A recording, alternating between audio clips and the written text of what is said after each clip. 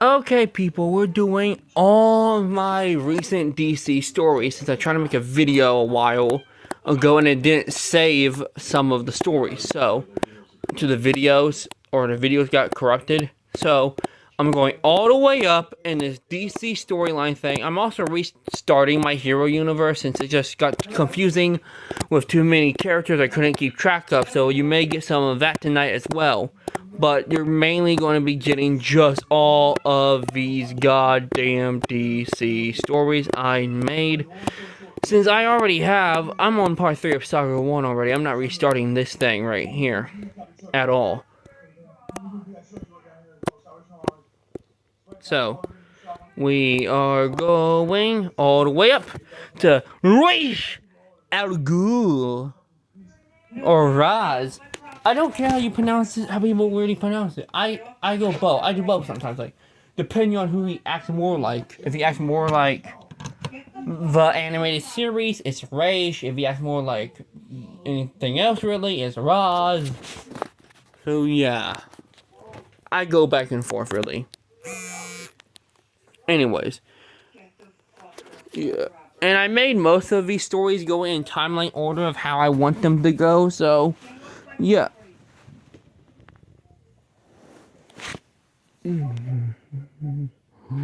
But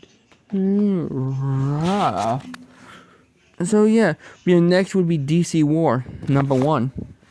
Anyways, this is probably gonna be like an hour something Ra's video. al Ghul, the demon's genesis. Something near that. Before the world learned to fear the name, before whispers of immortality crept through the shadows of empires, before men called him Demon's Head with trembling lips, there was only a man.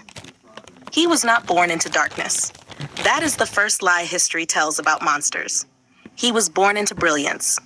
In a distant desert long forgotten by maps, beneath a sky so wide it made kings feel small, a child opened his eyes to a world of knowledge. His father was a healer, a scholar of herbs, anatomy, and the fragile balance of life. His mother sang to him in a language older than borders, her voice soft like wind over sand. They named him something the world would never remember, because names do not survive transformation. Only legends do. From the beginning, he saw what others could not.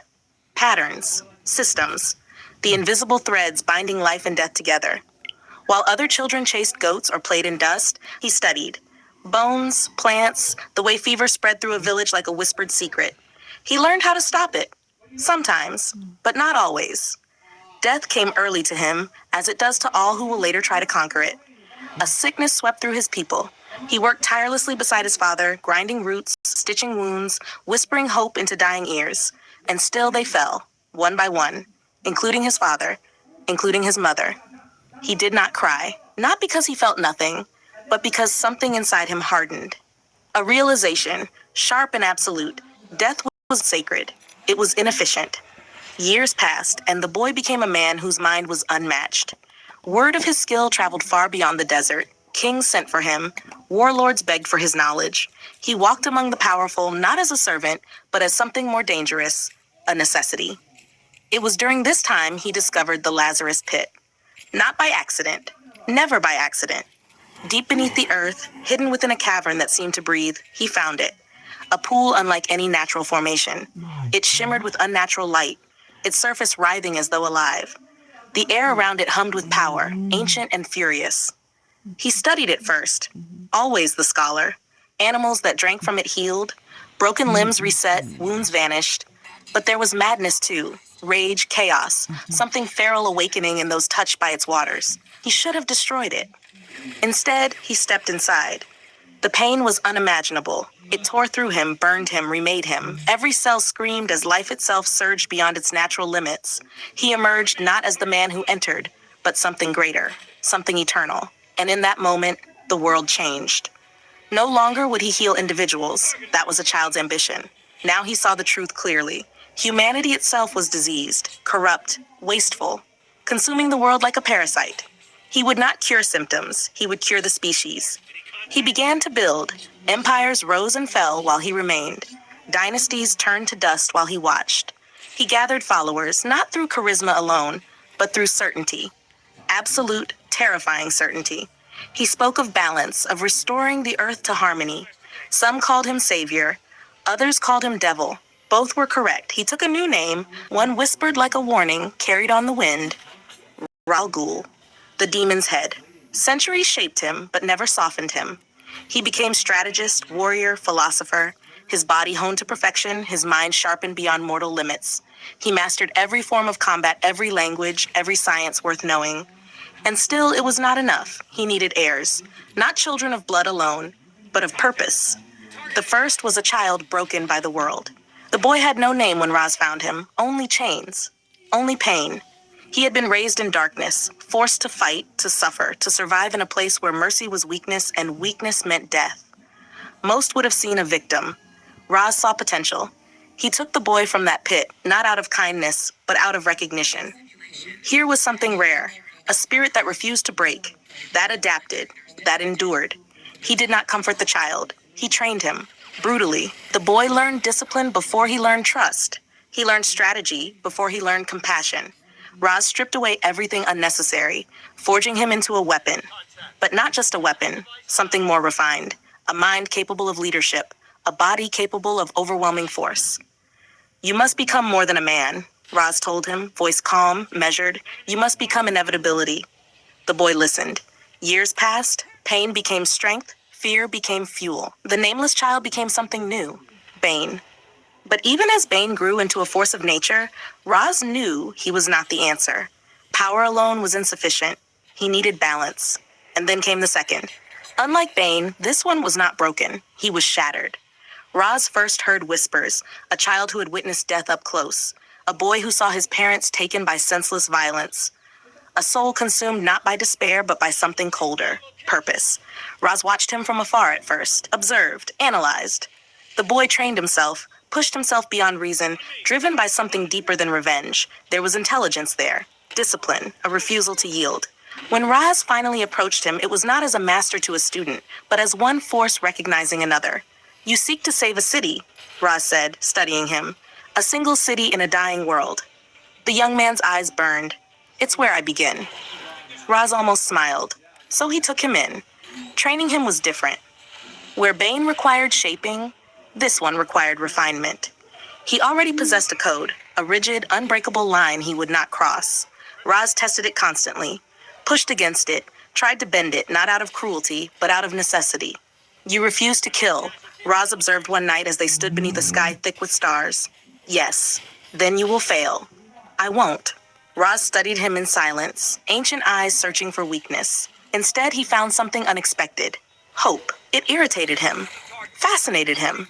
Years passed, and the young man became something the world had never seen. A warrior wrapped in shadow, driven by justice yet tempered by restraint. Batman. Ra's al Ghul saw in him the possibility of something unprecedented. Not just an heir, but a successor worthy of his vision. Someone who could lead not through fear alone, but through balance. He offered him everything. Power, knowledge, eternity. Join me, Raz said, his voice carrying the weight of centuries. Together, we can cleanse this world. Restore it. You know I am right. Batman stood unmoved. No, he said. Not with anger, not with doubt, with certainty. For the first time in centuries, Raz felt something unfamiliar. Disappointment. Not because Batman was weak, but because he was strong in a way Raz could not control. And that made him dangerous. So Raz stepped back into the shadows, watching as his two greatest creations walked different paths. Bane, the embodiment of strength and domination. Batman, the embodiment of will and restraint. Two answers to the same question. Neither complete. Ra's al Ghul endured, as he always had, waiting, planning, watching the world spiral further into decay, justifying every belief he held. He was not of his own mind. He was the only one willing to do what was necessary. And as centuries continued to turn, as cities rose and fell, as heroes fought and villains schemed, one truth remained constant. The demon's head would outlive them all. Because he was not simply a man. He was an idea. And ideas like demons do not die.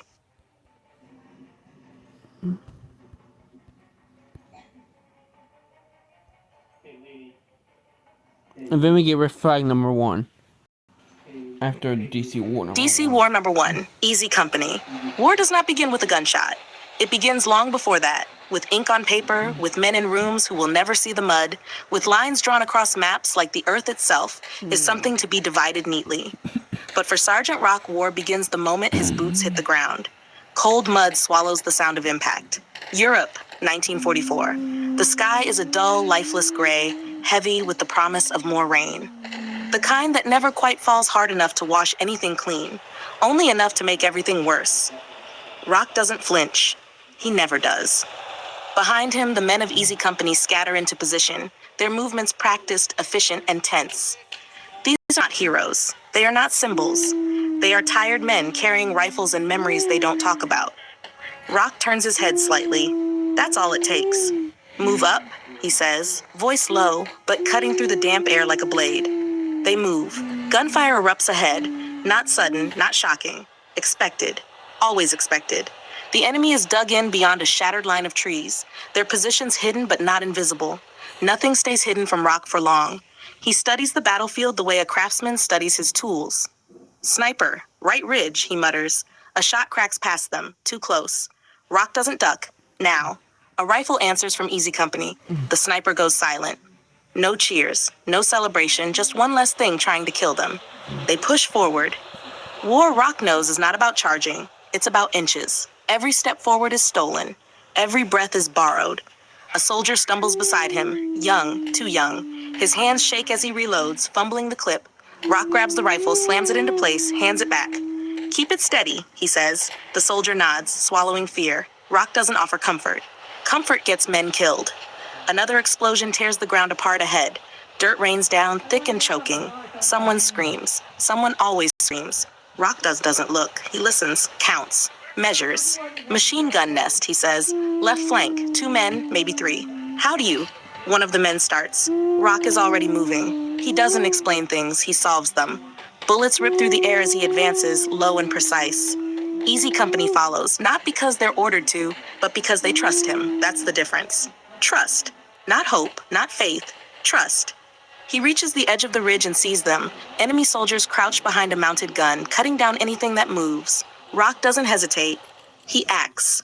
A grenade arcs through the gray sky, disappears into the nest. A heartbeat, then fire. The gun goes silent. Rock doesn't slow down. He never slows down. Push, he barks. Easy Company surges forward, taking ground, clearing positions, moving like a single organism held together by one unspoken truth. As long as Rock is standing, they keep going. The fight stretches on. Minutes feel like hours. Time dissolves into noise and smoke and the sharp, metallic scent of blood. Finally, silence. Not complete silence. War never gives that. But enough. The enemy position is taken. Rock stands at the center of it, breathing steady, eyes scanning, always scanning. He doesn't relax. Not yet. Not ever, really. A soldier approaches him, older than the others, face lined with exhaustion. We got it, Sarge, he says. Rock nods once, but his gaze drifts beyond the ridge toward the more land, more war, always more. Yeah, Rock says quietly. For now. The men begin to settle, checking weapons, tending wounds, lighting cigarettes with hands that still tremble despite everything. Rock walks among them, silent. He stops beside a fallen soldier, one of theirs. Young. Too young. Rock crouches, closing the man's eyes with a rough, steady hand.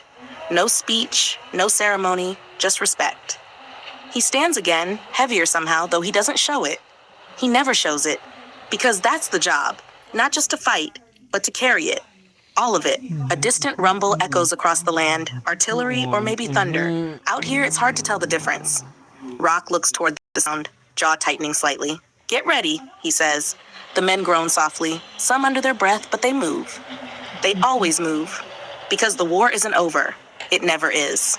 And as Easy Company prepares to march again, one truth follows them like a shadow stretching across the broken earth. As long as Sergeant Rock is leading them, they might just survive the next fight. Might. And in war, that's the closest thing to hope there is.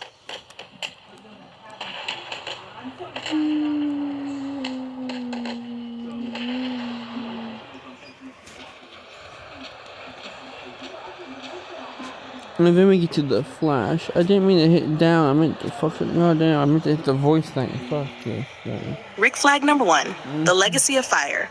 Rick Flag Jr. was born into chaos. Some men are forged in fire. Some men are born into it. Rick was both. His father, Colonel Rick Flag Sr., was a man who had walked the knife's edge of warfare before the world had fully learned the shape of its own darkness. He was a soldier of iron will and unwavering duty, a man who believed the battlefield was a crucible that revealed truth. For him, Rick Jr. was not just a son, he was a promise, a legacy. From the moment he could walk, Rick was trained. His earliest lessons were not in play, but in discipline. How to hold a rifle before he could even ride a bike. How to read maps before he could read comic books. His father's mantra was simple, repeated until it became a rhythm in Rick's blood. Duty before self, mission before fear. Survival is the reward for those who are ready. And Rick was ready. By the time he could shoulder a pack heavier than his own frame, Rick was already moving like a soldier, thinking like one, even dreaming like one. There was no childhood in the traditional sense. There was only preparation, drill, physical training, mental fortitude, observation, strategy. His father watched him constantly, measuring his reactions, noting his decisions, guiding him with a hands-off precision that made the young boy respect not only authority, but the weight of responsibility. Yet, the world outside his father's training grounds intruded, as it always does. War is never neat, duty is never pure, and every soldier, no matter how well trained, eventually encounters the truth that following orders is easy, doing what is right is not. The first time Rick Jr. held command, he was barely a teenager, but he felt the same fire in his veins his father had carried into every campaign. It was not courage, it was clarity. The world demanded action, and he would answer. When others froze or faltered, he moved. When others questioned, he acted. By the time he entered formal military service, Rick Flag Jr. was already a soldier shaped by decades of expectation, despite his youth. But the world of formal warfare, intelligence briefings, tactical simulations, covert operations, was merely the surface. The true test came when he was selected for the most clandestine and dangerous missions, the kind that would give birth to legends and nightmares alike. He was chosen for the Suicide Squad, not because he wanted glory, not because he sought fame, but because he carried the same bloodline burden his father had carried. The responsibility to guide men who were expendable in the eyes of the world, and to wield control over chaos without letting it consume him. Rick Flag Jr. became more than a soldier. He became a leader forged by expectation, honor, and the haunting awareness that the men under his command might die at any moment, and that their survival would be his responsibility. Every mission was a balance between chaos and order, loyalty and survival. He would see men redeemed, men broken, men lost to their own demons. He would be the one to push them forward, not because he was fearless, but because he knew fear could never be allowed to dictate action. From boyhood to the edge of hell itself, Rick Flag Jr. carried the legacy of his father, not as a burden, but as a mission, to survive, to lead, and to control the fire that war unleashed, both in the world and in himself. And as he stood on the threshold of the Suicide Squad's first operation, the weight of history pressed down on his shoulders, whispering that he was no longer just Rick Flag Jr. He was the continuation of a lineage, a soldier whose life was defined not by the battles he fought, but by the men he led, and the choices he would make when the world demanded the impossible. Fire ran in his blood, and now it was time to burn. If you want, I can write the next piece. Rick Flag leading his first Suicide Squad mission, fully in that same epic long-form style like the Ra's al Ghul and Sergeant Rock stories. No cuts. Flash, the fastest man alive, #1. Barry Allen was always late. Always. For school, for work, for life itself. He ran against time as if it were an enemy, but the truth was that time had been running against him all along. Born in Central City, Barry grew up fascinated by science. While other kids played outside, Barry pored over books, experimenting in his small lab at home. Chemistry, physics, forensic science. He consumed it all, trying to understand the world, to predict it, to control it. But the world, as it always does, had other plans. That night, the night everything changed, Barry stayed late at the Central City Police Department, a lab assistant to the brilliant detective Barry Allen. Yes, a coincidence of names, one that would always amuse him later. A lightning storm raged across the city, rain slashing the streets like silver knives. Barry was working late on a new chemical compound when fate decided to intervene. A freak accident, A shelf tipped, a vial shattered, a jolt of electricity surged through the room, and then everything became motion. Light and energy wrapped around him, spinning, stretching, snapping. Pain and exhilaration, loss and discovery, all at once. And then silence. Barry woke to find himself changed. Everything seemed faster. The drip of a leaky faucet became a cascade of time. The beating of his own heart measured seconds in fractions of a blink. He ran down the hallway of the lab and returned before a coworker could blink. It wasn't magic. It wasn't luck. It was speed. Speed beyond any human limit. He tested it. Out on the streets, dodging traffic, outrunning cars, leaping buildings in a single bound. He began to experiment, learning the limits of his newfound abilities. The faster he moved, the more he understood. He could think faster than anyone else, react faster than anyone else, move faster than anyone else. He could be more than Barry Allen. He could be the Flash, and the city needed him. His first acts of heroism were small but telling. A mugger cornered on the subway platform, gone in a blur. A purse snatcher in the alley, too slow to get a single step. Barry reveled in the sensation, but he kept his identity hidden. Speed was power, but control was discipline. Then came the day he faced something bigger. A bank robbery. Central City National. Alarm bells blaring, guards taking cover. Barry raced across the city, arriving in a heartbeat. The robbers were ordinary men at first glance, muscle, guns, greed, but Barry had learned to see deeper. Patterns in chaos, weaknesses in timing. He moved like a living shadow, a streak of scarlet, and they barely had time to blink. Cash was stopped mid-air. Bullets deflected, getaway routes blocked. Easy, almost routine, until one of them laughed. A low, cruel laugh. Barry skidded to a stop, or rather, slowed his motion just enough to focus. Out of nowhere, a boomerang whistled through the air. It spun with deadly precision, catching Barry off guard for the first time. The man stepped forward, cocky, confident, a leader in the chaos. "Name's George Harkness," he said, tossing another boomerang casually. "But you can call me Digger." Barry dodged, faster than any eye could follow. He realized this wasn't just a robbery. It was a test, a challenge, and he was ready. The Flash moved with surgical precision, disarming the henchmen, evading every boomerang, striking before they could even react. Harkness, however, had skill and cunning. He threw, he taunted, he led. But speed, Barry learned, was not just movement. It was anticipation, prediction, and heart. In a final burst, Barry caught Digger's boomerang midair, spun it harmlessly aside, and closed in. The gang was down, tied up by their own weapons, and Barry stood in the center of the chaos, the streak of red impossibly still. Sirens wailed in the distance. Police arrived, too late to witness the blur, but in time to take the criminals into custody. Reporters swarmed the scene, flashing lights catching Barry as he slipped into the shadows, just fast enough to be unseen, but slow enough to let the story spread. The newspapers printed them the world would never forget. Captain Boomerang, leader of bank robbery gang, brought down by unknown scarlet speedster. Barry Allen read the headline that evening, smiling to himself. His life had changed forever. He wasn't just Barry Allen. He was the fastest man alive. And this was only the beginning. If you want, I can continue the next issue, showing Barry refining his powers, facing bigger threats, and the ongoing emergence of Captain Boomerang as his recurring foe, all in this same epic, long-form single-story style. Do you want me to do that next?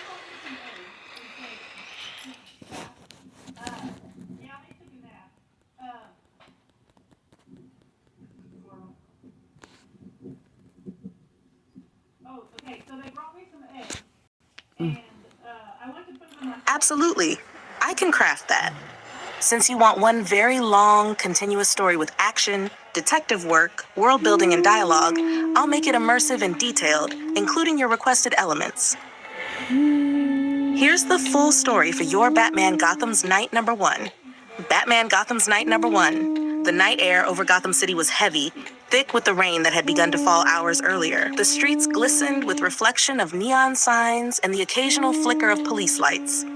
From the shadows of an alleyway, a young Bruce Wayne watched the evening traffic, the city unaware of the storm that had shaped his life decades before. He remembered the night with perfect clarity, though he would never let it dominate him. That night, he had been just a boy, 6 years old, and he had seen his world vanish in a single senseless act. "Don't move," a voice had said. He had heard the gunshots, 2, sharp, and then the final echo as his mother collapsed into his father's arms. Bruce, Thomas Wayne's voice had cracked, and then silence. Alfred had arrived moments later, long before the police. The man who would raise him with more than just care, discipline, guidance, and a moral compass that would define him. Years later, after Bruce graduated college early, Alfred watched him pack a single bag, his hands tense. "You've decided," Alfred said, his voice firm but heavy with concern. "You're leaving Gotham?" Bruce looked up, eyes steely. "I have to train. I can't protect Gotham yet, not the way I need to." Alfred did not approve, but he said nothing further. He knew once Bruce made a decision, reasoning with him was futile. He only watched, quietly, as Bruce disappeared into the night. Bruce traveled the world. He trained with the League of Assassins, mastering combat, stealth, and discipline in ways most could only dream of. And there, in the hidden temples of Ra's al Ghul, he met the man himself. "You are ready?" Ra's said, eyes burning like fire, measuring Bruce. "You could join us. Become the weapon the world needs, forever." Bruce shook his head, resolute. "I'm not here to kill or rule. I'm here to protect, not dominate." Ra's inclined his head, respect in his gaze, but disappointment beneath it. "Then you will walk alone." And he left, returning to Gotham with skills honed, mind sharpened, body ready. The city was unchanged, yet it would never be the same again. Bruce spent months training in secret, perfecting his craft in the shadows of Wayne Manor. Martial arts, detective work, escapology, acrobatics. He tested gadgets, experimented with early versions of the tools he would one day rely upon. All the while, Alfred cautioned, worried. "You can't save everyone, Master Bruce," Alfred warned one evening. "And Gotham? Gotham will hate you if you fail or even if you succeed too visibly." "I know," Bruce replied, adjusting the cowl of his early costume. It was lighter, less armored than the Batman that would come later, but functional. "They won't understand, but I have to try." A year passed. Bruce's eyes scanned the evening news one night, observing from the shadows of his study. "Wrestler Albert King is expected to come out of retirement tonight," said a cheerful anchor on WPIX. Barry King, the viewer, chuckled lightly to himself. But then he flipped the channel to Gotham Channel 9, and the screen changed. "And yet another string of assassinations has rocked Gotham," the reporter said. "Tonight, 2 more prominent figures, business leaders connected to organized crime, have been found dead under mysterious circumstances." Bruce leaned forward, his jaw tightened. The city he had sworn to protect was a puzzle of power, violence, and secrets. He had been investigating the Red Hood Gang, Sal Maroni, Carmine Falcone, and Oswald Cobblepot. But these deaths suggested a new pattern, more lethal, more precise. "They might be targeting the mayor next," Bruce said quietly, "or Lieutenant Gordon." Alfred glanced from behind him, worry clear in his expression. "You don't know that for sure, Master Bruce. Be careful." "I have to." Batman's investigation led him to research the victims, cross-referencing connections and contacts. Each of them had ties to Roman Sionis, Black Mask. The trail was cold but methodical. At each new crime scene, Batman scoured for anything. Clues, patterns, fabric, marks, signs of struggle. At the 3rd crime scene, a piece of fabric caught his attention. It did not belong to the victim, nor to Sionis. Batman bagged it carefully, storing it as potential evidence. At the 4th, a slight miscalculation by the assassin, a footprint, a smear, hinted at a human flaw in an otherwise deadly precision. By the 6th crime scene, he uncovered a showcase labeled with a single name, Deadshot. "Alfred, look him up. Everything you can find," Bruce instructed. "Yes, Master Bruce." Moments later, Alfred's voice returned, laced with concern. "Floyd Lawton, known as Deadshot, operates globally, primarily in Star City and Gotham. Time in Iron Heights and Blackgate. Reportedly never misses, but known to be reckless, dangerous." Batman processed the information, muscles tensing. This was not just another street thug. This was a professional. The following day, Bruce watched the mayor's campaign speech from the shadows atop a nearby building. A glint caught his eye. A scope reflecting sunlight across the street. A sniper. In a blur, Batman moved. Across rooftops, he chased the assassin, weaving between antennas, leaping over gaps. The sniper raised his rifle toward Commissioner Gordon. Batman's Batarang jammed the barrel just in time. But Deadshot was prepared. Arm-mounted guns erupted, hitting Batman, drawing blood, slowing him momentarily. Even so, Batman closed the distance, forcing Deadshot into a corner. The assassin fought, but Batman's speed and precision were relentless. Finally, Deadshot was restrained, gift-wrapped for Lieutenant Gordon. "Send him to Blackgate," Batman instructed. Gordon nodded. "He's lucky you stopped him in time, and you didn't kill him." "No, that's not my way," Batman replied, voice low, eyes scanning the horizon. The city did not yet know him. The criminals whispered of him as a myth. The police despised him. But one thing was certain: Gotham had a new protector. And somewhere, in a bunker far from the city, Spanish militia soldiers trained in silence, waiting, watching. Bruce returned to the Batcave, the mask and night still on his face, as Alfred tended to his wounds. "Master Bruce, you can't be everywhere," Alfred warned. "I know," Bruce said, "but I'll be wherever it matters. This city, it needs me, and I will not fail it."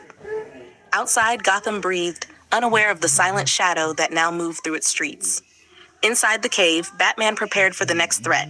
Each death, each crime, each whisper of corruption only strengthening the resolve of the city's new Dark Knight. For Gotham, the night had a new guardian, and he was just getting started.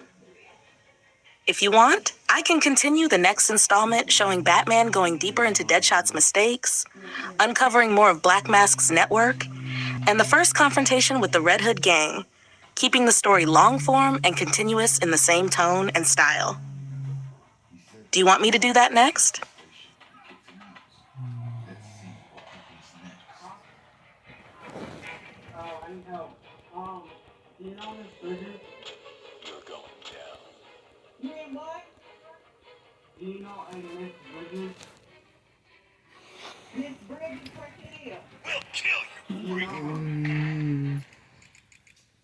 Absolutely.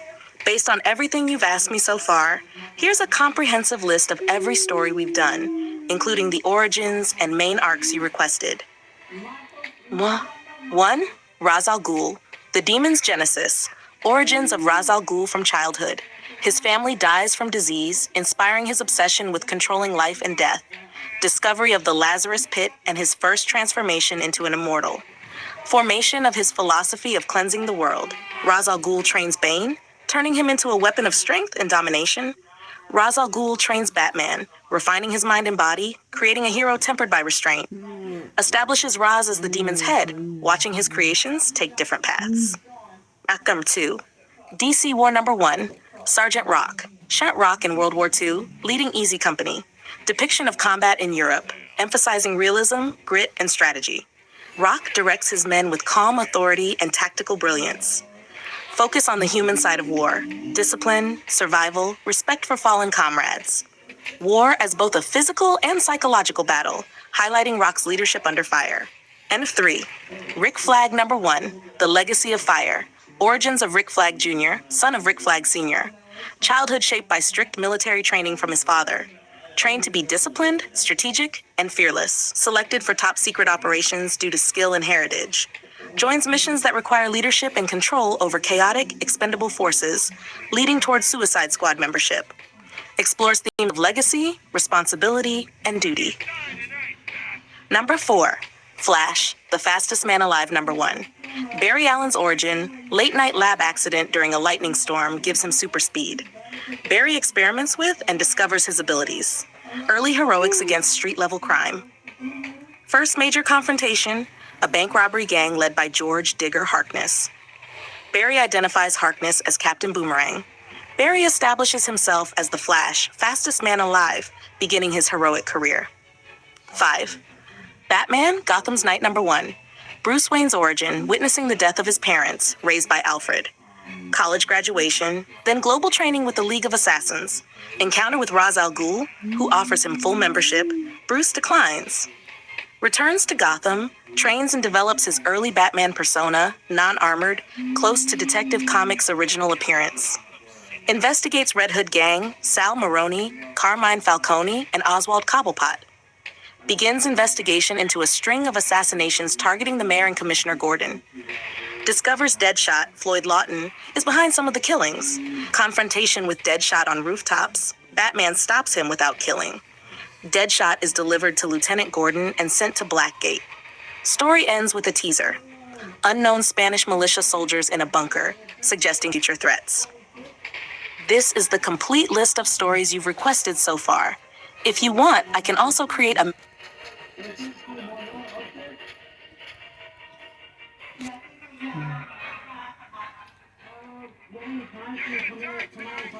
Got it.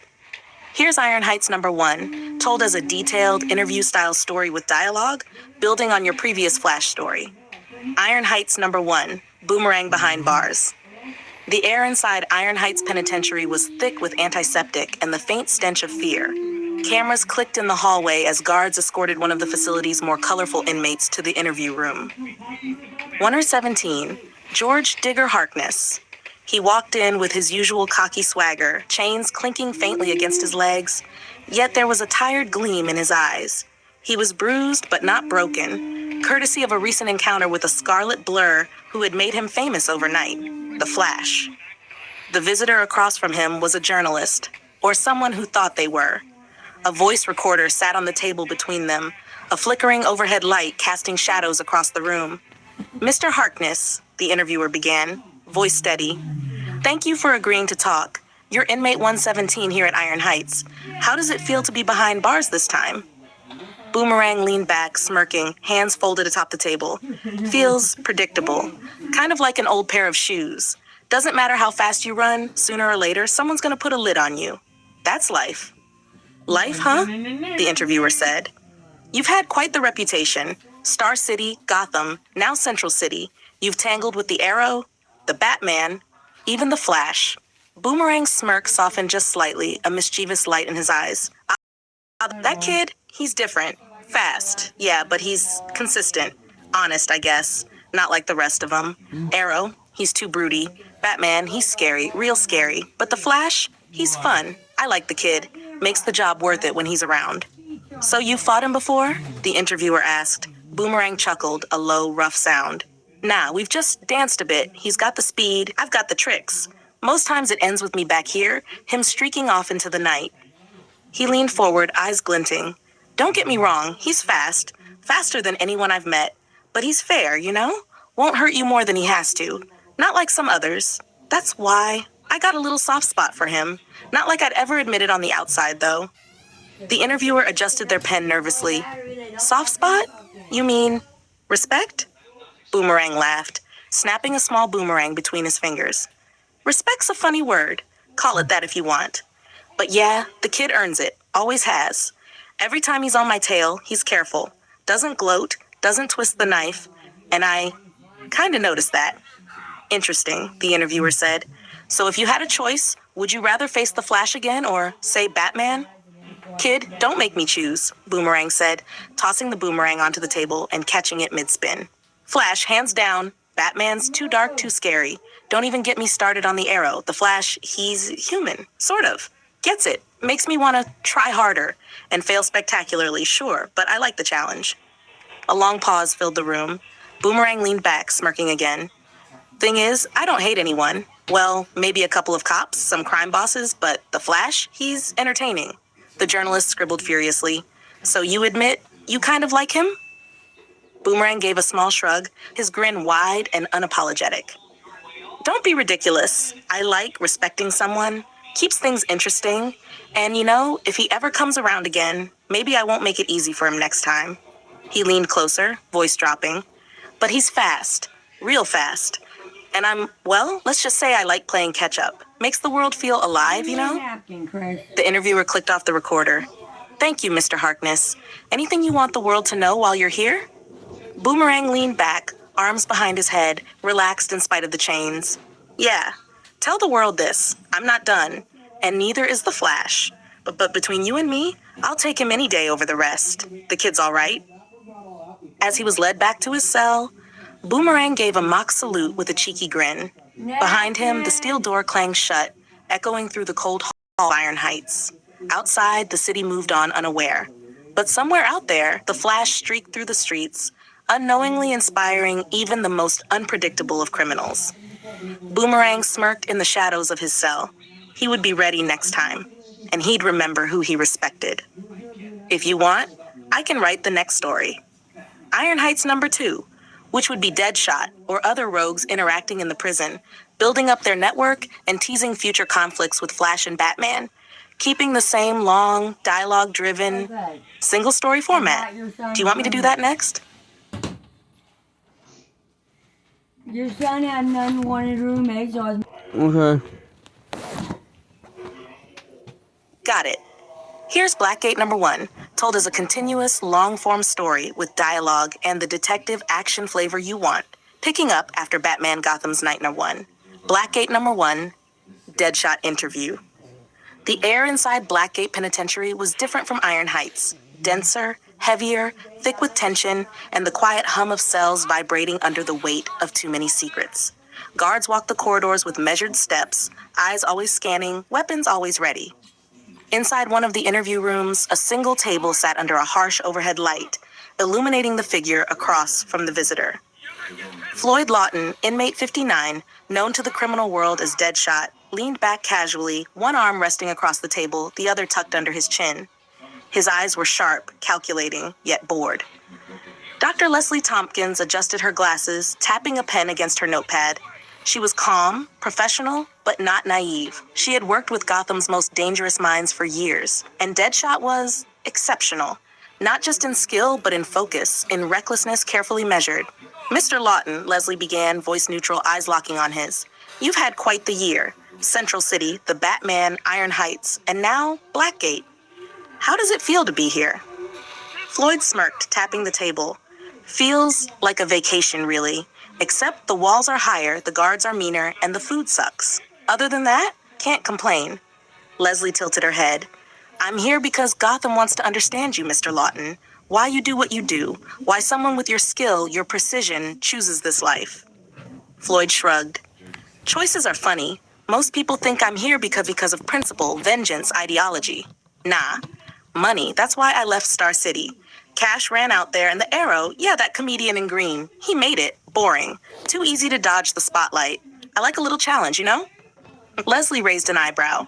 Green Arrow isn't brooding? Floyd laughed, a low, humorless chuckle. Not him. Kid cracks jokes, throws quips, the whole circus. People take him less seriously because of it. I like him better that way, makes him predictable. But the city, Star City, ran dry for me. Gotham, that's a playground. Leslie nodded, jotting notes. And Batman? Floyd leaned back, fingers tapping. Now there's a ghost story. Everyone talks about him. Most cops hate him, most criminals fear him, or pretend to. Myth, demon, whatever. I met him once, briefly. He's fast, efficient, cold, doesn't kill. Not my style, but I respect that he doesn't waste time. Makes the city interesting, makes me think. And yeah, I had fun. First time I've ever had a serious fight and actually got some bruises without dying. You enjoy the challenge? Leslie asked. Of course I enjoy it. That's the point. You get bored when nothing threatens you. Batman's a threat. Flash? Even more fun. Arrow? Just a clown with arrows. Gotham's a playground because the danger's real, and the guy they call Batman, he's the ghost everyone talks about. Makes me sharpen up. Leslie leaned closer. Do you ever feel remorse? After the jobs? After leaving a trail of bodies? Floyd shrugged. Remorse is for people who can afford it. I can't. Not if I want to survive this long. I aim, I hit, I walk away. People die. That's life. It's a game. And I play it well. Miss once, sure. Miss twice, I learn. Leslie studied him. You left Star City because of money and because of the Arrow. But Gotham, that's different, isn't it? Different, Floyd said slowly, a hint of satisfaction in his voice. Gotham's messy, corrupt, dangerous. And there's that rumor out there, that demon, that Batman. Makes the jobs harder, makes it fun, makes it alive. I came here because the stakes are higher, the payoff's bigger, and yeah, makes me feel alive. A silence fell, heavy but not uncomfortable. Floyd's gaze lingered on her, calculating. Leslie didn't flinch. She had seen killers stare, killers lie, killers manipulate. Floyd wasn't special in that regard. He was just precise. Last question, Mr. Lawton, Leslie said. Do you think you'll stay here long? Floyd smirked, tossing a small piece of paper across the table. It was a target list, doodled with precise, neat numbers and notes. Depends who comes calling next. Gotham's got a lot of shadows, a lot of demons pretending to be myths.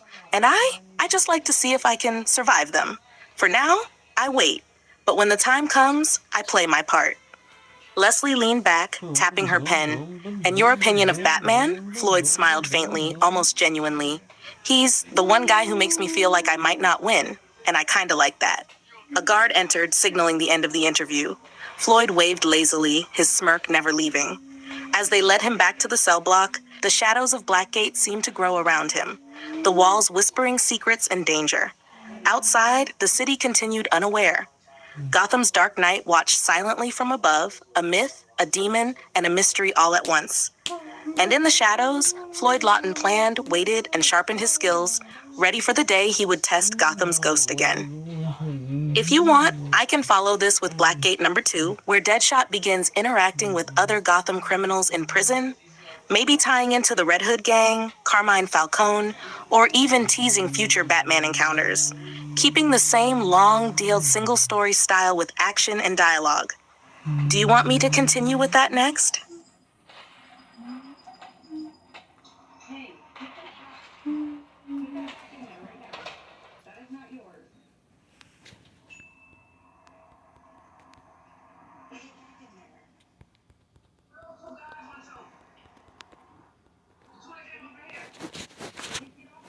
Absolutely. Here's the Batman Files #1, written as a long, continuous narrative in a detective action style, showing Bruce Wayne Batman reviewing his intelligence on Gotham's major criminal elements after the events of Batman Gotham's Night #1, the Batman Files #1, Gotham's Underworld. The Batcave was silent, save for the soft hum of computers and the occasional drip of water echoing from the cavern walls. Batman stood in the center of the room, tall, tense, cape brushing against the stone floor. Screens flickered around him, each displaying dossiers, photos, and intercepted communications. Alfred moved quietly behind him, carrying a tray with a simple dinner and a thermos of tea. He placed it on a nearby console, hands steady, eyes wary. "Master Bruce, you've been at this for hours," Alfred said, voice low. "It's past midnight. Even demons need rest." Batman didn't turn. His eyes were locked on the screens. "Rest is a luxury, Alfred. These people, the ones running Gotham from the shadows, they don't rest either." Alfred sighed but said nothing further. He had learned to let Bruce work, to let the obsessive mind of the city's new guardian dictate the pace. Batman tapped a few keys, bringing up files on Black Mask, Roman Beauvais Sionis. The crime lord was meticulous, controlling the city's underground economy with surgical precision. Every extortion, every smuggling ring, every hit carried his mark. Black Mask was cruel but not careless. Every move calculated, every pawn disposable. Batman studied photographs of his operations, noting patterns of intimidation routes, and areas of influence. Beside that, files on the Red Hood gang displayed. They were younger, more reckless, but dangerous because of their unpredictability. Batman's notes were detailed. Known members, territories, past heists, and affiliations. Each strike had a signature, a flash of red, a calling card, that marked their presence across the city. The gang was growing, bold enough to challenge even Maroni's and Falcone's street-level control. Speaking of them, Sal Maroni and Carmine Falcone occupied separate screens, two old kings of Gotham, vying for scraps in a city that had begun to change. Falcone was traditional, strategic, controlled, careful. Maroni was volatile, prone to fits of violence that sometimes undermined his gains.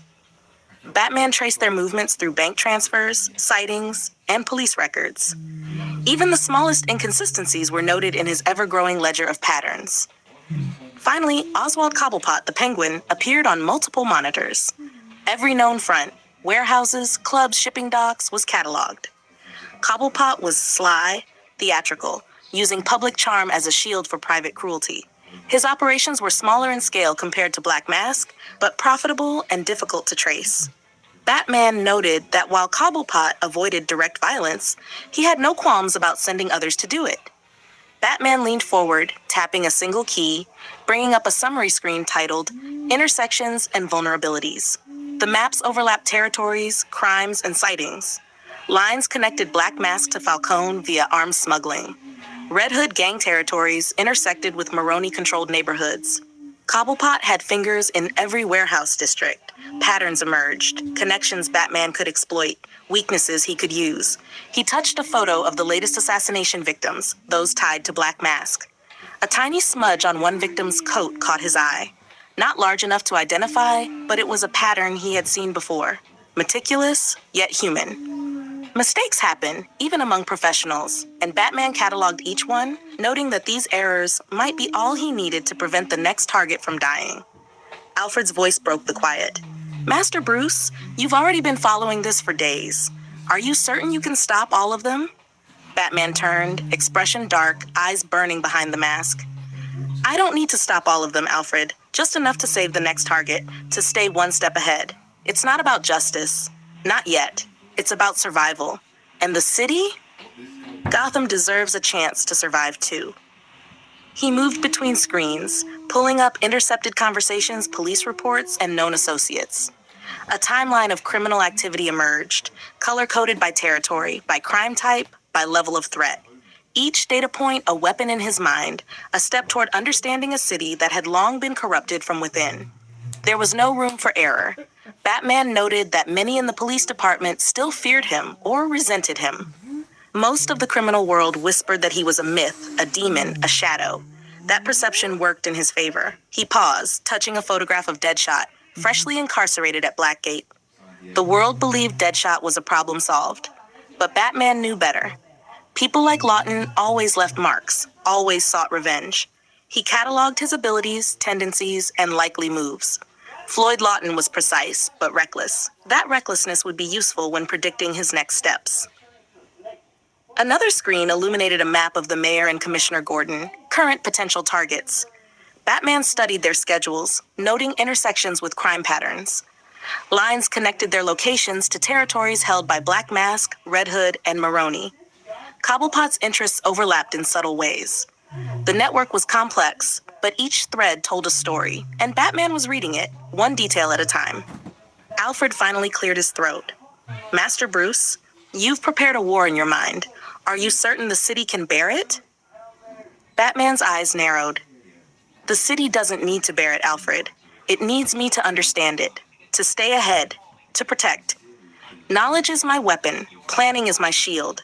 And one day criminals of Gotham will learn that the demon they whisper about is not a myth. He's a reality.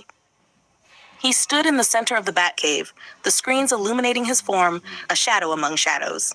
Each criminal, each gang, each corrupt figure in Gotham was cataloged. Every connection noted, every weakness calculated.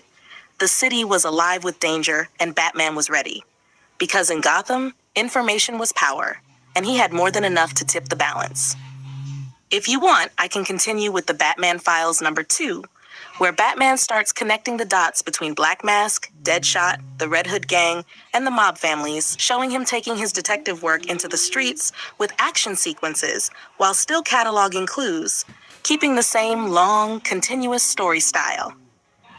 Do you want me to continue with that next?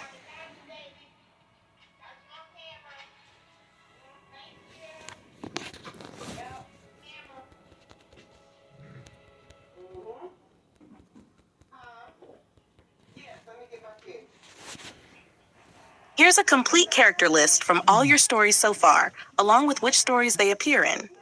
I'll organize it cleanly so you can track your growing universe. Main character list, story appearances.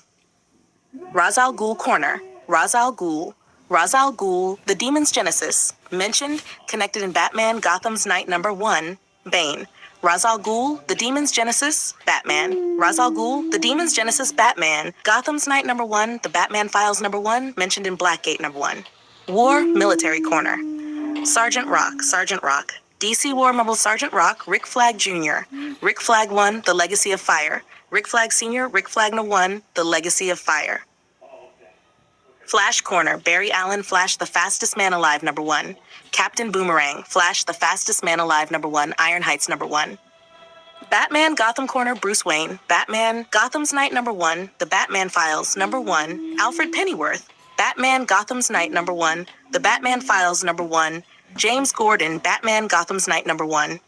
Villains, Criminal Underworld, Deadshot, Batman Gotham's Night #1, Blackgate #1, mentioned in the Batman Files #1, Black Mask, Batman Gotham's Night #1, The Batman Files #1, Red Hood Gang, Batman Gotham's Night #1, The Batman Files #1, Sal Maroni, Batman, Gotham's Night #1, The Batman Files #1, Carmine Falcone, Batman Gotham's Night #1, The Batman Files #1, Oswald Cobblepot, Batman Gotham's Knight #1, The Batman Files #1. Support interview characters. Leslie Tompkins, Blackgate #1. Mentioned heroes outside Gotham, Green Arrow, mentioned in Blackgate #1. Quick story breakdown. Ra's al Ghul, the Demon's Genesis. Ra's al Ghul, Bane, Batman. DC War #1, Sergeant Rock. Sergeant Rock, Rick Flag #1, The Legacy of Fire. Rick Flag Jr., Rick Flag Sr. Flash, The Fastest Man Alive #1, Barry Allen Flash. Captain Boomerang. Batman Gotham's Knight #1, Bruce Wayne. Batman, Alfred, Gordon, Deadshot, Black Mask, Red Hood Gang, Maroni, Falcone, Cobblepot. Iron Heights #1, Captain Boomerang. Blackgate #1, Deadshot, Leslie Tompkins, mentions Batman and Green Arrow. The Batman Files #1, Batman, Alfred, Black Mask, Red Hood Gang, Maroni, Falcone, Cobblepot, Deadshot, referenced. Now, final note, you've essentially built a shared DC-style universe with a Gotham crime saga, Batman, a Central City rising hero arc, Flash, a global immortality storyline, Ra's al Ghul, a military Black Ops thread, Rick Flag and Rock, and they're already starting to connect naturally. Ra's Batman, Deadshot, Gotham and Beyond, Boomerang, Flash. If you want next, I can. Create a timeline of events, in-universe chronological order, or build a Phase 1 roadmap like the MCU, big crossover coming. Just tell me.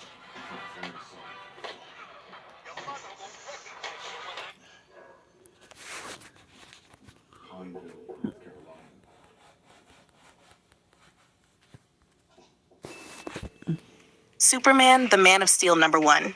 Long before the world would look to the sky in hope, before they would whisper his name as a symbol, before he would become the Man of Steel, he was simply a child, and his world was dying.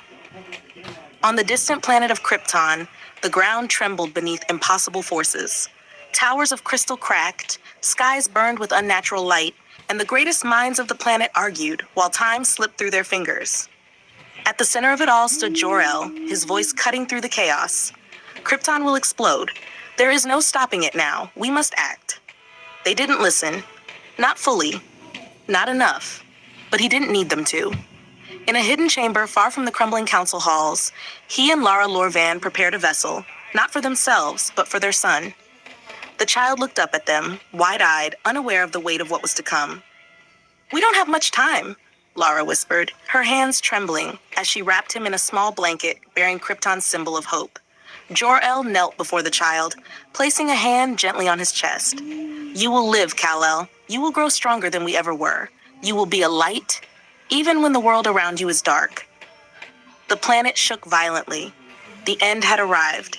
With one final look, one final moment of love, they placed him into the ship and launched him into the Superman, the Man of Steel #1. Long before the world would look to the sky in hope, before they would whisper his name as a symbol, before he would become the Man of Steel, he was simply a child, and his world was dying. Superman, the Man of Steel #1. Long before the world would look to the sky in hope, before they would whisper his name as a symbol, before he would become the Man of Steel, he was simply a child, and his world was dying. On the distant planet of Krypton, the ground trembled beneath impossible forces.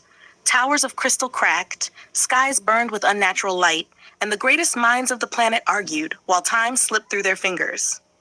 At the center of it all stood Jor-El, his voice cutting through the chaos. "Krypton will explode. There is no stopping it now. We must act." They didn't listen. Not fully. Not enough. But he didn't need them to. In a hidden chamber far from the crumbling council halls, he and Lara Lorvan prepared a vessel, not for themselves, but for their son. The child looked up at them, wide-eyed, unaware of the weight of what was to come. "We don't have much time," Lara whispered, her hands trembling as she wrapped him in a small blanket bearing Krypton's symbol of hope. Jor-El knelt before the child, placing a hand gently on his chest. "You will live, Kal-El. You will grow stronger than we ever were. You will be a light, even when the world around you is dark." The planet shook violently. The end had arrived. With one final look, one final moment of love, they placed him into the ship and launched him into the unknown.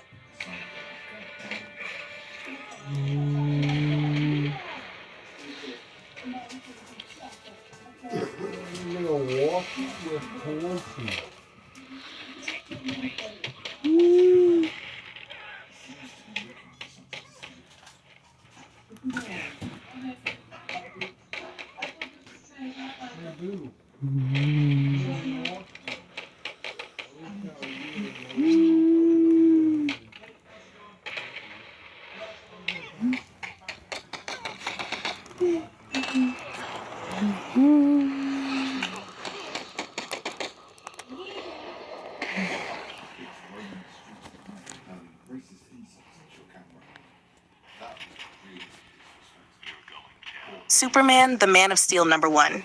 Long before the world would look to the sky in hope, before they would whisper his name as a symbol, before he would become the Man of Steel, he was simply a child, and his world was dying. On the distant planet of Krypton, the ground trembled beneath impossible forces.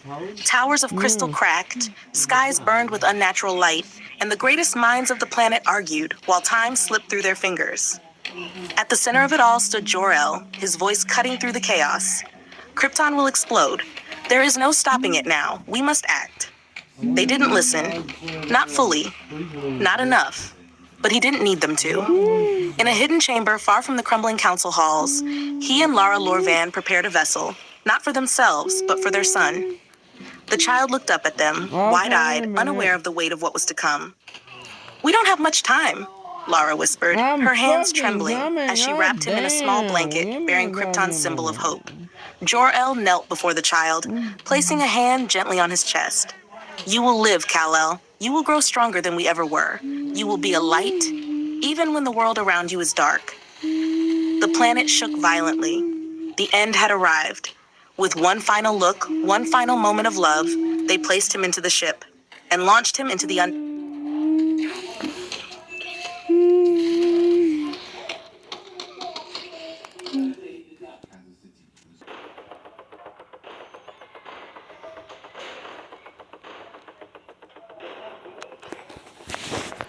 Superman, the Man of Steel #1. Long before the world would look to the sky in hope, before they would whisper his name as a symbol, before he would become the Man of Steel, he was simply a child, and his world was dying.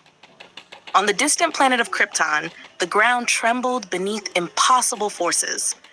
Towers of crystal cracked, skies burned with unnatural light, and the greatest minds of the planet argued while time slipped through their fingers. At the center of it all stood Jor-El, his voice cutting through the chaos. "Krypton will explode. There is no stopping it now. We must act." They didn't listen, not fully, not enough. But he didn't need them to. In a hidden chamber far from the crumbling council halls, he and Lara Lor-Van prepared a vessel, not for themselves, but for their son. The child looked up at them, wide-eyed, unaware of the weight of what was to come. "We don't have much time," Lara whispered, her hands trembling as she wrapped him in a small blanket bearing Krypton's symbol of hope. Jor-El knelt before the child, placing a hand gently on his chest. "You will live, Kal-El. You will grow stronger than we ever were. You will be a light, even when the world around you is dark." The planet shook violently. The end had arrived. With one final look, one final moment of love, they placed him into the ship and launched him into the unknown. Behind him, Krypton died in fire. The ship streaked across the void, carrying the last son of a fallen world through the endless dark until it found a small blue planet orbiting a quiet yellow sun, Earth. The vessel crashed into a Kansas field under a sky full of stars. Two figures approached, simple people, kind people, farmers. Jonathan Kent and Martha Kent. They found the child in the wreckage, wrapped in something not of this world, yet crying like any other baby. Martha's breath caught. "Jonathan, he's beautiful." Jonathan hesitated, looking at the strange craft, the impossible circumstances. But when the child reached out, small hand grasping at nothing, his decision was made. "We'll raise him," Jonathan said softly, "as our own." And so, Kal-El of Krypton became Clark Kent of Smallville. Growing up, Clark always knew he was different. At first, it was small things. Lifting objects he shouldn't be able to, running faster than anyone else. Seeing things no one else could see. Then it became undeniable. The day he caught a falling tractor without thinking. The day he heard a cry for help miles away. The day his eyes burned with heat he couldn't understand.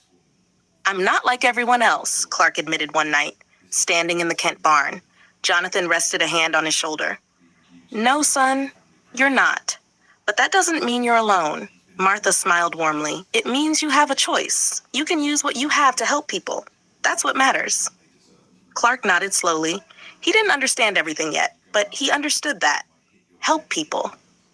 And he wasn't alone.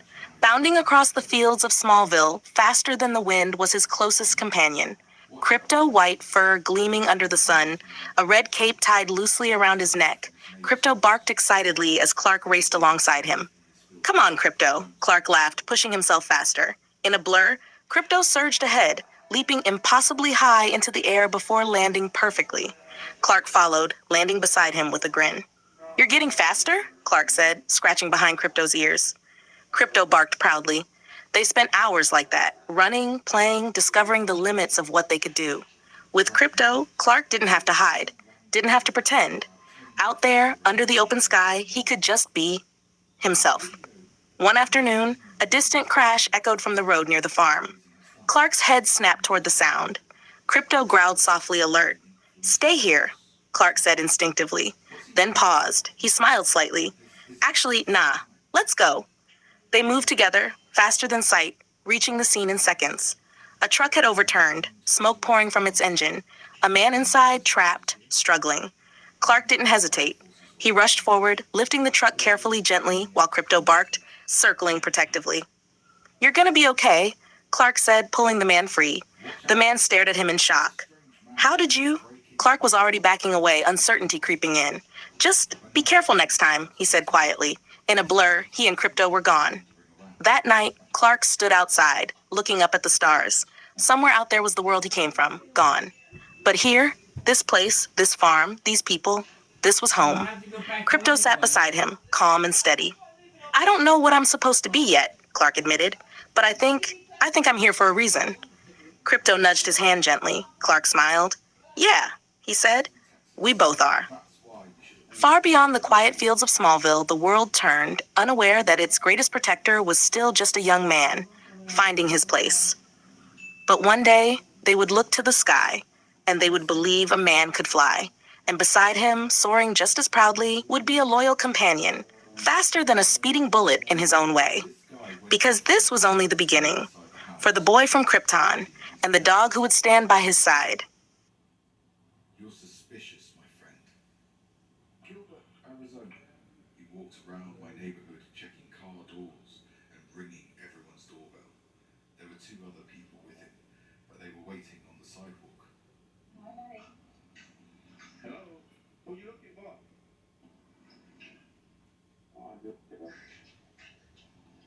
Hello? Who are you looking for? Nobody's in here. Okay. Watch this man carefully. He's knocking on the door, and there are a few more people behind him, out of the camera's view, waiting for the homeowner to open the door.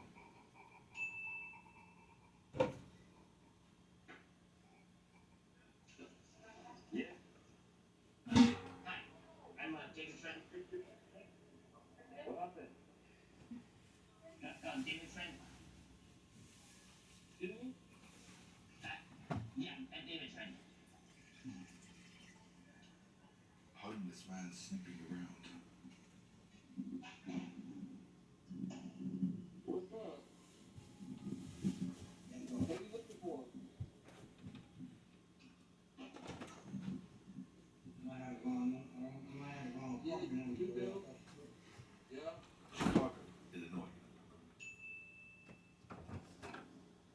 I really wonder what they're going to do. Hey, Mom, do I have to do dishes until tomorrow? Is it okay if I wait to clean that thing out until tomorrow? Yeah. Okay. The strange woman A lot of it is you're probably going away tomorrow. Let's see what happens. Why was When Granny brings back leaves, I have feeling you and Dad cleaned out the scene. that disappeared in the middle of the night? It seemed strange to me that the landlord did So we're not doing it. Hi, there's a lost doll here. I just want to make sure if it's, I don't know if it's yours or not. It's a pit. Like a pit. Superman, the Man of Tomorrow #1. The universe does not whisper when it ends. It screams. On the distant world of Krypton, the ground split apart in violent fractures of light and fire. Towers collapsed into nothingness, and the sky itself seemed to burn. At the center of it all stood Jor-El, his voice steady, even as the world died around him. "There is no saving Krypton," he said. Beside him, Lara Lorvan held their infant son close. Tears fell, but her resolve did not break. Then we save him. The small ship was not meant for escape. It was not meant for survival. It was meant for hope. Jor-El placed the child inside, his hand lingering just a moment too long. "You will be more than we could ever be. You will live." And with that, Kal-El was sent away.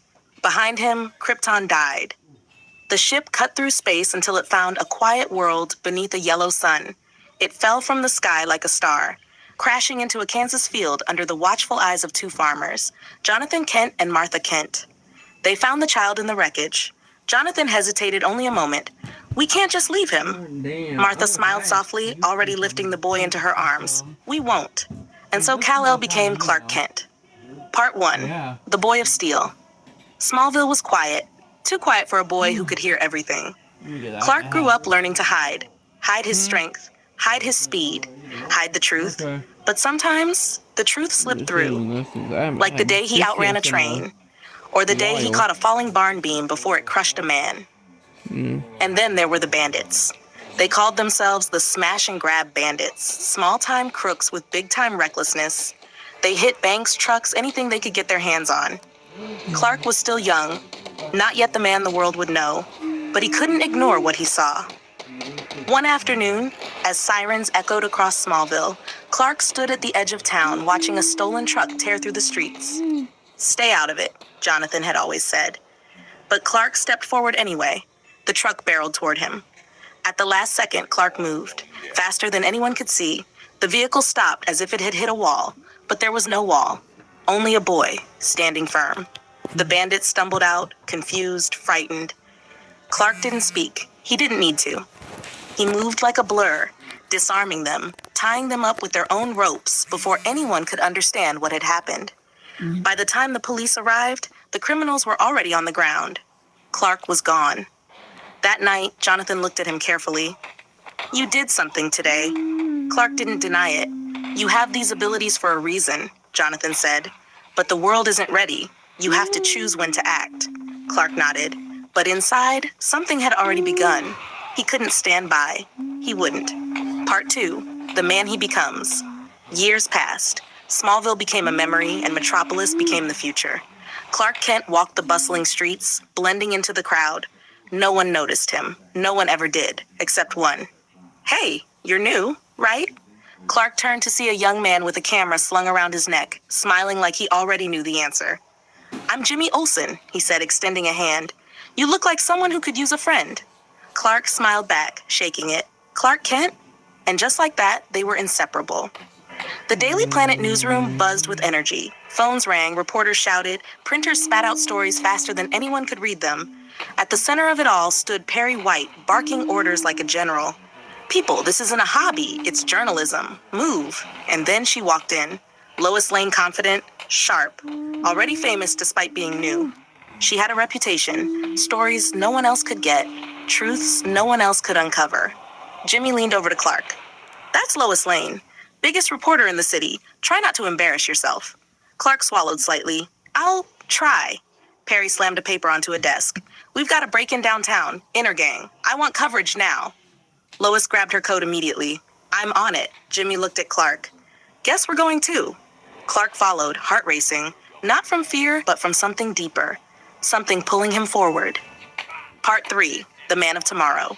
The scene was chaos, sirens, shouting, broken glass scattered across the street. Inner Gang. Not like the bandits Clark had faced before. These men were organized, armed, dangerous. Clark stepped into an alley, eyes scanning, heart steady. "No more hiding," he whispered. When he emerged, he was no longer Clark Kent. He was something else. Bullets flew and stopped. Men shouted and froze. A blur of motion, a force of nature, a man who moved faster than fear itself. Superman. He disarmed them with precision, strength controlled, movements deliberate, every action calculated to stop, not harm. One of the gang members fired wildly. The bullets bounced harmlessly away. "What are you?" the man stammered. Superman stood tall, calm, unwavering. Someone who's here to help. Within moments, it was over. Intergang was down. Police swarmed the scene. And just like that, he was gone. Lois stared at the empty space where he had stood moments before. Jimmy blinked, camera shaking in his hands. Did you get that? Lois smirked slightly. I always do. High above the city, Superman hovered, looking down at the world below. This was just the beginning.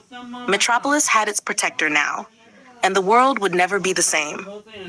If you want, I can write part 2 of this series, where Intergang escalates with advanced weapons, Lois starts investigating Superman, Clark struggles balancing his identity, and a bigger villain, like Lex Luthor, gets teased. Just tell me. Open this up, and I'll put the rest back in the oven for now.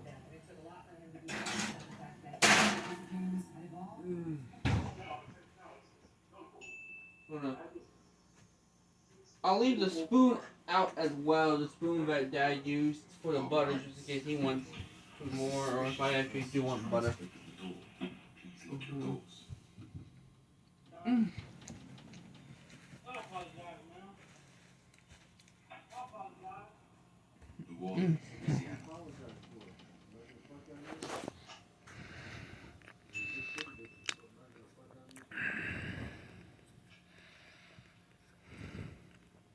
The new episode is coming soon. Strikers number 1, The Intergang Files.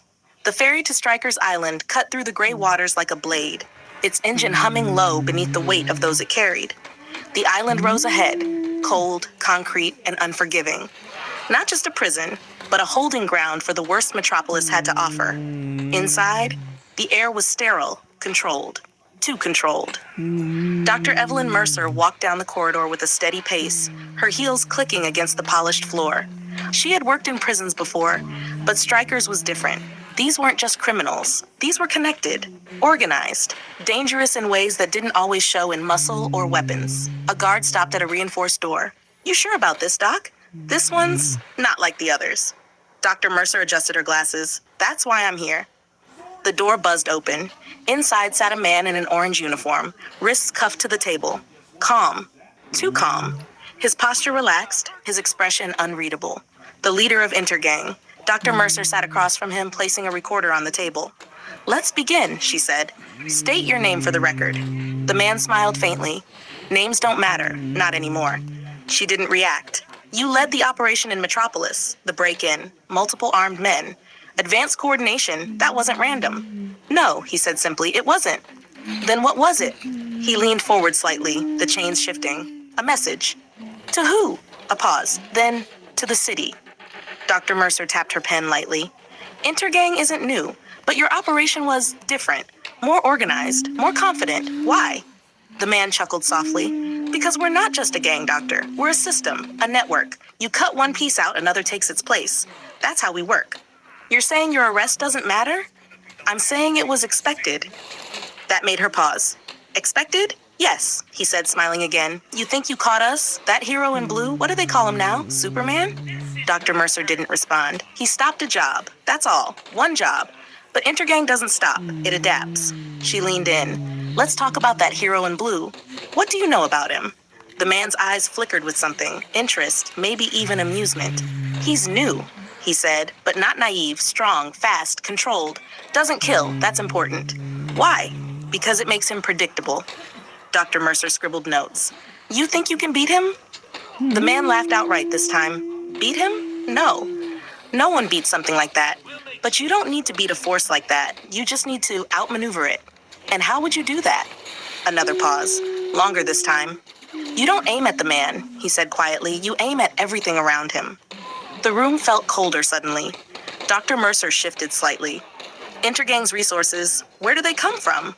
The man leaned back again, relaxed. That's the wrong question. Then what's the right one? Who do they come from? She met his gaze. Then answer it. He smiled wider now. No.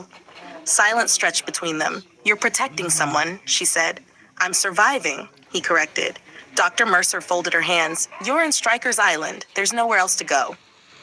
The man's expression didn't change, but his eyes sharpened. You think this is a cage? He asked. Doctor, this is just another room. A faint buzz echoed through the hallway outside. Guards shifting. movement, routine. But something about the way he said it made her uneasy. "You're not afraid," she observed. "No," he said simply. "Why not?" "Because Intergang isn't finished." She tapped the recorder. "Then tell me what happens next."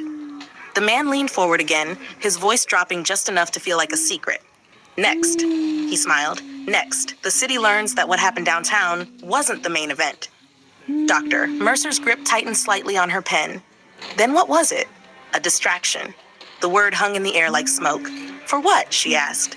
But the man leaned back, chains rattling softly as he settled into silence. The interview was over, or at least he had decided it was. Dr. Mercer turned off the recorder slowly, studying him one last time. "You'll talk again." He shrugged. "Maybe." She stood, gathering her notes. At the door, she paused. "One more thing. That hero, the one you mentioned, Superman." The man looked up. "What do you really think of him?" A beat. "Then, I think," he said quietly, "he just made himself a target." The door slammed shut behind her. Outside, the guards resumed their patrols. The island remained locked down, controlled, secure. But far beyond the walls of Stryker's Island metropolis moved on, unaware that the break-in they had just witnessed was only the beginning.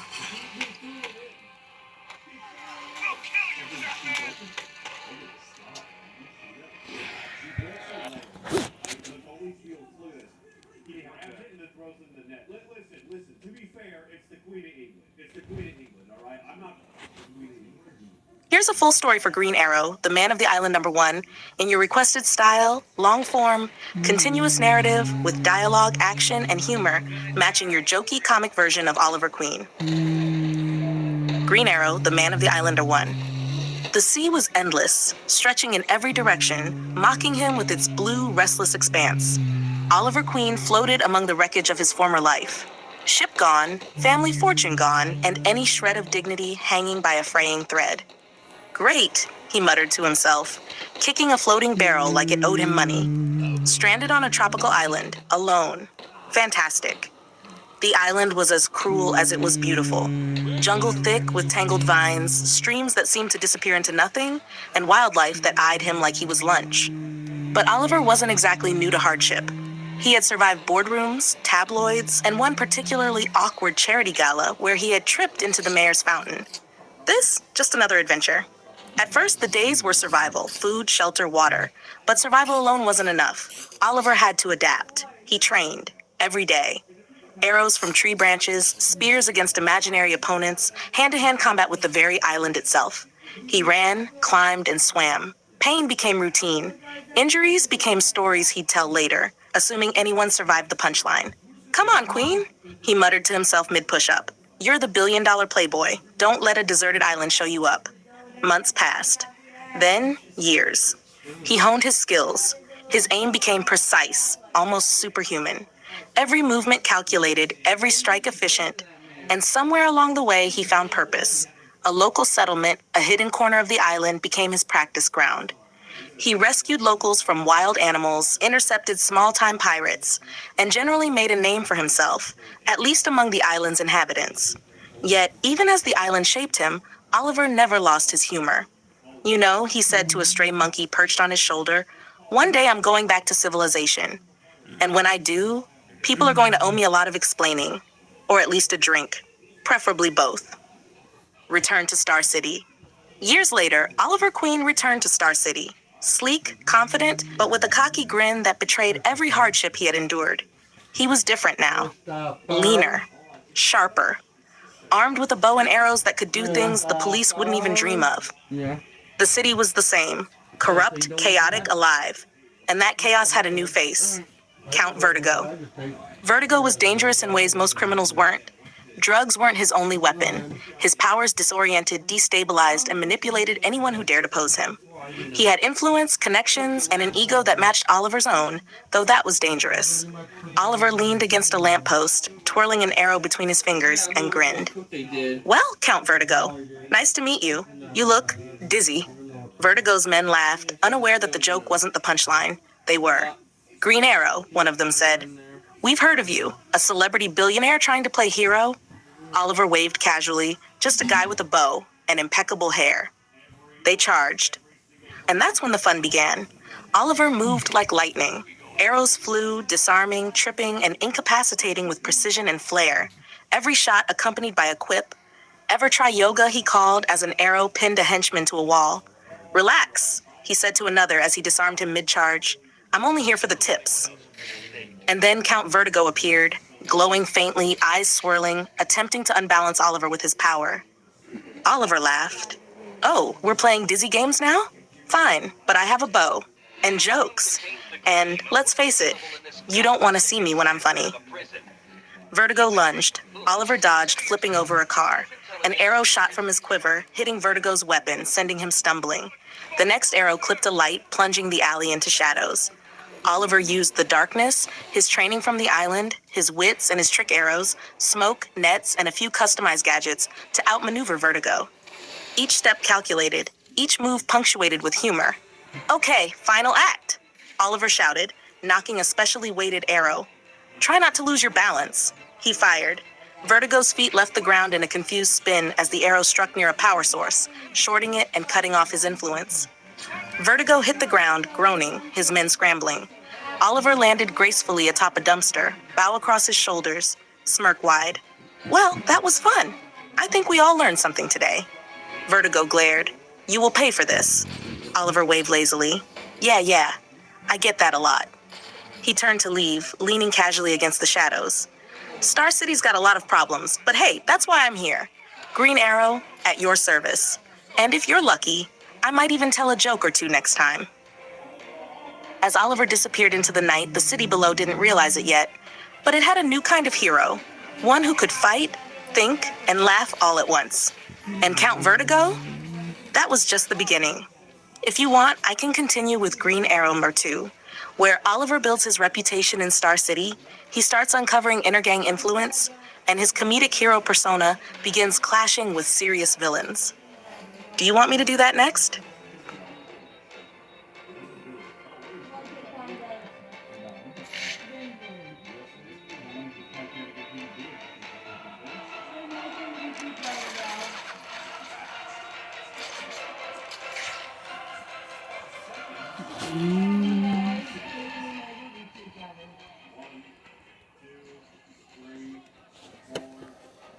Here's Green Arrow Number 1, featuring Oliver Queen taking down his first major post-island villain, Alexander Tuttle, aka the Crumbler, in a long, continuous, action-packed story with humor and quips. Green Arrow Number 1, The Crumbler. Star City had a problem. Actually, it had a lot of problems. But tonight, the problem came in the form of a man wearing a hard hat and a scowl, armed with a prototype device that could reduce steel and concrete into dust with a single pulse. His name was Alexander Tuttle.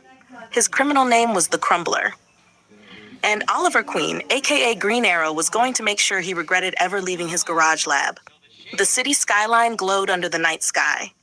Oliver perched on a rooftop, hood pulled up, bow in hand, quiver brimming with trick arrows. His stance was casual, but his eyes scanned the streets below like a predator with a sense of style. It's a bow, Let's see, not a bow. he muttered, twirling an arrow between his fingers. Smash and grab villains, dizzy drug dealers, and now Mr. Concrete Crusher. Charming guy, really gives Star City that urban renewal vibe. A sudden tremor ran through the street below. A concrete column in a construction site shook violently and crumbled into dust. The workers screamed and ran for cover. Yeah, that's my cue, Oliver said, not bothering to hide his grin. He leapt from the rooftop, landing on a nearby crane. Hello, Crumbler. Ever consider yoga? Stabilizes the core. Alexander Tuttle didn't even flinch at the voice. He was busy firing his handheld device at an office building under construction. Each pulse caused chunks of concrete to disintegrate midair, sending debris raining down onto the street. Oliver jumped from crane to crane, rolling as debris fell around him. Careful with that, buddy, he called. Insurance doesn't cover self-inflicted demolition. Crumbler turned, activating the device toward Oliver. Oliver grinned. Really? You're gonna aim that at me? Classic rookie mistake.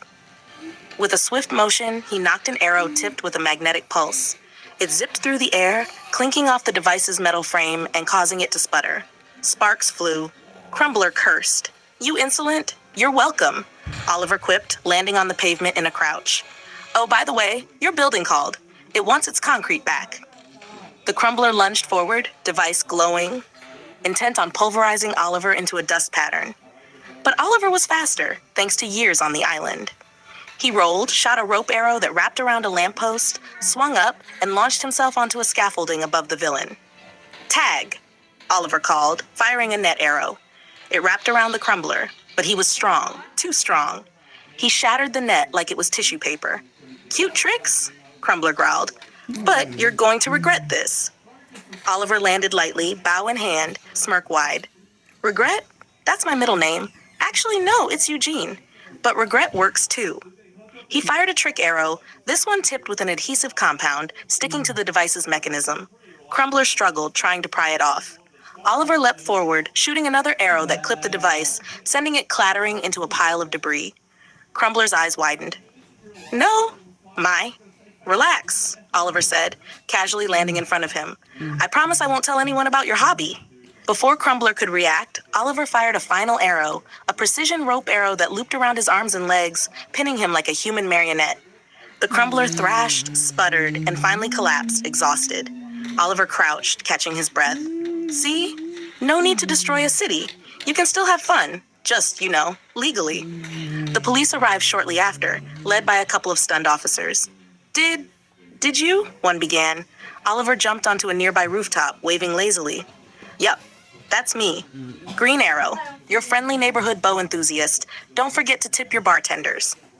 The officers stared as Oliver disappeared into the shadows, leaving behind only the restrained Crumbler, still sputtering and grumbling.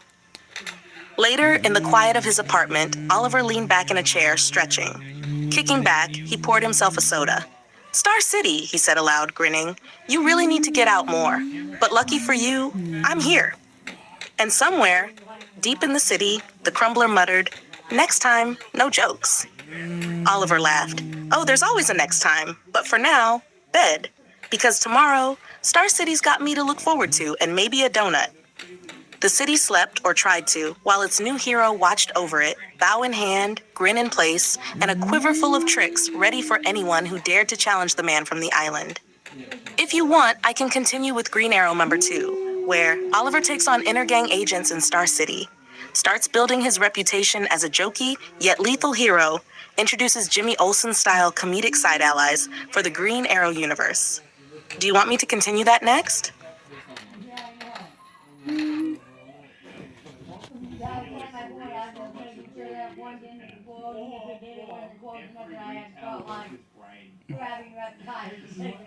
Here's Green Arrow, the Emerald Archer number 1, long-form continuous story, featuring Oliver Queen taking down Black Snake, a corrupt CIA agent, keeping the jokey, comedic version of Oliver you wanted. Green Arrow, the Emerald Archer number 1. Star City never slept, but some nights it screamed. Oliver Queen perched on the edge of a rooftop, hood up, bow in hand, quiver strapped to his back. His eyes scanned the streets below, alert, always alert. There was something off tonight. Too quiet, too clean, which usually means someone's about to make a big mess, Oliver muttered. He twirled an arrow between his fingers, grinning. And lucky for them, I'm armed, caffeinated, and witty. Below him, a black sedan slid silently into the alley, sleek, suspicious, and the kind of vehicle that said, "I'm trouble, and I know it." "Bingo," Oliver said. "Guess we're meeting someone new. Time to shake things up." The driver stepped out, a tall man in a tailored suit, sunglasses reflecting the streetlights even though it was night. Sharp jaw, confident stride, and a glint in his eye that screamed CIA meets morally bankrupt. Black Snake. Black Snake, corrupt CIA agent, trafficker, blackmailer, and general all-around nuisance. Oliver hopped down from the rooftop with a flourish. CIA? More like criminally inept association, am I right? Black Snake froze, frowning. Green Arrow, I should have expected my charm, my arrows, my impeccable taste in headwear? Oliver interrupted, grinning ear to ear. Yep, you got me. Black Snake scowled, pulling out a pistol. Do not underestimate me. Oh, honey, Oliver said, twirling his arrow in a casual arc. I never underestimate anyone. I just enjoy pointing out how much they're about to regret it. The fight erupted. Black Snake fired, but Oliver was already moving, rolling, flipping, and firing a trick arrow that wrapped the CIA agent's gun in a sticky polymer. The weapon clattered to the ground harmlessly. You're quick, Black Snake snarled, reaching for another weapon. Oliver grinned. Quick? You have no idea. Watch this. He shot a rope arrow, snagging Black Snake's ankle and sending him sprawling across the alley. Then, an explosive arrow detonated a dumpster lid nearby, covering the agent in smoke and sparks. When the smoke cleared, Oliver was standing calmly, arrow knocked, hood slightly askew. "Ta-da," he announced. Black Snake growled, pulling out a small device from his jacket. "You can't stop me. I'm trained. I'm CIA. I'm also probably going to end up handcuffed in about 3 seconds." Oliver finished for him, releasing a grappling arrow. It wrapped around the device and yanked it from Black Snake's hand. Sparks flew, frying the electronics. Black Snake's expression twisted in frustration. "You insolent fool." Oliver tilted his head. "Fool? Nah. I prefer emerald perfection. But thanks for noticing." The battle continued across rooftops, alleyways, and the city streets. Black Snake was skilled, but Oliver had years of training from the island, combined with his speed, acrobatics, and an almost ridiculous confidence. Every move was punctuated with a quip. "Ever consider anger management?" he asked mid-jump.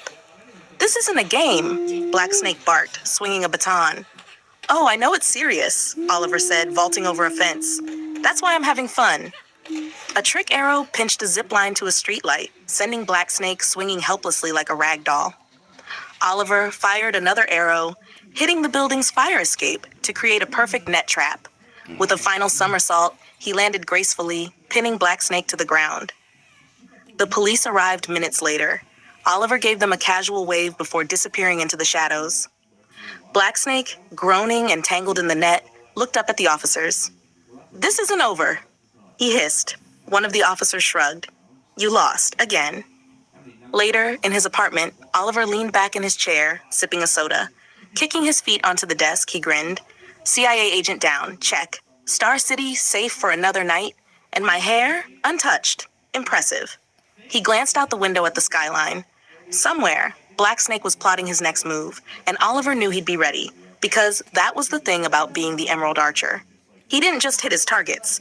He hit them with style, with humor, and occasionally a few trick arrows that nobody saw coming. "Star City," he muttered, "welcome to the fun part of your life, the Green Arrow part. If you want, I can write Green Arrow, the Emerald Archer #2, where Oliver faces a new intergang plot in Star City, introduces his comedic sidekick network, like Olsen-style allies for Green Arrow, starts building his reputation as both a jokey and lethal hero. Do you want me to continue with that?"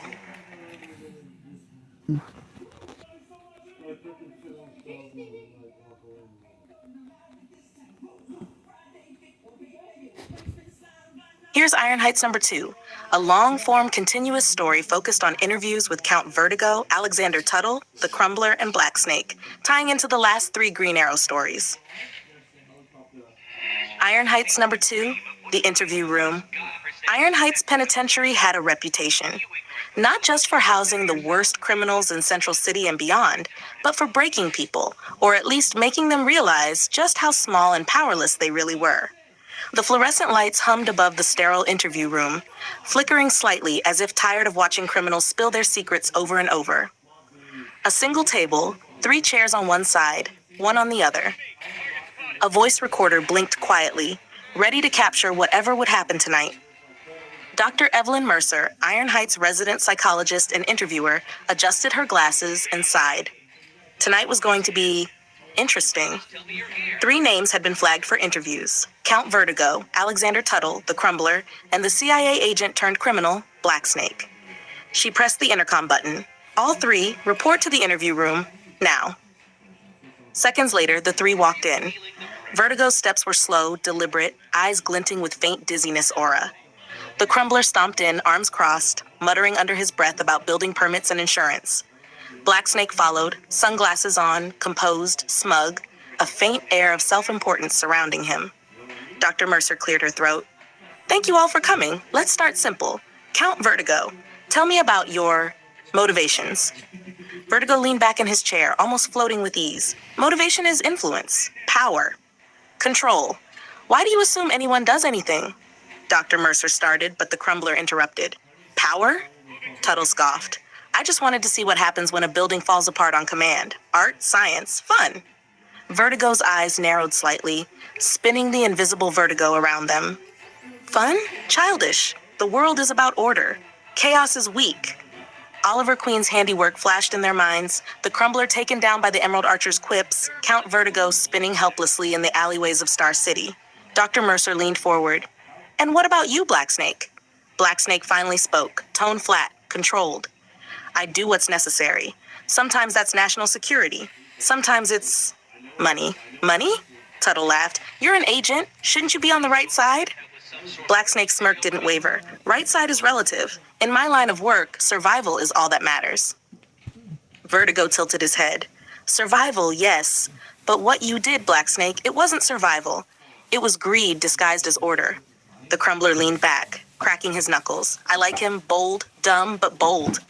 Dr. Mercer scribbled notes, glancing between them. "So all three of you were apprehended by Green Arrow." A flicker of irritation crossed Blacksnake's face. "That? Vigilante. He doesn't understand the larger picture." Tuttle snorted. "Larger picture? He tied me up faster than a pizza delivery." Vertigo's voice was smooth, measured. "The boy with the bow is precise, dangerous, clever. He sees what we cannot. I do not like it." Dr. Mercer nodded. "And what about cooperation? Do any of you see potential use for your abilities?" Blacksnake's lips pressed into a thin line. "Cooperation is irrelevant." Vertigo's gaze sharpened. "It is irrelevant until it is necessary." Tuttle snorted. "I just want to crumble stuff. That's all." Dr. Mercer sighed, realizing this interview would get nowhere unless she asked the one question that mattered. "Do you regret anything?" The room went quiet. Vertigo's expression softened fractionally.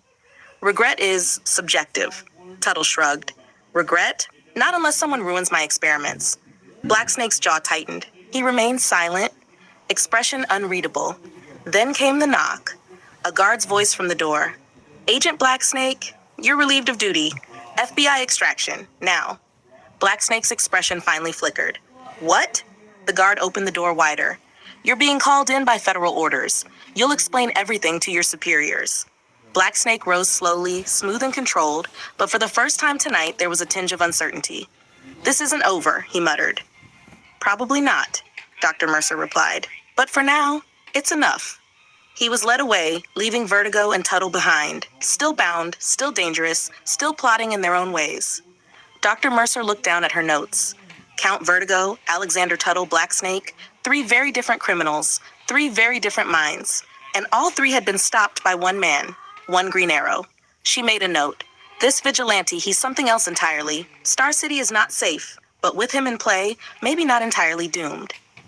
The lights flickered again. Outside, the prison was silent.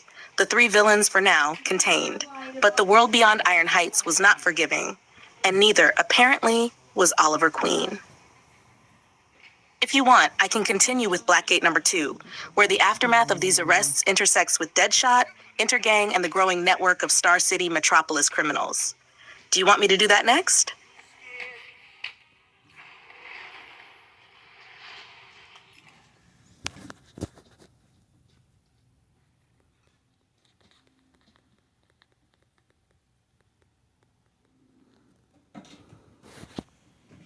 Here's Batman Gotham's Night number 2, written as a long-form continuous story, full of action, detective work, and your requested quips like gift-wrapping the criminals for the GCPD. Batman, Gotham's Night number 2. The rain-slicked streets of Gotham were alive with lights and shadows, but for Batman, the city had never felt more alive or more hostile. Tires squealed, engines roared, and shouts echoed through the alleys as the GCPD task force tore through the streets. Commissioner Loeb's newest initiative was clear. Catch the Bat. Batman ran. Literally. Not because he feared them, but because he had no intention of being boxed in. "Fools," he muttered under his breath, leaping from a rooftop to a fire escape. Always a step behind, always predictable. He darted through the alleyways, disappearing into the shadows with fluid precision. Bullets clanged against brick and stone. Tires skidded, cars slammed into dumpsters, and the city itself seemed to shake. But within minutes, Batman had vanished from their sight, leaving behind only the faintest whisper of his presence, a shadow moving faster than light. The next morning, Gotham stirred, fog creeping over the streets like a veil. Batman perched atop a gargoyle, surveying the city. Reports had come in of a new criminal, Chimera, a master of disguise, elusive, unpredictable. A man who could walk into a room unnoticed while wearing the face of someone else. "Perfect," Batman muttered. a ghost wearing a mask in a city that already has too many. His investigation began in the alleys of Crime Alley. Rumors from street informants led him to abandoned warehouses, backroom gambling dens, and upscale masquerade parties. Every encounter was a potential lead, every shadow a clue. Along the way, two smaller-time criminals tried their luck. Double Dare, twin sisters with a penchant for theft, violence, and flair. Real names, Aliki Marceau and Margot Marceau. They attacked simultaneously, striking with precision and coordination, but not precision enough. Batman moved with calm brutality. A kick here, a throw there. He disarmed Aliki mid-spin, flipped Margot into a stack of crates, and within moments they were incapacitated. He wrapped them in cords and netting, then placed them neatly on the street corner. Carefully, he draped a large bow over their bundle with a note. For the GCPD, enjoy the gift. He vanished into the shadows before any officer could arrive, leaving the twins blinking in confusion, wondering if Gotham's newest vigilante had actually turned crime fighting into gift-giving. Chimera, however, was no minor villain. Batman's investigation took him from the financial district to the docks, piecing together sightings, interviewing informants, and cross-referencing disguises. A pattern emerged. A gala, a warehouse, the old theater on Kingston Avenue. Each location revealed a fragment of Chimera's methods, an expertly faked identity, forged papers, and the uncanny ability to vanish. Finally, at a rundown costume shop, Batman caught him mid-transition, removing one mask to reveal yet another. Chimera, Batman growled, dropping from the rafters above, your game ends tonight. Chimera spun, surprised but not unprepared. Smoke pellets and mirror shards scattered across the floor. Batman moved through them fluidly, dodging, striking, and dismantling the illusions one by one. You're fast, Chimera hissed, but I'm everywhere. You're everywhere, Batman replied evenly, but nowhere I can't reach. A series of rapid strikes, a precise grapple, and Chimera was down. Batman bound him securely, then, like the twins before him, wrapped him carefully with cord and paper. A large bow adorned his chest, and another note read, for the GCPD, a special delivery. Before Chimera could react, Batman vanished into the night, leaving only the sounds of the city and the faint rustle of paper in the breeze. Later, in the Batcave, Alfred looked over the various reports and images from the night. Sir, another gift? Batman, still perched over the map of Gotham, replied, calm and methodical. They need to know I was here, that the city is being watched, that the criminals are contained, in more ways than one. Alfred sighed, shaking his head. You are an unusual form of justice. And effective, Batman added quietly, eyes returning to the city. Always effective. Above Gotham, shadows moved silently, and somewhere, Chimera, Double Dare, and others plotted their return. But Batman was already there, watching, waiting, and always 3 steps ahead. In a city of chaos, he was the calm. In a city of crime, he was the predator. In Gotham, he was their knight. If you want, I can continue with Batman Gotham's Night number 3, where Batman investigates a plot targeting the mayor and Lieutenant Gordon again. Deadshot resurfaces with a more dangerous plan. We expand the detective. Now you have him on the break. Completely safe, can't strike again. You don't want to hang out. Walk over and rush. Here's Superman the Man of Steel number 2, long-form, continuous story featuring Clark Kent Superman taking on Lobo. Superman the Man of Steel, chaos on Earth. The skies over Metropolis were unusually restless that afternoon. Clouds swirled unnaturally, and a strange hum vibrated through the air. Citizens stopped mid-stride, looking up nervously as the city that had always seemed invincible suddenly felt fragile. Clark Kent, casually adjusting his tie as he walked out of the Daily Planet building, sensed it instantly, a presence unlike anything he had felt before. Something dangerous, something otherworldly. He ducked into an alley, shifting subtly as his clothes morphed into the familiar blue and red suit of Superman. Not a subtle morning, he muttered, eyes scanning the skies. And then he saw him. A massive figure hurtling through the clouds, leaving a trail of black smoke and destruction. His hair was wild, his grin insane, and his aura screamed violence. Lobo, the last Zarnian intergalactic bounty hunter and universal chaos incarnate, had come to Earth. Superman clenched his fists. Lobo, what are you doing here?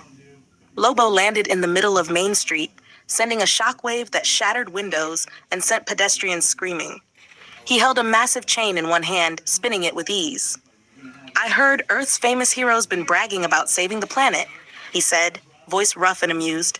Time to see if the hype's real. I don't have time for games, Lobo, Superman said, eyes glowing faint red. Leave now, or this ends badly. For you. Lobo laughed, the sound like grinding metal. Oh, it ends badly either way. I'm just making it fun. The fight erupted instantly. Lobo swung his chain, smashing cars like toys. Superman dodged effortlessly, countering with punches that rattled the street. Every impact shook the asphalt, sending debris flying. You've gotten stronger since the last time I saw you, Lobo said, deflecting a blow. But you're still soft. Soft? Superman grunted, dodging a chain whip that could have cut steel. I've faced worse. You're about to find out how wrong you are. Lobo charged, swinging a massive wrecking ball-like weapon from the chain. Superman intercepted it midair, colliding with the bounty hunter in a blast of super speed and strength. The impact sent them both crashing into a nearby skyscraper, leaving a massive gouge in the side. Superman realized brute force alone wouldn't stop Lobo. The bounty hunter thrived on chaos and strength. He needed strategy. Flying into the sky, Superman dodged missiles and improvised weapons Lobo whipped from seemingly nowhere. He fired heat vision to create a distraction, cutting off Lobo's momentum while using super speed to circle him. Not bad, Lobo said, spinning midair.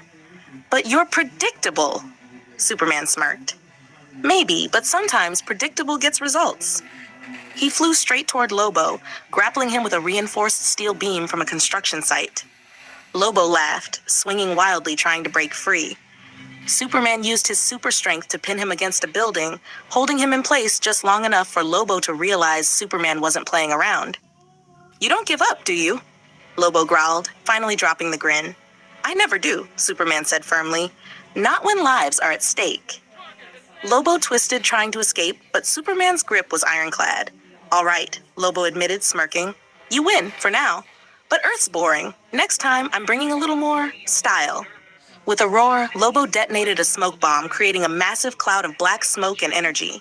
When it cleared, he was gone, vanished, leaving Metropolis battered but intact. Superman hovered above the streets, surveying the damage. Cars overturned, debris scattered, but the citizens were safe.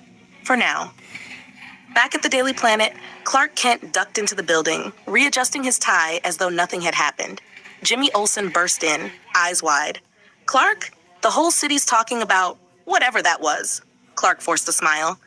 Just another day in Metropolis, Jimmy. Just another day. Lois Lane raised an eyebrow. You look calm for someone who just had the city shaken apart by a space biker? Clark shrugged. Metropolis can handle it. Besides, I've handled worse. Jimmy scribbled furiously in his notebook. But do people know about him? Lobo? Clark's expression hardened slightly. They will, but for now, let's focus on keeping the city safe. Above Metropolis, Superman hovered silently, eyes scanning the horizon. Somewhere out there, Lobo was planning his next chaotic visit. And Superman knew one thing. When he returned, the fight wouldn't just be strength against strength. It would be strategy, skill, and the enduring will of a man who never gave up. And Clark Kent, the Man of Steel, would be ready. If you want, I can continue with Superman, the Man of Steel #3, where Lobo returns with a bounty on Superman.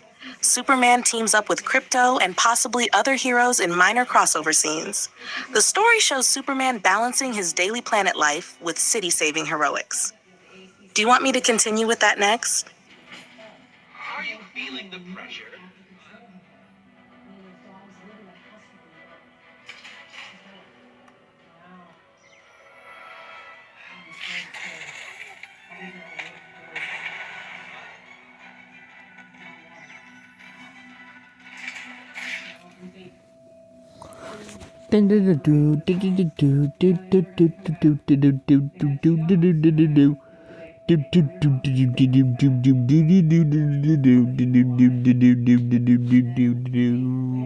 Here's Batman Gotham's Night #3, continuing your grounded early career detective Batman with a rematch against Deadshot. Batman Gotham's Night #3. Gotham didn't forget. It didn't forget fear, it didn't forget violence, and it certainly didn't forget men like Deadshot. Rain poured over the city in sheets, turning every street into a mirror of neon and shadow. High above it all, perched on a gargoyle overlooking the Narrows, Batman watched, silent, still waiting, because something was wrong. Deadshot was back. The first report came over police radio chatter. Intercepted, of course. A high-profile target, a judge tied to organized crime cases, a shot fired, a miss. Batman narrowed his eyes. Deadshot doesn't miss, he muttered, which meant one thing. This wasn't about the target, it was about him. Across the city, chaos rippled. Another attempt, another miss. This time a councilman. Same pattern, same angle. Same impossible precision that shouldn't have failed. Batman moved through the rooftops, faster now. Calculating, mapping trajectories in his head. 2 shots, 2 misses, intersecting lines, a pattern forming. He stopped suddenly on a rooftop, looking out across Gotham. Not misses, he realized, markers. Deadshot wasn't trying to kill, he was drawing Batman out. A faint glint from a distant rooftop. There. Batman moved instantly, grappling across the skyline as a shot rang out. This one aimed directly at him. The bullet grazed his shoulder, tearing through the thin fabric of his early suit. He landed hard, rolling, already moving again. On the opposite rooftop stood Deadshot, calm as ever, wrist guns primed. "You're getting predictable," Deadshot called out. Batman rose slowly, ignoring the pain. "You're getting sloppy," Deadshot chuckled. "Funny, I was thinking the same thing about you." The fight exploded across the rooftops. Deadshot fired in controlled bursts, each shot calculated, each angle lethal. Batman dodged, barely, using grapples and movement to close the distance. "You came back," Batman said, deflecting a shot with a batarang. Deadshot moved back, firing again. "You left me breathing. That was your first mistake." Batman vaulted over a vent, landing closer now. "You won't get a second chance." Deadshot smirked beneath his mask. "Oh, I think I already did." A hidden wrist gun fired from below, catching Batman off guard. The shot hit his side, sending him crashing against a rooftop ledge. For a moment, the world slowed. Pain, blood, rain. Deadshot walked forward, steady, confident. "This is where you learn," he said. "You don't hunt men like me and walk away clean." Batman pushed himself up, breathing hard. "You're right," he said quietly. Deadshot raised his arm, aiming directly at Batman's head. "You're not clean?" Batman continued. "You're reckless." A batarang flew, fast, precise. It struck Deadshot's wrist gun, jamming the mechanism just as he fired. The weapon exploded slightly, sending sparks across the rooftop. Deadshot staggered.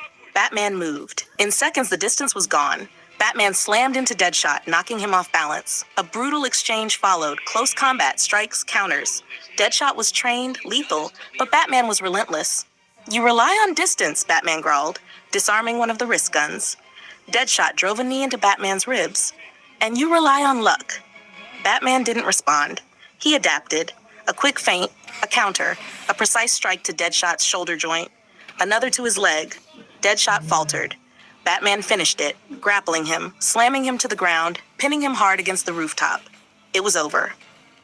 Minutes later, the GCPD arrived. Lieutenant James Gordon stepped out, rain soaking his coat as he approached the scene. Deadshot was there, bound, secured, gift-wrapped, a note pinned to his chest. "He won't miss next time, neither will I." Gordon looked around, scanning the rooftops. "You out there?" he called quietly. For a moment, there was nothing. Then, a shadow shifted above. Batman stood on a distant ledge, barely visible through the rain. Gordon exhaled. "You're making enemies," he said. Batman's voice came low, carried by the storm. "So are they." Gordon nodded slightly. "Just try not to start a war." Batman didn't answer, because the war had already started. Back in the Batcave, Alfred worked quickly, tending to Bruce's wounds. "You're going to get yourself killed," Alfred said sharply. Bruce winced slightly but said nothing at first. "He came back for you," Alfred continued. "This is escalating." Bruce looked at the screen, where files on Black Mask Carmine Falcone, Sal Maroni, and Oswald Cobblepot remained open. "I know," Bruce said quietly. Alfred paused. "Then perhaps it's time to reconsider how you approach this." Bruce shook his head. "No, it means I'm getting closer." "To what?" Bruce's eyes hardened. "To all of them." Somewhere far from Gotham, in a dim, reinforced bunker, figures stood in shadow, armed, silent, watching. A screen flickered to life. Footage of Batman, of Deadshot, of Gotham. A voice spoke in Spanish, calm and controlled. "Está comenzando." It is beginning. The screen went dark. And the war for Gotham? was only just starting. If you want, I can write Batman Gotham's Night #4, where the Spanish militia is revealed, possibly tied to Bane. Black Mask makes a major move. Batman starts losing control of the situation. Just tell me.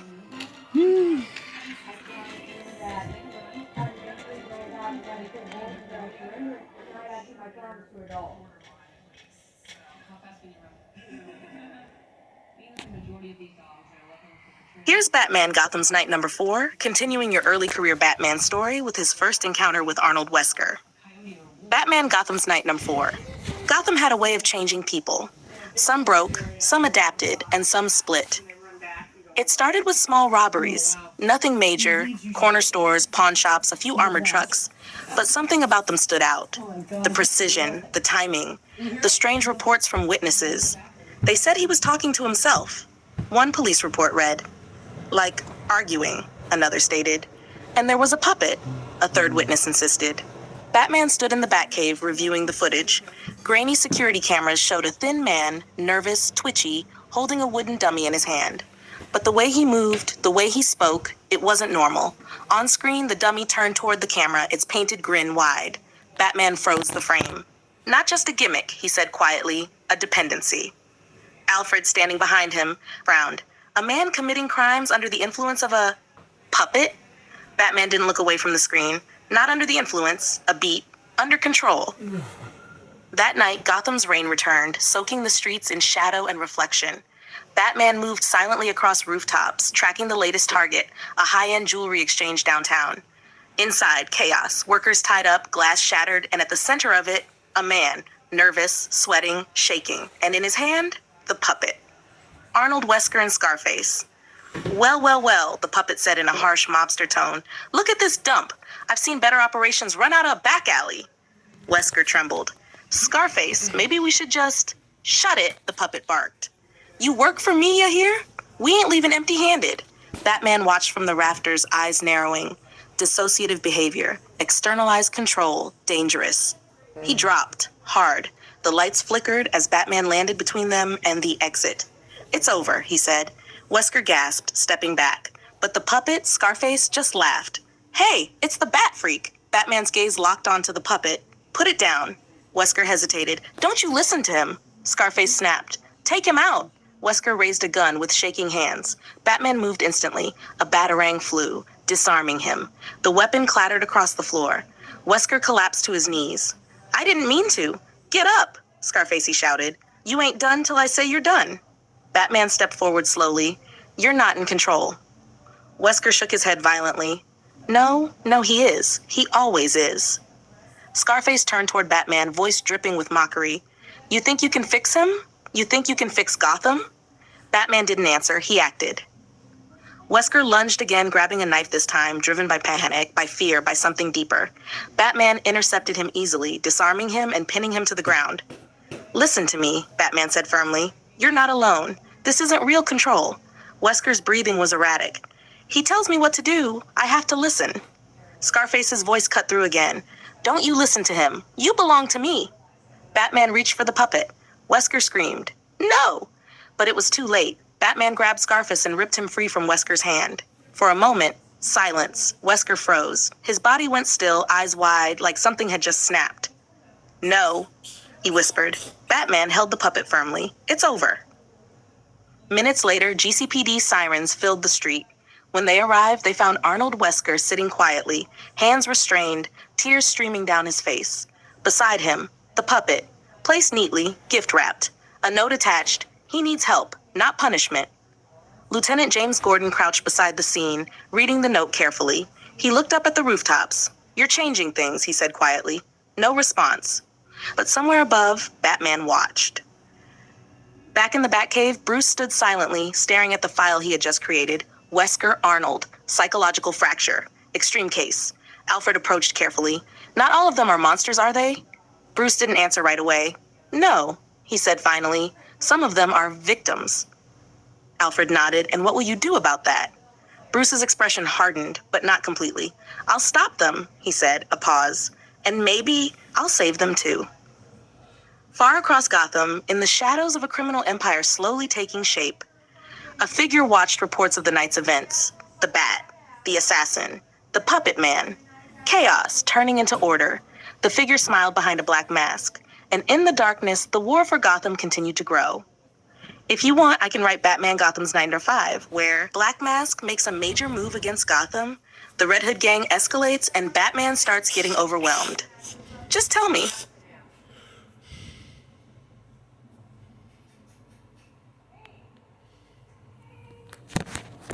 Here's Batman Gotham's Knight Number 5, continuing your grounded early Batman with his first encounter with Catwoman and her getting away. Batman Gotham's Knight Number 5. Gotham was a city of masks. Some were worn in the daylight, polished smiles, tailored suits, empty promises.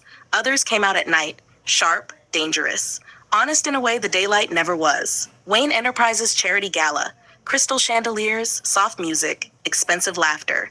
Bruce Wayne stood among Gotham's elite, wearing the mask he had mastered long before the cowl, the careless billionaire, the one who didn't see, didn't care, didn't notice. But he noticed everything, especially her, Selina Kyle. She moved through the room like she owned it, effortless, confident, eyes always scanning, always calculating. Bruce approached with a slight smirk. You seem very comfortable for someone who doesn't belong to this crowd. Selina didn't even turn at first. And you seem very comfortable pretending you do. That got his attention. She faced him now, a faint smile playing on her lips. Bruce Wayne, right? The billionaire with a reputation. Only the good parts, I hope. She tilted her head. Depends who you ask. They circled each other conversationally, each word measured, each glance a test.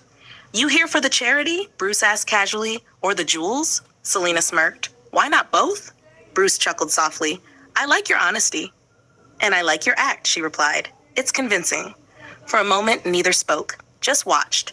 Two predators in a room full of prey. That night, Gotham changed again. A silent alarm tripped at the Gotham Museum. Ancient artifacts, rare jewels, high security. Batman was already moving before the police even finished their first radio call. He arrived in darkness, and she was already inside, dressed in black, agile, precise, cat-like. Catwoman moved effortlessly across the museum floor, disabling alarms with practiced ease. A diamond rested in her hand, glinting under the dim light. Breaking and entering, Batman said from the shadows. Not a good habit. She didn't flinch. Watching from rooftops, she replied smoothly. Also not a great look. Batman stepped forward. Put it down. She turned, eyes catching the faint glow of his cowl. Or what? She teased. You'll growl at me? I'll stop you. She smiled. You can try. The fight was different. Not like Deadshot, not like the others. This was movement, rhythm. Batman struck. She dodged. She countered. He blocked. Every move she made was fluid, unpredictable. Acrobatics mixed with instinct. You're good, she said, flipping over him gracefully. You're reckless, he replied, turning just in time to catch her wrist. She twisted free with ease. And you're slow. Batman narrowed his eyes. No one had said that to him before. She moved again, vaulting off a display case, landing behind him, already halfway to the exit. Batman fired a grapple. She cut the line midair. You'll have to do better than that, she called back. He adapted, cutting off her path, predicting her movement, forcing her toward a narrow corridor. She stopped. For the first time, cornered. Batman stepped forward slowly. It's over. She tilted her head, studying him. You really believe that, don't you? He didn't answer. Didn't move, didn't blink. She smiled. Then she dropped a smoke pellet. By the time the smoke cleared, she was gone. Only one thing remained, the diamond sitting neatly on the floor. Batman stared at it for a moment, then noticed something else, a small note. You almost had me. Almost. Later that night, Bruce stood in the Batcave, staring at the note. Alfred approached quietly. Rough evening, sir? Bruce didn't respond at first. She's skilled, he finally said. Trained, careful, but not careless. Alfred raised an eyebrow, and yet she escaped. Bruce's grip tightened slightly on the note. Yes, a pause, but she wanted to. Earlier that day, Bruce replayed the conversation in his mind. Selina Kyle, the way she moved, the way she spoke, the way she watched everything. His eyes narrowed slightly, but then he shook his head. No, not enough proof. Not yet. High above Gotham, on a distant rooftop, Catwoman sat casually, legs dangling over the edge, off the city lights reflecting in her eyes. She turned the diamond over in her hand, then smiled. Not bad, Batman, she said softly. She slipped the diamond into her pouch. Because the one he found? A fake. Not bad at all. With a graceful leap, she vanished into the night. Back in the cave, Batman stood motionless. Something about her didn't fit the pattern. Not like the others. Not just a criminal. Something else. Something complicated. Gotham had given him killers, madmen, monsters, but now it had given him something new. A thief who could match him and disappear. And somewhere between Bruce Wayne and Batman, a question lingered. One he wasn't ready to answer. Not yet. If you want, I can write Batman Gotham's Night number 6, where Catwoman returns and actively helps or messes with Batman, Black Mask escalates the war, and Batman starts realizing Gotham is becoming something bigger than crime. Just tell me.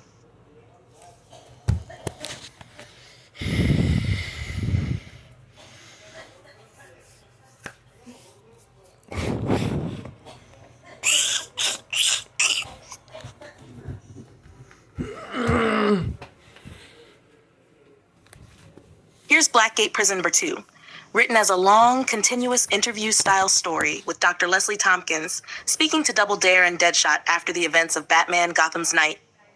Blackgate Prison number 2, Fractures. The halls of Blackgate were quieter than usual. Not peaceful, never peaceful, but controlled. Every sound echoed, every movement watched, every word carried weight.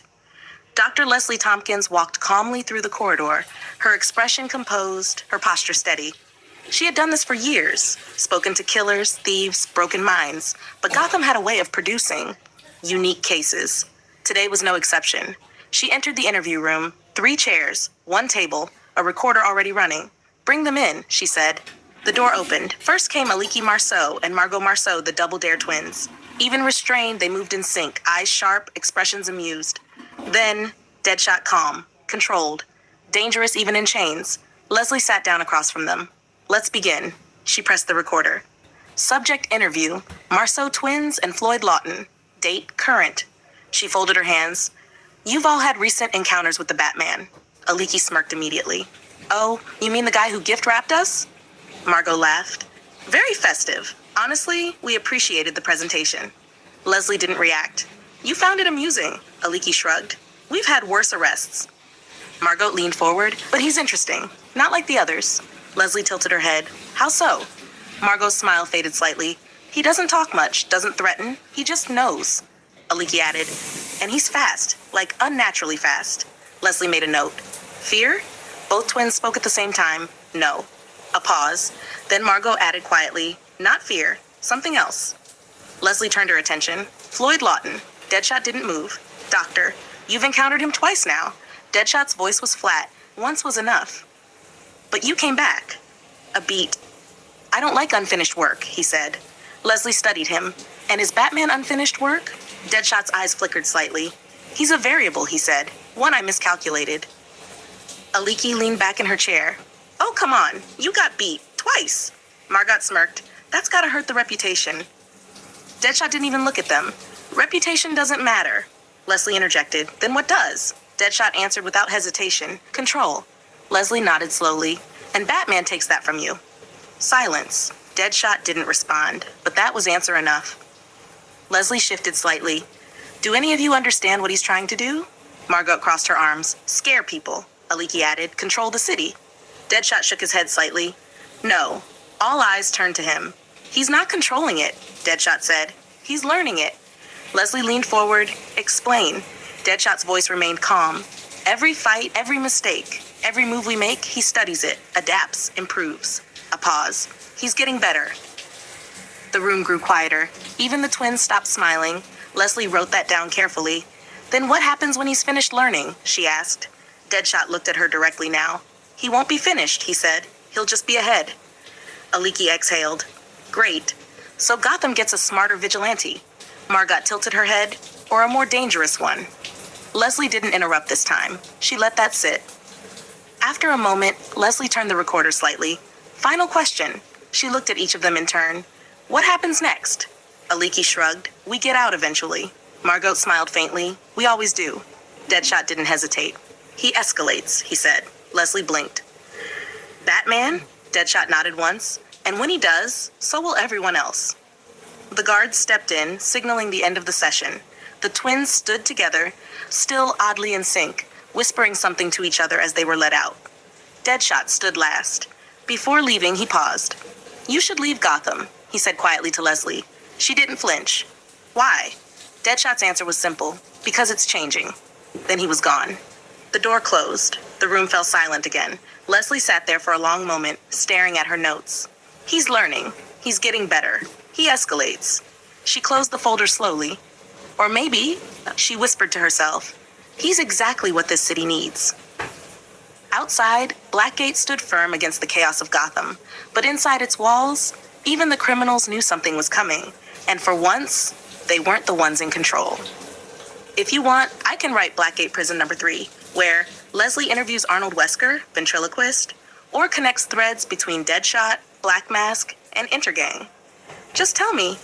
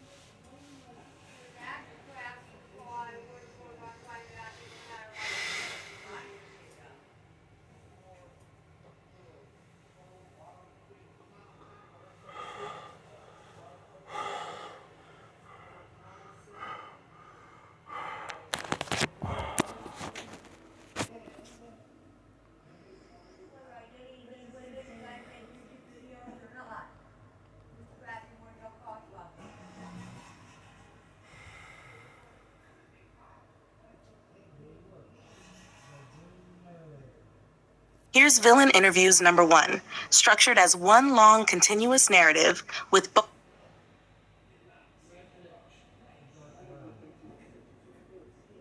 parts flowing together, featuring all the inmates and tying into your previous stories.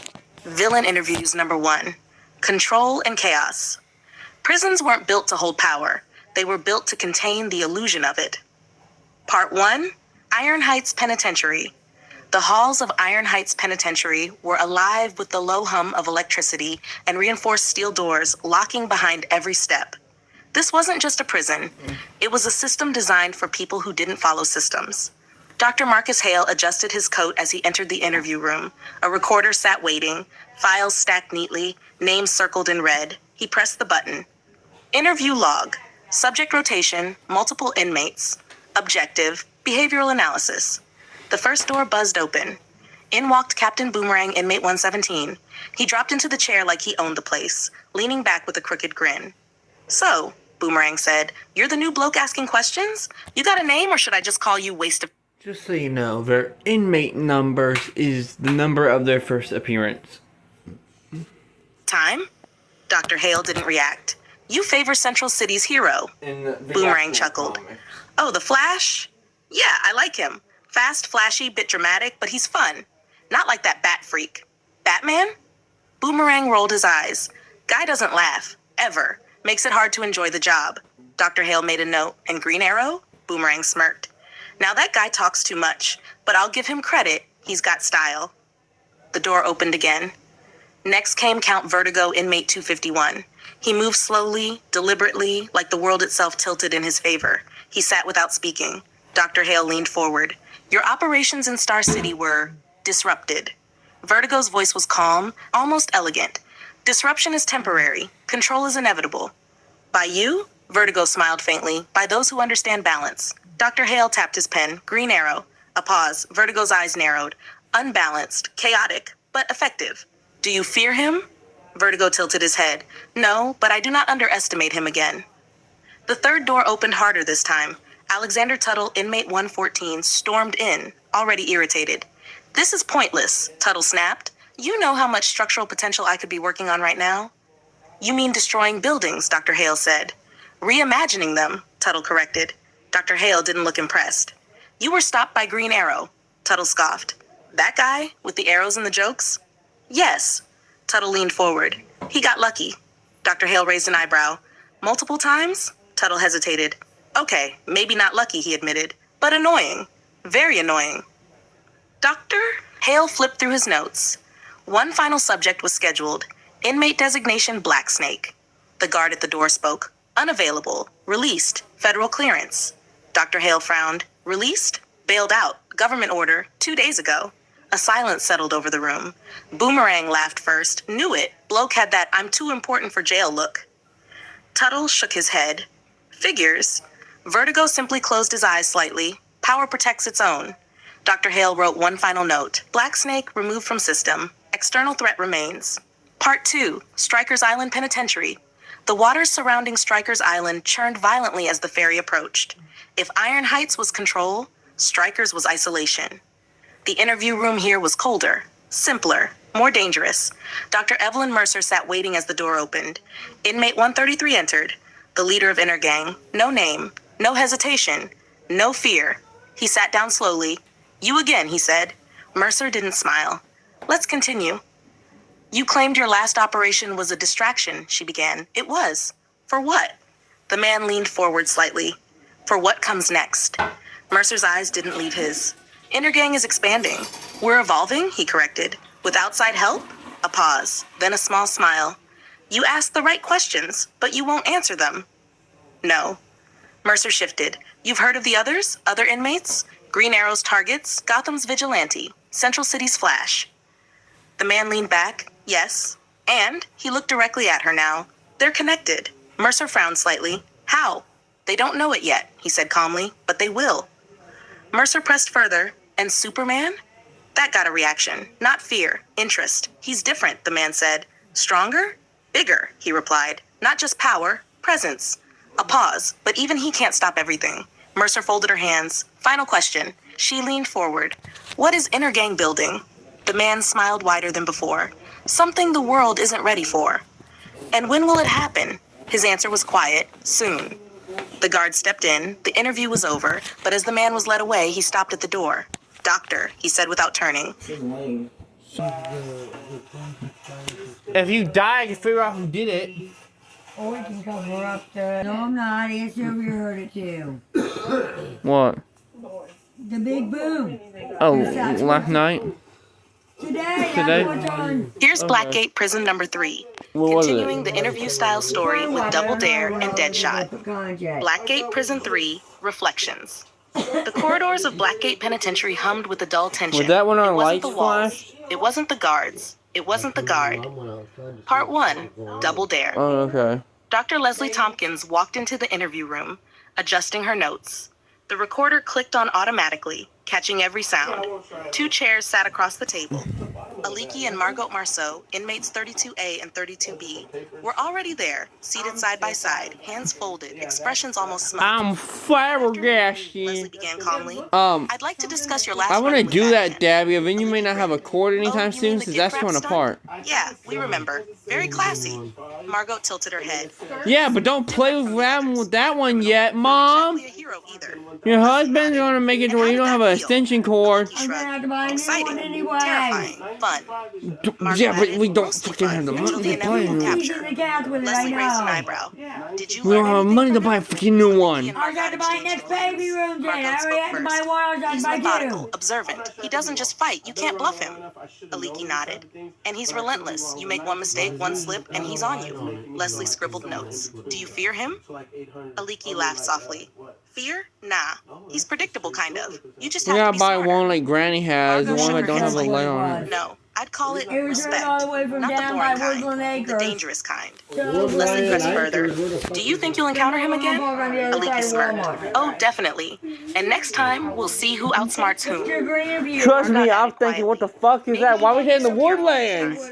Why are we in the acres, Mom? God damn. Escalation noted. The fucking, the mountain men heard it too? Opened again. Deadshot I'm like, the mountain men heard it? Fuck, what? How they got heard it? Calm, controlled, a predator in repose. Leslie gestured for him to sit. He did, slowly, methodically. Hey, You faced Batman multiple times, Leslie began.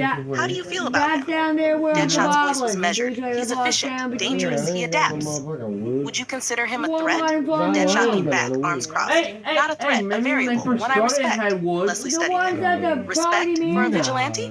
Deadshot nodded. He's the only one who's forced me to reconsider my approach in Gotham, and that's rare. She pressed further, She could give me and the yet you numbers continue to the your ones work. that were open. Deadshot's gaze sharpened. And I could Gotham go isn't look fair. through the windows. No one waits for morality. Only results matter. Leslie to see if tilted her I wanted head. to buy an And Batman application to buy interferes them. with your results. You can't take Correct. me in them Do you plan to return and to show me Gotham once around released? and let me look at it Deadshot when you smirked walking faintly. around with me. Eventually, but I play the long game. Or I wait. like, I calculate. Well, I did I when strike you only unlocked when the conditions door. favor Lock the me. doors and we go Leslie in. nodded slowly. And Batman? He She's adapts. probably wondering I why respect not that, that many but I don't people fear probably him. live there. Not yet. If there's not that many people The living interview there. No, the trailer box is Deadshot full. was led back to his cell, silent as ever. That's what Aliki I and don't Margot get returned from to how rude theirs, their party whispering and manager laughing is. softly, still in sync. Is he with I people Leslie don't sat who, back. old understand people how who their trailer don't box are care? almost Double full. dare. Playful, Well, intelligent, you're sees old Batman people as a don't challenge care. rather than a threat. I Deadshot, always calculating, Or young lethal, people views who are Batman as a looking worthy for- variable. She exhaled slowly. Gotham's heroes were creating their own legacy, one Or villain at a time. younger And in people doing so, who they were got shaping kicked the out city's of their criminal future. of their parents' house or If you want, something, I can write or Blackgate looking Prison for number a 4, place to where start off Leslie with, interviews you know, Arnold Wesker for the first time, or ties the or looking inmates for a place together to live at into a on bigger their own. Gotham criminal network Tell arc. her no, Chris. Do you want me to do that next? That's a no, you I can't don't have care. It's itching my back and by morning here by the chili in here. What's pushing your back? I don't The know. tag in this jacket. Her imaginary is always I hate hanging. tags. If they're too long, they itch. Well, you better tell Tags to leave you alone. Then. Yeah, that's her imaginary. That's why I have my ball clothes over in storage. Don't have to have fucking. Tagged over there, too. Yeah. God damn. Where? How you met Tags? Yeah. Like I said, they were handsome. Mom just didn't see them. I mean, you and Tags? God damn. To the fact that I'm a female version Here's the of Arkham you and interview your number brother. 1, written as a long, I continuous ain't with narrative no with both Tags. I'm parts sorry. included, following your I don't know specifications. anyone named Tags. The Arkham interview number Henry 1, might. Who Faces of knows? Chaos. He ain't been The meeting corridors a lot of Arkham people, Asylum smelled of apparently. antiseptic, fear, and I stale mean, he coffee. talked to himself Dr. Hugo and his Strange friends moved down the every hallway day. with precise, almost clinical steps, a stack of patient files under one arm. Jeremiah Arkham's name was on every office door. Hugo wasn't the director yet, but he knew the asylum as well as I haven't anyone heard that could. ever. Today, he would meet the anomalies, the You cases that don't hear him fascinated him say, most. I want to blow up the Part what? No, you Chimera. ain't. Hugo stopped at room That's it. He's 364. saying He both. flipped through the He's file angry before himself. Fucking. Inmate I don't care 364, if that's him or Chimera, not. master He's of still angry disguise, himself. new criminal, Video. recent capture by Batman. No. And doing both The door parts of the clicked open, sketch. Okay, and Chimera he's still stepped inside. answering himself. Hugo noted his posture So he immediately, himself is poised, saying both careful, parts. always observing. A predator assessing a predator. Exactly. Good morning, Oh God. Strange Oh began. fuck. My fucking I am voice, Dr. can't- Hugo Strange. How are we feeling today? It starts Chimera's sounding face was like a goddamn unreal, an cartoon impeccable mask of character. calm. Better than yesterday, he replied, voice smooth. Hugo leaned back in his chair, flipping through the file. You've evaded But capture it's multiple fine, you times. blew up your You rely on phone. your ability to change appearance. Chimera nodded slightly. It's I give fine, people you're what they okay. expect, and then I change what they need to see. I don't know how you're going to school Fascinating. now. So Strange I'm gonna murmur. hear you bitching Do you enjoy a it? lot. Of course, Chimera replied. But it's okay because art. now I Subtle, only gotta get precise, for and one unforgiving. kid. Hugo studied him quietly. And Batman? Chimera's Chimera's eyes narrowed he faintly. did his too? He's observant, calculated, predictable if you know what to look for. Oh, But well. I enjoy testing him. As Strange long made a as you note. don't get Inmate arrested, 364. it's fine. Highly intelligent, meticulous, fine. masking his art form. Right, that means I Fascinating don't have to interplay get a between bit of my perception and kids. reality. He watched Until Chimera they leave, the rebuild the perfect mask never school. slipping. And then he wrote one final remark in the file. Amusing how one can make a mask look Like, so much like a he's human arrested face. for murder? Nah, my Part baby 2. could never do Arnold that. Madam, Wesker. we have Hugo evidence moved down the that he's sending corridor, this. files tucked under one arm. Room 583. That's Inmate AI, 583, officer. Arnold Wesker. Why the cat Vigil. all official Psychotic dissociative intelligence? identity. My Criminal son record wouldn't extensive. do that. Requires My Scarface dummy oldest for maybe. communication. Hugo entered, and immediately the dummy's painted face caught his attention. Scarface sat in Wesker's lap, perfectly rigid, mouth twisted Madam? into a permanent We sneer. have videos with Good your morning, oldest Mr. doing Wesker, that night. Hugo said He calmly. was in the Shall we he was talk? in your goddamn Wesker house. didn't move. His We're hands cool, clutched man. the dummy tightly. Without Scarface, we cannot speak, Wesker whispered. Hugo nodded. Then Scarface will be present. The dummy's head turned slightly. Hugo noted the motion, but said nothing. So, Strange continued, If you I work was together older, like, as a team? hello? Scarface's voice came first. Of Hello? course, he's my right hand, my enforcement, my brains where mine lacks. Wesker's lips moved silent, but Hugo could see the tension. Scarface spoke for both. You Gangster commit guard, crimes for him? guard. Strange asked. Motherfucking- Scarface laughed, a harsh, guttural sound. We do what is necessary. Gotham needs guidance. And Batman? Scarface sneered. That bat freak? He interferes. Yeah, Constantly. orchestra. But he cannot stop the plan. Not yet. Nasty pot. You Hugo know, watched carefully. I think it looks Wesker's something fingers worse. twitched against the dummy, almost as if arguing. I'm Possibility, fucking multiple confused with that personality, Granny used to externalized use control via dummy. before she got the Scarface may picture. represent fully separate consciousness. Further I'm not observation kidding. Granny required. would use her teapot. Wesker finally her whispered, little tea he tank speaks for me. to go fucking He's out there alive. and water flowers Strange raised an before she eyebrow. got that, Alive? Scarface barked sharply. wall-ass I am very picture much she had. alive, and very There's a dangerous. purple one, I Gotham think, must right. learn fear. Hugo jotted down meticulous notes. Inmate What happened to the one 583, she used to dissociative have when we identity. lived there? Scarface possibly separate consciousness may influence Oh, look what he actions. found. Communication impossible without dummy. High risk for violent behavior. The session ended. Hugo left the room quietly, closing the door behind him. In the hallway, he paused. Two extremes of human behavior. Chimera, a master of masks, artful deception. Wesker, fragmented, controlled by a projection dependent on a puppet, and yet both equally fascinating. He made one final note in his personal journal. Then The why the human hell mind is is every endlessly time I find adaptable. one of them Some at choose someone's art, house, it some has a choose sewing obedience. machine in it? And in Arkham, They don't. both are equally They have dangerous. sewing stuff If you in them, but want, not I can sewing write the Arkham machines. interview number 2. Yeah, Where goddamn shit Dr. you Hugo can Strange sew. interviews Deadshot or other Arkham transfer inmates and begins Right, linking now, criminal so- intelligence and to they Gotham's make wider mini-sized threats, sewing machines showing him now. starting to notice I patterns don't know they between put them in Batman, there, Green but they Arrow, do and the make inmates small that. Do you want me to continue with that? The other day, that they made a BJ blowing machine. Couple bucks is 125. It'll give you a BJ in under 5 minutes. Dude, I don't know if you're telling the truth. Is it cool? I seen it. But he cannot stop the plan, not yet. Hugo watched carefully. Wesker It might have been $99.95, but one of the two. How much is copper right now? I seen it. When copper's like $2 a pound, this is like 5 pounds, it's like $10 an I hour. thought about asking your mom if I could get it, but she would probably tell me no. Absolutely. Here's a Saga 1 timeline, Part 1, listing all stories in chronological order with every character appearing in each story in the order they appear. I've carefully kept it exact to the stories you provided and excluded any characters not in these stories. It was electric. Saga 1 timeline, Part 1. 1. Ra's al Ghul, the Demon's Genesis Plot characters. twist. Ra's al Ghul, Plot Bane, twist. It's not Bruce what you're Wayne, thinking. Alfred It's Pennyworth. not for blowjobs. 2. It's DC a War No. BJ 1, machine Sergeant Rock because it's for characters. blowing your lips. Sergeant Rock. 3. It's not for Flag that type number of 1, blowjobs. It's The a fucking Legacy of Fire a characters. fucking leaf Rick Flag blower. Jr. 4. Superman, the Man of Steel number Hey, 1. hey, Characters. Problem. Superman. 5. Flash, the fastest This man one guy alive got number his 1. dick Characters stuffed Barry because he Allen, tried to George use Digger it. Harkness, Sig is a Paz.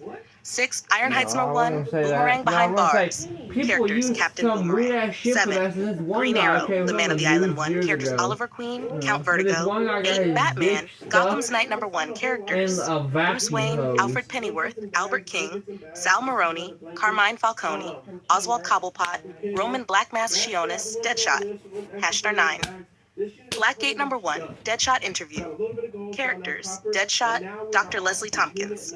10. The Batman Files #1, Gotham's Underworld. Characters: Bruce Wayne, Alfred Pennyworth, Roman Black Mask Sionis, Red Hood Gang, Sal Maroni, Carmine Falcone, Oswald Cobblepot. 11. Superman, The Man of Tomorrow #1. Characters: Clark Kent, Jimmy Olsen, Lois Lane, Perry White, Intergang. # 12. Strikers #1, The Intergang Files. Characters: Intergang Leader. 13. I say- Green Arrow I'm not #1, The throwing Crumbler. around. Characters: Pick 'em up Oliver and Queen, jump out of my Alexander arms. Tuttle. 14. Yes, Green you didn't Arrow, like the The way I Emerald said Archer it. #1. Characters: Oliver Queen, Black We got Snake. in the right 15. area. I wanna Iron throw Heights him around. #2, The Interview Room. Characters: Captain Boomerang, Count Vertigo, Alexander Tuttle, Black Snake mentioned but absent physically. Number 16. Superman, The Man of Steel #2, Chaos on Earth. Characters: Superman, Lobo. Number 17. Batman, Gotham's Knight #2. Characters: Bruce Wayne, Alfred Pennyworth, Chimera, Double Dare. 18.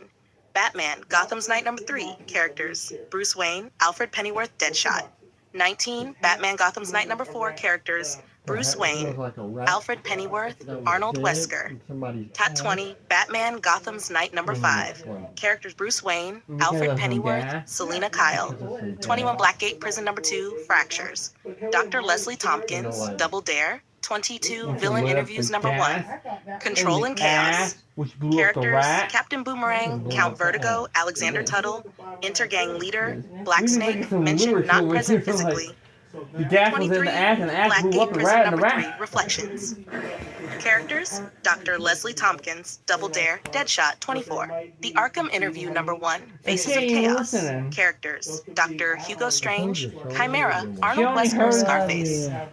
Oh, she heard This is the that, but she complete didn't hear character about the list ash for and the every gas. story in Saga 1, Part 1, in timeline order. If you want, I She can heard make about Saga 1 Timeline socks, Part too, 2, but that's starting all with she Batman heard was, Gotham's Knight "Huh, what #6 about my onward, baby?" all the Green Arrow follow-ups, and further Prison Arkham interviews, keeping the same character tracking style. Do you want me to do that There's next? an arc brand new in a box. How's it an arc brand new in a box?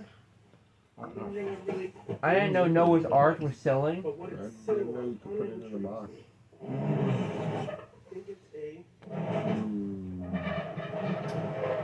Yeah, I need that.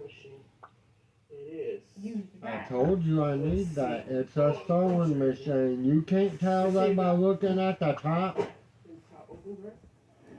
Sheesh. Yeah, we need that. Since without the sewing machine, even you can use that as like a normal table thing. We have one over in storage. Expected because of what type of unit it is, old stuff. Well, tell your mom we need it so I can play with it. Taiwan. Mom's gonna wake up when we get one. Mom's gonna wake up one of these days. She see me so she's like, "The fuck you, mate." This one says Ah, Don't know fuck yet. it. I'm not gonna ask Chris. I'm gonna go down. Lamar, arm. Midwin. Cash iron. They just need cleaned up. We have some more books. You have some more in your butt in your ass. Oh wow. What the fuck? How you Butt have? in his ass. How you have butt We found books in in your ass? As you can see, You make no goddamn sense over there. which are That makes perfect sense to what you think It's full time. is Oh in that. man.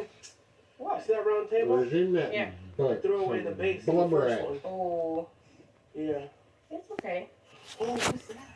Here's Aquaman #1, giving a full origin and early story for Arthur Curry. Aquaman 1, the King of the Seas. The ocean never sleeps. It shifts, rages, and whispers secrets few can hear. Arthur Curry had always heard those whispers. Arthur grew up in the small coastal town of Amnesty Bay, the son of Thomas Curry, a lighthouse keeper, and Atlanta, a woman not of the surface world. He was different, faster, stronger, able to swim where others sank, and able to communicate with the creatures of the sea. As a boy, he rescued fishermen caught in storms. He played among the waves with dolphins, feeling a connection deeper than friendship, older than time. But on land, he was clumsy, awkward, sometimes shunned. Arthur, slow down, his father would call. You'll get hurt. But Arthur never did. One day when he was a teenager, a storm unlike any he had ever seen hit the bay. Waves towered like mountains. Lightning cracked the sky. Should be A going massive to bed cargo soon, ship was actually, tossed 'cause I like a have school toy. tomorrow. Arthur dove into the chaos without hesitation. He guided sailors to safety, communicated with whales and dolphins to help push the ship away from the rocks, and saved dozens of lives. Afterward, the locals called him a hero.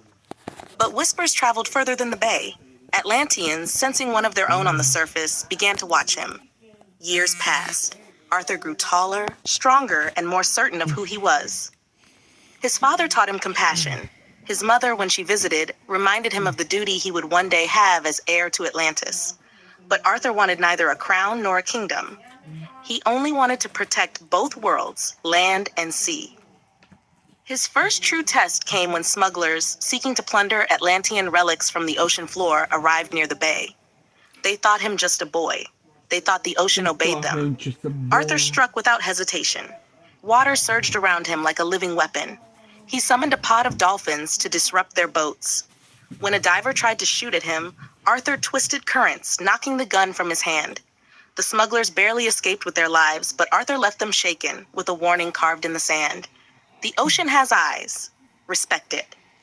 Later, in the quiet of the lighthouse, Arthur stood gazing at the horizon. Father, what if one day I have to defend more than the bay? He asked. Thomas placed a hand on his son's shoulder. Then you'll do what you've always done. Protect, help, lead by example. That's what makes you a king, Arthur. Not a crown. Arthur smiled faintly. A king? I like the sound of that.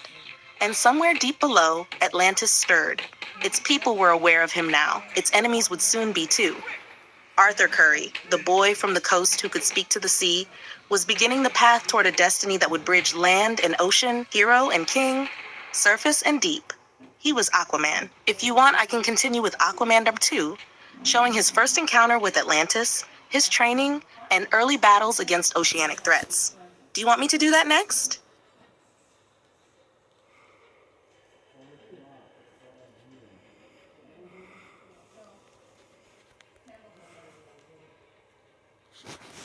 Here's Animal Man number 1, giving a full origin and introduction to Buddy Baker. Animal Man number 1, The Call of the Wild. The world was alive. Every leaf, every breeze, every heartbeat of the earth pulsed with energy, but only a few could hear it. Buddy Baker was one of them. Buddy grew up in a quiet suburb of Bloodhaven, the son of ordinary people. His life seemed simple: school, work, friends, a steady job as a wildlife researcher and photographer. But from a young age, Buddy had a strange connection to animals. He could feel them, sense their pain, their joy, even their intent. Birds would flock to him, dogs would obey instinctively, and even wild creatures seemed to trust him. Animals are smarter than we give them credit for, his father once said. Pay attention, Buddy. Listen to what they're telling you. Buddy never forgot that advice. One night, during a research trip to a remote forest, Buddy and his team discovered an unusual cave system. Deep within, he stumbled upon a strange pulsating energy, an alien artifact buried for centuries. It hummed in a rhythm that matched his own heartbeat. The moment he touched it, a surge of power coursed through him. His body convulsed, senses heightened beyond imagination. He could see through the eyes of nearby animals, hear the calls of creatures far across the forest, and feel the strength of beasts in his muscles. The energy didn't just change him, it awakened him. The first real test of his powers came quickly. A rogue poacher had entered the forest, armed and dangerous, targeting endangered wildlife. Buddy, using his newfound abilities, tapped into the skills of various animals. The speed of a cheetah, the strength of a gorilla, the agility of a monkey, even the sonar-like perception of a bat. Within moments, he had disarmed and trapped the poacher, leaving him incapacitated but alive. The authorities would find him soon, along with a bewildering scene. Buddy, unharmed, standing amidst an army of forest creatures. Back at home, Buddy tried to make sense of it all. Am I just seeing things? He whispered to his reflection. But a sparrow landed on his windowsill, tilted its head, and chirped as if answering. No, you've been chosen. That night, Buddy realized his life would never be ordinary again. He could no longer ignore the call of the wild. Every animal in the city, the forest, the oceans, even the smallest insect, was connected to him in ways he was only beginning to understand. He would need to learn, to train, to understand the limits of his powers. He would need to fight to protect the world, not just its people, but the creatures that shared it. Buddy Baker was more than a man. He was a bridge between humanity and nature. He was Animal Man. If you want, I can continue with Animal Man number 2, where Buddy begins using his powers in the city, confronts his first urban villains, and discovers the deeper connection to the red and the balance of life. Do you want me to do that next?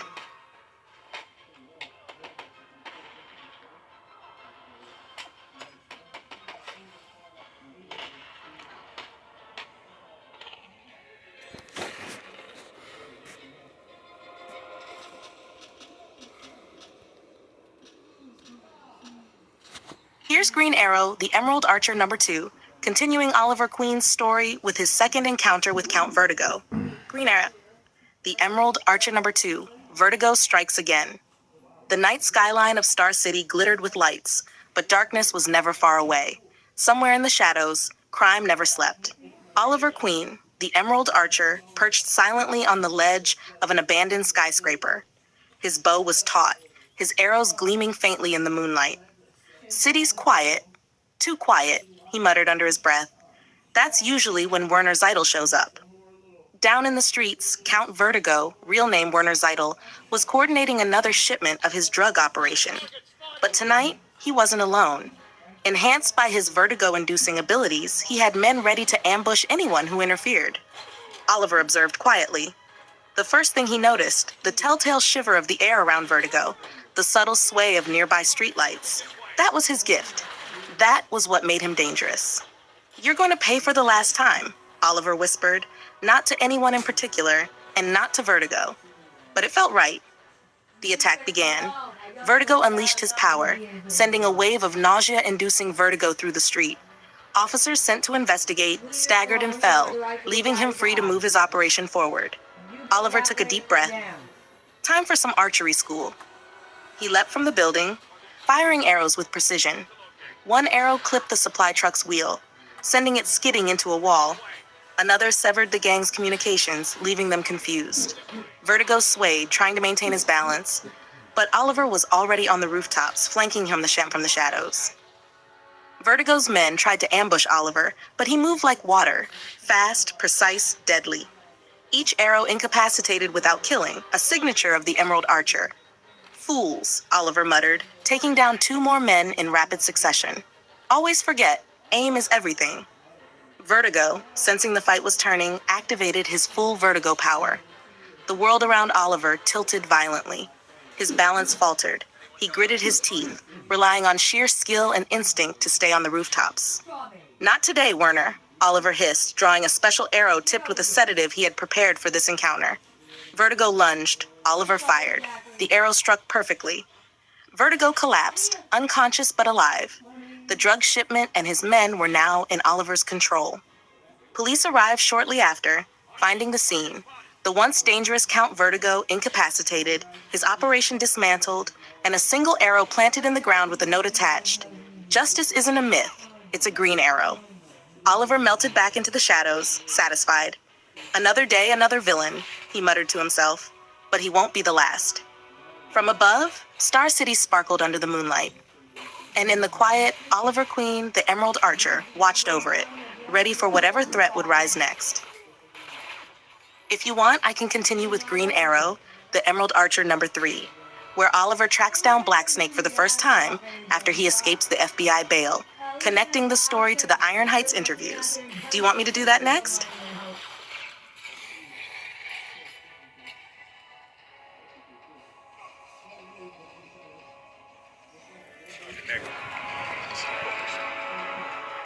Got visual on target.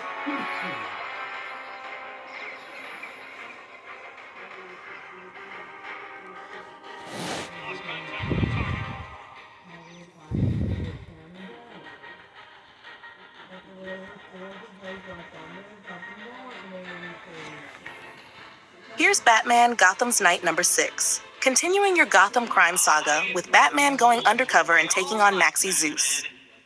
Batman Gotham's Night number 6, the Mount Olympus job. The streets of Gotham were quiet, deceptively quiet. Bruce Wayne perched atop a fire escape, eyes scanning the alleyways below. His mission had started as a hunt for men connected to Sal Maroni, but intelligence had shifted him to a bigger threat, a rising mobster named Maxie Zeus. Rumors whispered that Zeus wasn't just another thug. He was distributing a new designer drug called Olympus, turning addicts into violent, supercharged pawns. Bruce adjusted his plan. He would need subtlety, infiltration, and, most importantly, information. Undercover as Matches Malone. Years ago, Bruce had apprehended a low-level criminal named Matches Malone. He had disappeared without a trace, leaving the Gotham Underground to assume he was gone forever. Tonight, Bruce would become Matches Malone. A quick application of prosthetics, a change of voice, a practiced swagger, and Matches was back. No one in the criminal underworld suspected the disguise. The legend of Matches' return did the rest. Mount Olympus loomed ahead, a towering club doubling as Maxie Zeus's hideout. Neon lights flickered over the street as thugs and drug runners mingled outside, oblivious to the man in their midst who had once fought them. Inside, Bruce's eyes immediately found Zeus's lieutenants, a calculating woman named Athena and a hulking executioner-style enforcer known as Kratos. The club was a storm of neon, pounding music, and whispers of Olympus. Bruce moved carefully, blending with the crowd, listening. Zeus is planning the next big shipment tonight, Athena whispered to Kratos. We need it on the docks by morning. The boss doesn't like delays. Bruce filed every detail mentally, routes, schedules, and the placement of henchmen. With the information secured, he slipped out before anyone noticed the enigmatic presence of Matches Malone. Transformation to Batman. Outside, in the safety of his car, Bruce shed the Malone disguise. The familiar weight of the cowl, the cape, and the utility belt replaced it. Calm, focused, relentless. The mission was no longer reconnaissance. It was intervention. Batman struck Mount Olympus with precision. He moved through the club like a shadow, using grapples, smoke pellets, and martial skill to neutralize thugs. He avoided harming the civilians caught in the chaos, instead using ropes to bind the Olympus-addled patrons as the music thumped around them. Athena tried to counter with cunning strikes, Kratos with brute force. But Batman was faster, stronger, and smarter. He incapacitated both without lethal force, relying on technique rather than weapons, ensuring their survival for law enforcement. The confrontation with Maxie Zeus. Maxie Zeus finally emerged from his office, furious. His golden robes shimmered in the low light, Olympus addicts flanking him like fanatical guards. You think you can just walk in here, Malone? He began. Batman cut him off, voice low, commanding. I'm not Malone anymore. I'm the reckoning for what you've done to Gotham. A brutal, precise fight ensued. Zeus's cronies attacked, Olympus-addled civilians surged forward, and Batman moved through them all with calculated strikes. He used every skill, every gadget, every ounce of training, ensuring the innocent weren't harmed while the criminals fell. Finally, Zeus went down. Athena and Kratos subdued, ropes holding them all securely. Liaison with Lieutenant Gordon. The sound of approaching sirens signaled the arrival of Lieutenant Jim Gordon. He stepped inside cautiously, eyes narrowing at the chaos. Batman? No time for thanks, Jim, Batman said, handing him a small vial. A cure for Olympus. It won't act immediately, but it'll reverse the worst effects. Gordon nodded, accepting it with quiet respect. No words were exchanged about the larger cooperation. This was their secret, a silent agreement that Gotham needed Batman more than it needed bureaucracy. Batman stepped back into the shadows as Gordon rounded up Maxie Zeus, Athena, and Kratos. For once, Batman didn't leave his enemies gift-wrapped. He trusted the law to take them now, focusing solely on saving lives and preserving the city. From the rooftops, Bruce looked down at the streets. Gotham was far from safe. There would always be another threat, another monster, another Olympus rising. But tonight, he had won. And that was enough for now. If you want, I can continue with Batman Gotham's Night No. 7, where Batman investigates Maxie Zeus's connections to larger mob networks, possibly tying into Roman Sionis and other Gotham underworld elements, keeping the detective action balance. Do you want me to do that next? Here's Batman, Gotham's Night No. 6.2, adding the Batmobile upgrade reveal seamlessly into your story. Batman Gotham's Night 6.2, The Batmobile's Secret to After the chaos at Mount Olympus had settled and Maxie Zeus, Athena, and Kratos were in the hands of Lieutenant Gordon, Bruce returned to the Batcave. The city was quiet, but his mind never stopped. Alfred was waiting by the Batmobile, polishing it as always. Master Bruce, Alfred began cautiously, I believe tonight proved the vehicle's versatility, though you didn't use all of its functions. Bruce stepped closer, leaning over the console. There's a problem. Gotham doesn't need to know there's a Batmobile at every corner. It draws too much attention, too many questions. Sometimes I need to blend in. Alfred raised an eyebrow. Blend in? You mean drive it to work as a regular car? Bruce pressed a sequence on the console. The Batmobile's sleek armored panels shifted, tucking away the exaggerated fins and weaponry. Its monstrous bulk streamlined into a sleek black sports car, one that could easily pass as an expensive vehicle on the streets of Gotham. Alfred whistled softly. Remarkable. I must admit, it's rather inconspicuous. You could take it to dinner in this guise and no one would know. Bruce smiled faintly. Exactly. When the city doesn't need the Bat, it shouldn't see him. He tested the steering. The car handled like a dream, faster and smoother than any street vehicle. Sensors remained active, engine responsive, but it looked ordinary. Perfect for blending in, perfect for undercover surveillance, perfect for getting in and out of danger without drawing attention. Alfred shook his head, half exasperated, half impressed. Gotham will never stop giving you trouble, Master Bruce. But at least now, you have a vehicle that won't announce your arrival unless you want it to. Bruce reclined in the driver's seat. Sometimes being unseen is the greatest advantage. From the shadows of the Batcave, the Batmobile purred quietly, ready for action, or ready to disappear into the night as just another sports car on Gotham streets. The city might never know, but Bruce Wayne's secret just became a little safer and a little more cunning. If you want, I can continue with Batman Gotham's Night number 7, showing how Bruce uses the Batmobile's disguise for surveillance and tracking Maxie Zeus's wider criminal network while keeping the detective action style of the saga. Do you want me to do that next?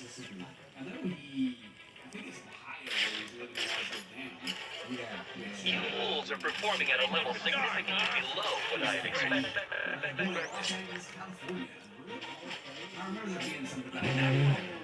Where did he go?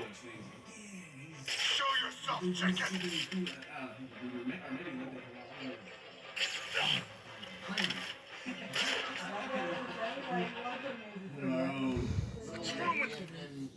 The music video to some of the songs is the camera footage from the raid. And Here's Batman Gotham's Night number 7, continuing Bruce Wayne's crusade in Gotham with multiple encounters. Batman Gotham's Night number 7, Shadows over Gotham. The night air in Gotham was thick with fog, carrying the smell of smoke, gasoline, and the lingering threat of crime. Batman perched atop a rooftop, scanning the streets below. Information from his investigation into Maxie Zeus had led him to 2 other dangerous criminals active in the city, Killer Moth and Kite Man. Part 1, Killer Moth Strikes Again. Killer Moth, real name Cameron Van Cleer, had been spotted moving shipments of stolen tech through Gotham's industrial district. He believed he could outsmart Batman. He was wrong. Batman stalked the shadowed alleys, using the element of surprise. Killer Moth tried to take flight in his moth-themed glider, firing a barrage of smoke pellets and nets. Batman moved with precision, dodging and using the environment to his advantage. Your gadgets are clever, Van Cleer, Batman said, his voice low and commanding. But cleverness doesn't equal victory. He leapt, striking Killer Moth mid-flight with a grappling hook that yanked him from the glider and pinned him to a steel support beam. Nets and smoke dissipated uselessly in the wind. Batman secured him with reinforced ropes, leaving him for the authorities. Gotham doesn't need a moth, Batman muttered, disappearing into the shadows before the police even arrived.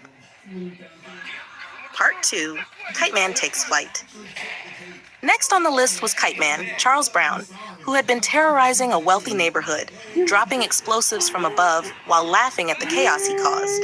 Batman tracked him from the rooftops, predicting his aerial maneuvers and the trajectory of his kite-borne explosives. The first strike, a well-aimed batarang severed Kite Man's main control line, sending him spinning in a panic. You never learn, Brown, Batman said, gliding down to confront him directly. Kite Man tried to fight back with sharp-edged kite strings, but Batman's speed and agility were superior. A few precise moves later, Kite Man was tied securely, dangling from a street lamp for the police to retrieve. Batman vanished before the chaos of arriving officers could compromise his escape.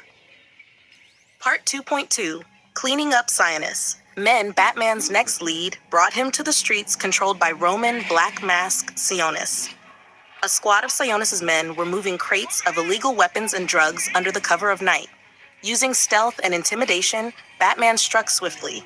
He incapacitated the first wave with precise, non-lethal strikes. The remaining gangsters panicked, running through narrow alleys where Batman could corner them. One by one, he tied them up with ropes, leaving no lethal marks, only fear and defeat. Among the captured was a lieutenant who muttered, Who are you?" "Just a shadow," Batman replied, voice calm but cold. "One that Gotham doesn't forget." By the end of the night, Killer Moth, Kite Man, and several of Black Mask's men were secured for law enforcement. Batman stood atop a rooftop, looking over the city. The streets were quiet again, for now. Alfred's voice echoed in his earpiece. "Master Bruce, you may need some rest before the next storm." "No rest," Batman said, eyes scanning the horizon. "There's always another threat, and I'll be there before it strikes." From the shadows, the Batmobile purred quietly, hidden beneath its sleek sports car disguise, ready to carry its master wherever Gotham needed him next. If you want, I can continue with Batman Gotham's Night number 8, where Batman starts investigating the deeper connections between Maxi Zeus, Roman Sionis, and Gotham's rising drug trade, further building his detective work and action sequences. Do you want me to do that next?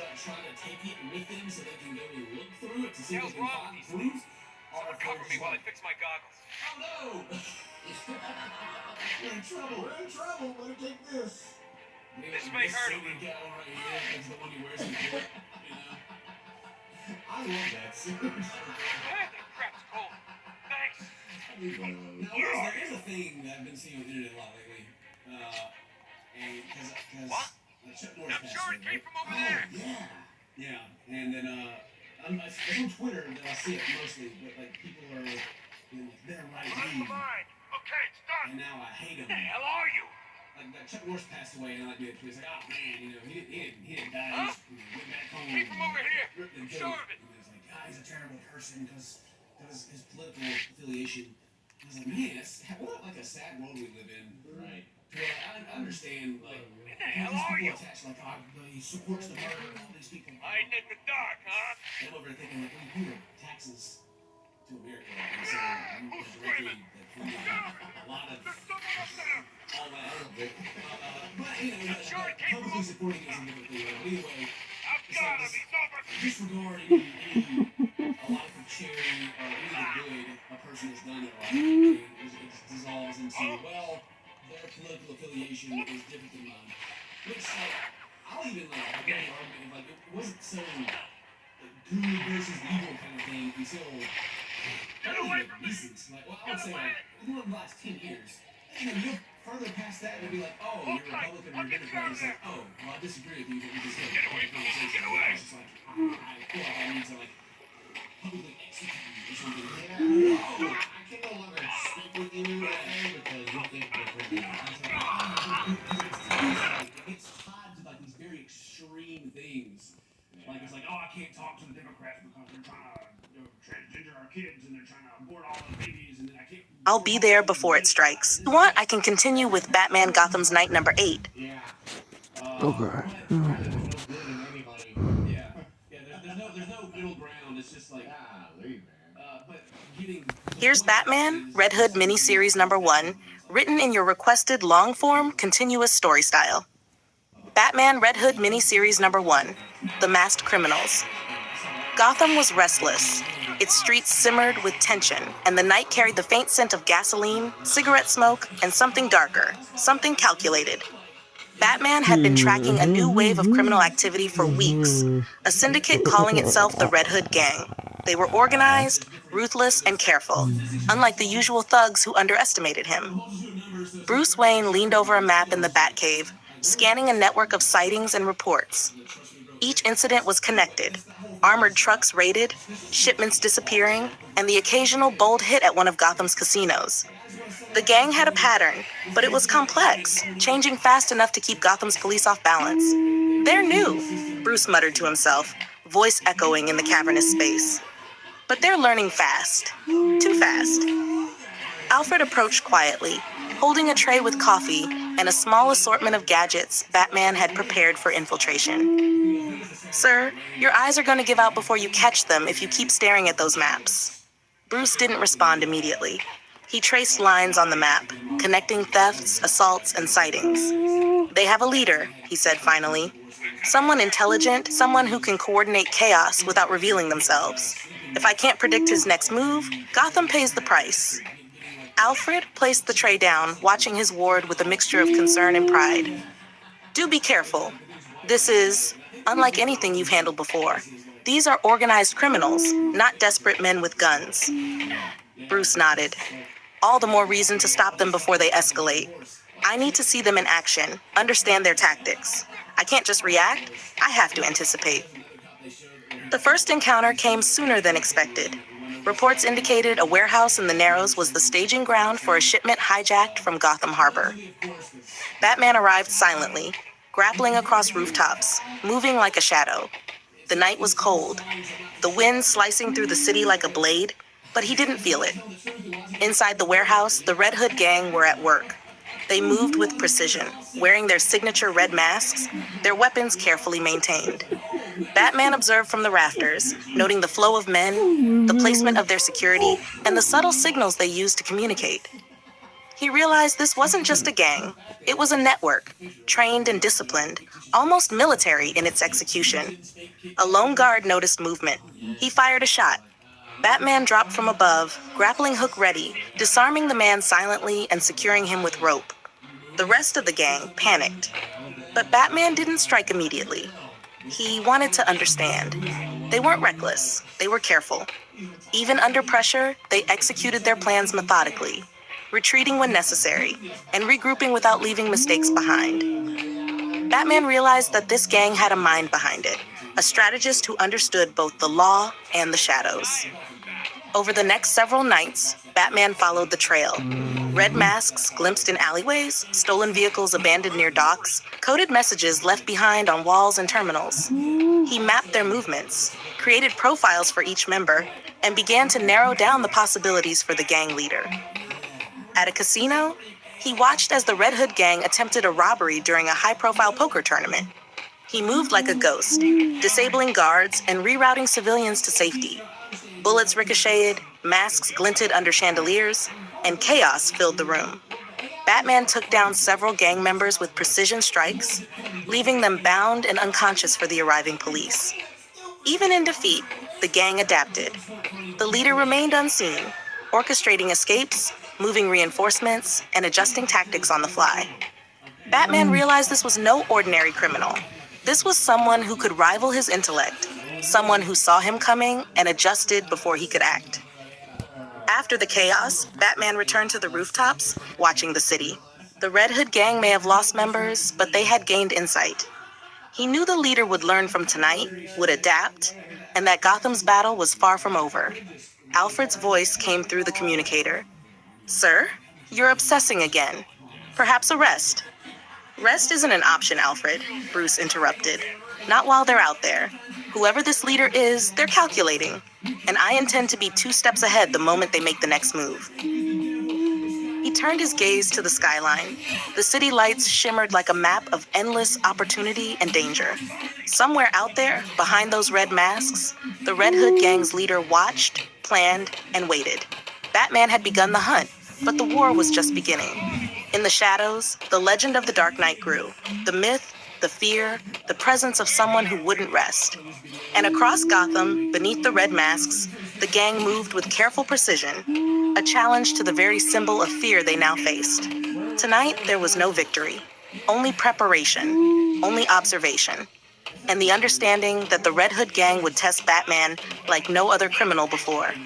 The city slept uneasy, and the chase had just begun. If you want, I can continue with Batman Red Hood miniseries number 2, where Batman infiltrates deeper into the gang, uncovers clues about the Red Hood leader's identity, and begins his psychological game against them.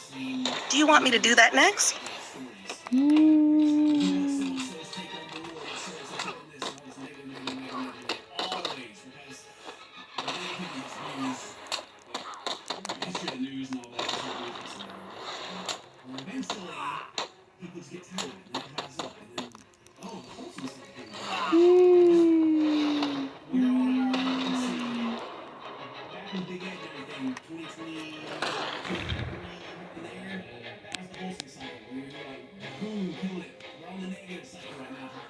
Here's Batman Red Hood miniseries number 2, continuing your long-form style story. Batman Red miniseries number 2. Into the shadows. Gotham never slept, and neither did its predators. Batman moved silently across rooftops, a shadow among shadows, eyes scanning every alley and street. The Red Hood gang had struck again, this time hitting a weapons shipment at Gotham Harbor. By the time the authorities arrived, the gang was gone, leaving only chaos and the faint echo of red masks. Bruce crouched atop a crane overlooking the harbor, the night air cold against his skin. He had studied the gang's patterns, memorized their tactics, and tracked their movements for days. But the leader remained elusive, always one step ahead, always unseen. "They're organized," Batman muttered into the communicator. "And their leader isn't just smart, he's calculating. Every hit, every retreat, it's all part of a larger plan. Alfred, I need you to cross-reference recent gang activity with unusual criminal disappearances. Anything that could indicate who's directing them." Alfred's voice was calm, measured, but filled with concern. "Sir, you've been on this trail for weeks. Make sure you don't lose yourself in the shadows chasing shadows." "I won't," Bruce said, though even he knew the line was thin. Not yet. The Red Hood gang isn't just a threat to property, they're escalating. And I intend to find their head before Gotham pays the price. The next lead brought him to a rundown warehouse in the industrial district. A faint glow from inside revealed the silhouettes of red masks moving among crates and barrels. Batman descended silently, using grapples to swing across the beams, staying above the gang's line of sight. From his vantage point, he could see the gang preparing crates for transport, communicating with subtle hand signals. Batman cataloged every detail: their numbers, the timing of their shifts, the weapons they carried, even the routes they planned to take. A gang member noticed movement, a shadow too swift for human eyes to track. Batman dropped from above, taking the man down with precise strikes and leaving him bound and unconscious. Another member came running. A single throw of a batarang disarmed him, leaving him for the police who would arrive soon. The gang panicked, but their leader remained unseen, orchestrating their retreat, adapting their tactics in real time. Batman realized this was no ordinary gang. This was a team being led by someone who understood strategy, fear, and the psychology of the city. Across the warehouse floor, Batman moved with calculated efficiency, neutralizing members without causing unnecessary harm. Civilians caught in the crossfire, dock workers and nearby residents were guided to safety with subtle signals and protective maneuvers. His strikes were precise, his movements deliberate, leaving the gang incapacitated but alive, ready for interrogation by the authorities. After securing the scene, Batman retreated to the shadows, observing from a distance as the gang regrouped under the careful eye of their hidden leader. The Red Hood gang's influence in Gotham was expanding, but so was Batman's understanding of them. Every observation, every encounter, brought him closer to unraveling the identity of the person behind the masks. Back in the Batcave, Bruce reviewed the night's events. Maps, photographs, and sketches covered the walls, each connected by threads of red yarn like veins of a living organism. The Red Hood gang was more than a nuisance. They were a threat, a test, a challenge. And their leader, whoever he was, remained a shadow, always one step ahead. Alfred approached, placing a hand on Bruce's shoulder. "You've done well tonight, sir. But remember, this isn't just about apprehending criminals. It's about protecting Gotham. Don't let the hunt consume you." Bruce nodded, eyes never leaving the map. "I won't, but I will find them. The leader is here somewhere, watching, planning, and I will be ready when they make their next move." From the darkness above Gotham, Batman disappeared into the night. The city remained unaware of the battle raging above and below its streets, a battle between the Dark Knight and a criminal organization that had the audacity to challenge him. The Red Hood gang had struck again, but Batman was already 3 moves ahead. And the game was only beginning. If you want, I can continue with Batman Red Hood miniseries number 3, where Batman begins to uncover more about the leader's methods, the gang's funding, and how deep their influence runs in Gotham, keeping the story as one long, continuous narrative. Do you want me to continue with that next?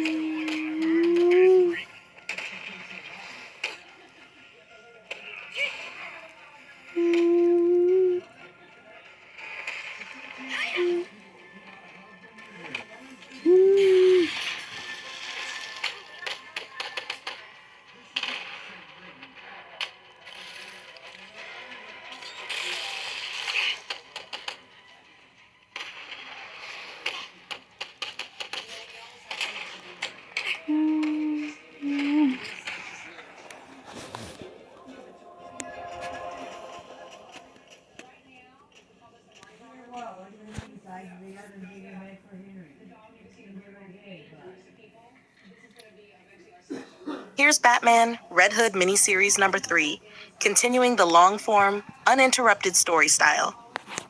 Batman Red Hood miniseries number 3, Threads of Deception. The city never seemed quieter than when danger was closest.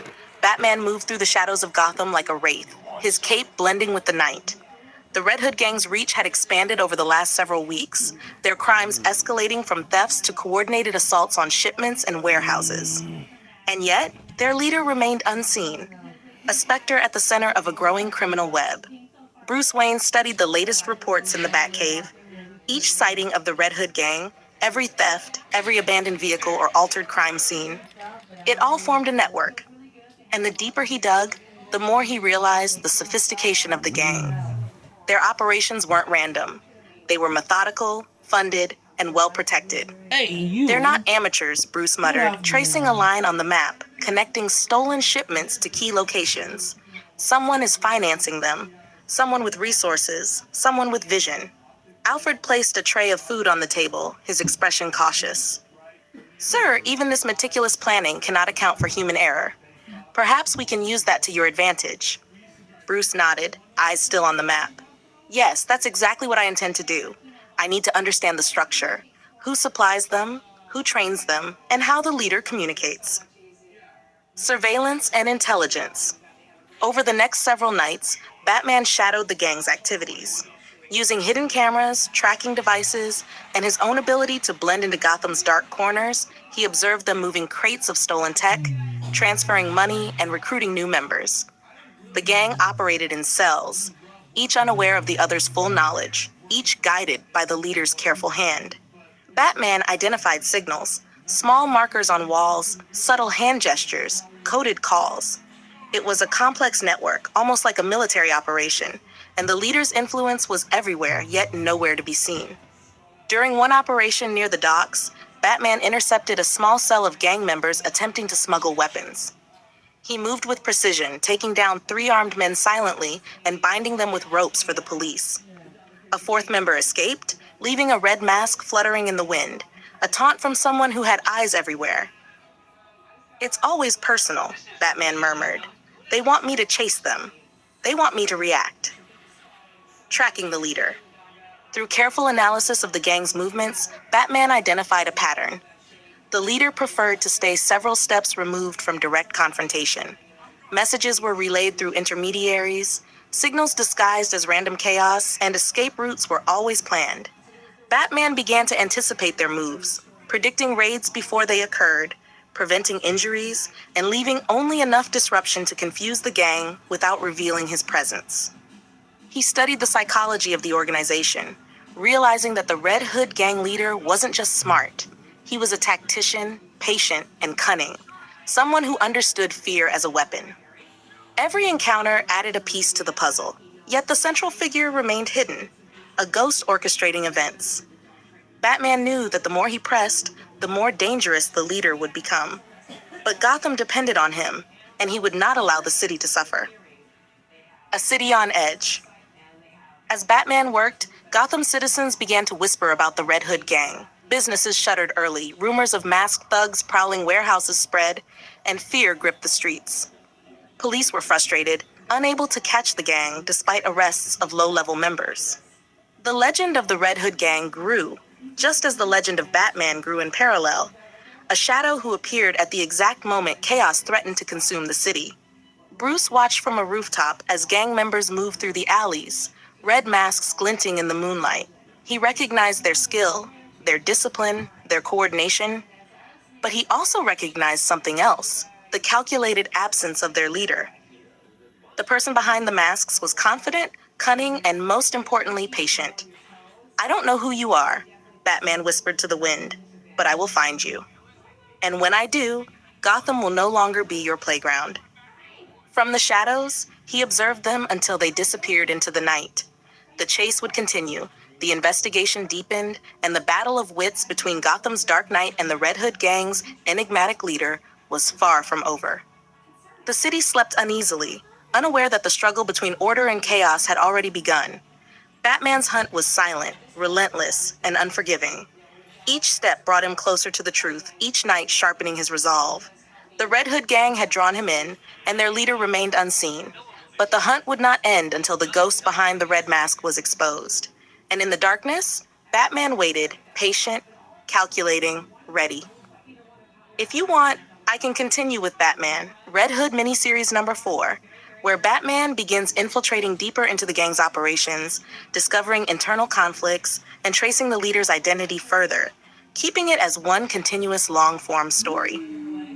Do you want me to do that next?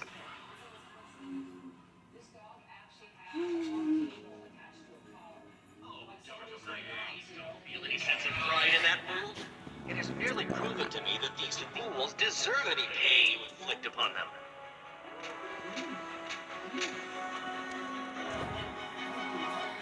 Here's Batman, A Long Night number 0, written in your requested long, continuous story style like the Gotham's Night stories.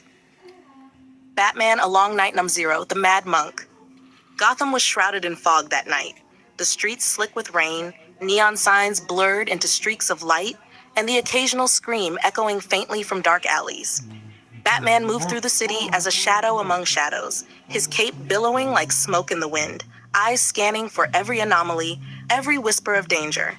He had been tracking unusual activity for days, reports of disappearances, whispers of a shadowy figure moving through the docks, the warehouses, and now in the wealthy districts.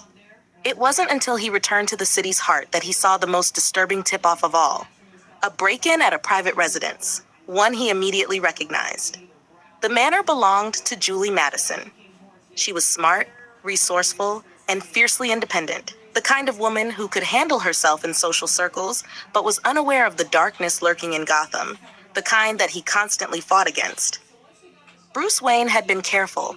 He had kept his identity from her, kept his life as Batman separate from his appearances in her world. But now it was personal. Julie Madison had gone missing. The scene was quiet except for the faintest sounds: furniture overturned, a shattered vase, and the lingering smell of incense mixed with something more sinister: blood. Batman's eyes narrowed beneath the cowl as he scanned the room. There were no signs of forced entry other than a broken window, and nothing that indicated robbery. This was calculated. Someone had come specifically for her. He found traces, small droplets of blood leading toward the edge of the roof. It was faint, almost imperceptible, but to him, it was a trail. He followed it across the cityscape, through alleyways and along fire escapes, until the scent changed, sharp and cold. It carried an unnatural undertone, like something not entirely human. He knew instantly who or what he was tracking. The reports were accurate, the rumors true. A vampire had returned to Gotham, and this one was called the Mad Monk. The Mad Monk was not like the criminals Batman usually faced. He didn't operate for money or influence. He operated for terror, feeding on fear and flesh, moving in the shadows of superstition and legend. He was clever, patient, and cruel. And he had Julie Madison. Batman reached an abandoned cathedral on the outskirts of Gotham. Its spire pierced the fog, stained glass windows shattered, and the stone steps cracked with age. He crouched in the shadows, surveying the interior. Candles flickered, casting grotesque shapes along the walls, and in the center of the sanctuary, Julie was bound in heavy chains, unconscious, her hair tangled, her dress torn. The Mad Monk loomed over her, tall, gaunt, and clad in black robes that seemed to swallow the candlelight. His face was pale, almost cadaverous, with eyes that glowed faintly in the dark. He muttered in a language long forgotten, his voice low and hypnotic, as if calling to some dark power beyond the mortal realm. Batman stepped forward, silently, his presence unnoticed until he moved closer. The Mad Monk turned slowly, sensing a predator. His smile was cruel. "Ah, the Bat. Always interfering where you do not belong," the vampire hissed. "But this time, you are too late. She belongs to me now." Batman's eyes narrowed. "Not if I have anything to say about it." Without hesitation, he attacked, moving faster than the human eye could follow. The Mad Monk was strong, his movements fluid, almost inhuman. He lashed out, his hands striking with terrifying precision, attempting to overpower Batman. But Batman's training, his instincts, and his gadgets gave him an edge. Smoke pellets, grappling hooks, and his knowledge of anatomy allowed him to evade the strikes and gain the upper hand, striking with precise, non-lethal blows aimed to disable, not destroy. Julie stirred as the battle raged around her. Her eyes fluttered open, fear filling her gaze as she saw the dark figure moving among the candlelight, the vampire looming over her. She didn't know who Batman truly was. She knew him only as the creature of legend, the dark shadow who had appeared to protect the city. Yet something in the way he moved, the precision, the focus, gave her a strange sense of hope. The Mad Monk howled, enraged, swinging with supernatural speed. Batman barely dodged, rolling across the floor, using his momentum to slam into the vampire with a reinforced shoulder strike. He grabbed chains and yanked Julie free, careful not to let her stumble. "You won't take her," Batman growled, voice deep and commanding. "You cannot stop what is inevitable," the Mad Monk spat, recoiling into the shadows. His eyes glowed brighter, his strength magnified by the dark rituals he had performed. But Batman pressed forward, striking relentlessly, forcing the vampire back. He dodged a clawed swipe, firing a specialized gas pellet from his belt, enveloping the Mad Monk in a choking, blinding fog. Julie struggled, frightened but alive, as Batman whispered, "It's okay. I've got you. You're safe now." The fog allowed him to act quickly, tying up the vampire with reinforced cables and chains he carried for containment of superhuman threats. The Mad Monk struggled, screaming, but the ropes held. Batman lifted Julie into his arms, her warmth and pulse grounding him amidst the chaos. Outside, in the pouring rain, he moved swiftly. No one could see him or hear him over the storm. He carried Julie to a safe location, a rooftop overlooking the city, the neon lights reflecting off the wet streets. She looked at him, confused and frightened. Who are you?" she asked, voice trembling. "I'm someone who protects this city," he said quietly. "Someone who won't let people like him hurt you." Julie's eyes searched his face, suspicion and awe battling with gratitude. I I don't understand. Why? Why would you risk yourself like this? Batman didn't answer directly. He merely handed her over to a waiting Alfred, who had arrived silently as always and melted back into the shadows. His work was not done. The Mad Monk had been contained, for now, but Gotham's night was never truly safe. As he disappeared across the rooftops, his cape billowing like a dark banner, he thought to himself, every night brings new horrors, new threats, and new choices. But one thing was certain. No matter the danger, no matter the opponent, no matter the supernatural darkness that slithered through Gotham's streets, he would face it. Julie Madison might not know that Bruce Wayne and Batman were the same, but tonight, she had seen the truth of his purpose. And that was enough, for now. The city slept uneasily, the rain washing away blood, sweat, and fear, but the shadows were never empty. And neither was Gotham's protector. If you want, I can continue with Batman A Long Night #1, where Batman investigates the Mad Monk further, uncovering the supernatural threat lurking beneath Gotham, all while balancing.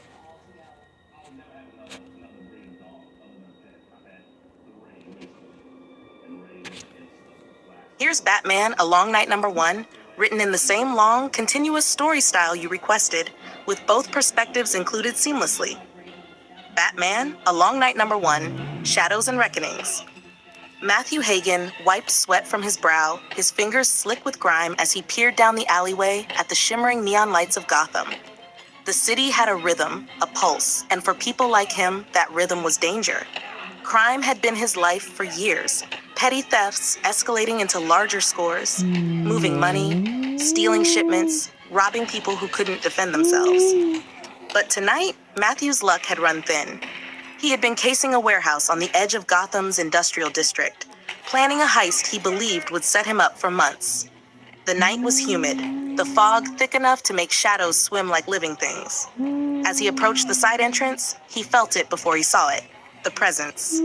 Dark, impossible to define, and yet undeniable. Batman moved like the wind, a shadow atop the warehouse roof. Matthew froze, adrenaline spiking as he realized he was being watched. The thugs he'd been working with were too slow, too careless. One of them stumbled and knocked over a crate, the sound deafening in the still night. The figure leapt. The world slowed for Matthew. The dark shape landed before him, imposing and silent, eyes like knives cutting through the darkness. He tried to run, but Batman was faster, his movements precise and inexorable. Within moments, Matthew found himself flat against the concrete, bound with reinforced rope, staring into the cowl that had haunted Gotham for decades. "You can keep running," Batman said, his voice low and icy, "but you can't outrun yourself." Matthew shivered, realizing the truth in those words. This was no ordinary criminal, no man to intimidate with threats or guns. This was someone who embodied fear, precision, and consequence. He had crossed paths with the myth, and now he would pay the price. Batman left him tied and unconscious for the arriving authorities, disappearing before the cops could arrive. In the back of his mind, Matthew knew that this encounter was different. It wasn't just fear, it was clarity. That night, staring at the sky and the lights of Gotham through the cold rain, Matthew decided he needed a new life. Crime wasn't a future, it was a dead end. From that moment, he would turn away from this path, learning skills, traveling, and eventually seeking treasures in history as a legitimate profession. The next night, Gotham's shadows were again stirred, but this time in the hallowed halls of Arkham Asylum.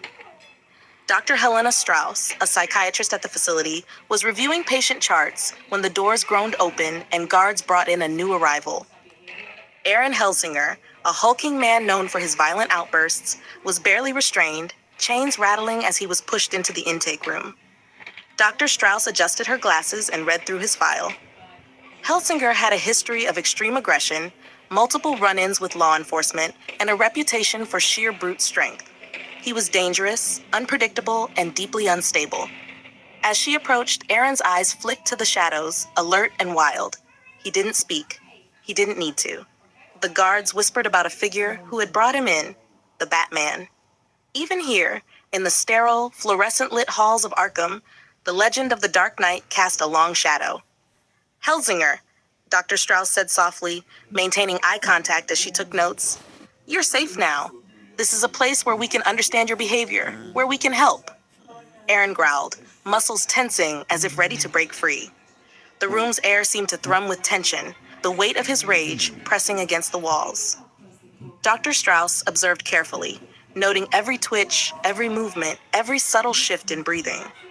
Outside, the faint echo of Gotham's streets reminded her of the man who had delivered Helsinger into their care. Batman did not often come to Arkham, but when he did, it was always for a reason. Helsinger's containment had been precise, effective, and calculated. Strauss took a deep breath and began the evaluation, making mental notes of everything. How he reacted to her questions, the tone of his voice, the tension in his muscles. Every detail mattered, because Aaron Helsinger was not just a criminal. He was a force of nature, contained only by walls and iron. And the night Batman brought him in had already altered the trajectory of his path. Helsinger didn't speak, but Strauss noted the smallest signs. The flick of an eye, the shift of a foot, a barely audible exhale. Patterns. Signs of intelligence hidden beneath rage. And somewhere in the shadows of Gotham, she knew the Dark Knight watched, studied, and prepared. The city never rested, and neither did its guardian. From the alleys where criminals like Matthew Hagen learned the consequences of their choices, to the halls of Arkham where monsters like Aaron Helsinger were contained, Batman's presence shaped the night. He was fear and hope, shadow and justice, and the long night stretched on before him, filled with challenges yet unseen and threats yet unknown. And in that darkness, Gotham waited, its fate resting in the hands of a man who would not yield, who would not falter, and who would face every threat with the cold precision of a predator and the relentless resolve of a protector. If you want, I can continue with Batman A Long Night #2, where Batman begins directly investigating the Red Hood gang and Maxie Zeus simultaneously, while the supernatural threat of the Mad Monk lingers, blending detective work with high-stakes action, all in the same continuous story style. Do you want me to continue with that next?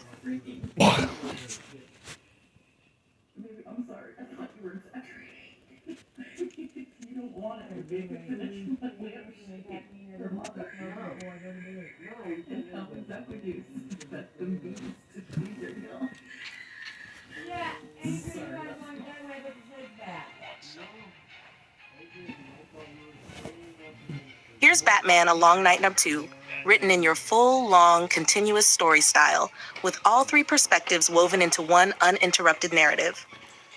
Batman A Long Night #2, Perfection and Madness. Laszlo Valentin remembered many things, and yet, he remembered nothing clearly. His mind was a fractured mirror, each shard reflecting a different truth, a different origin, a different pain.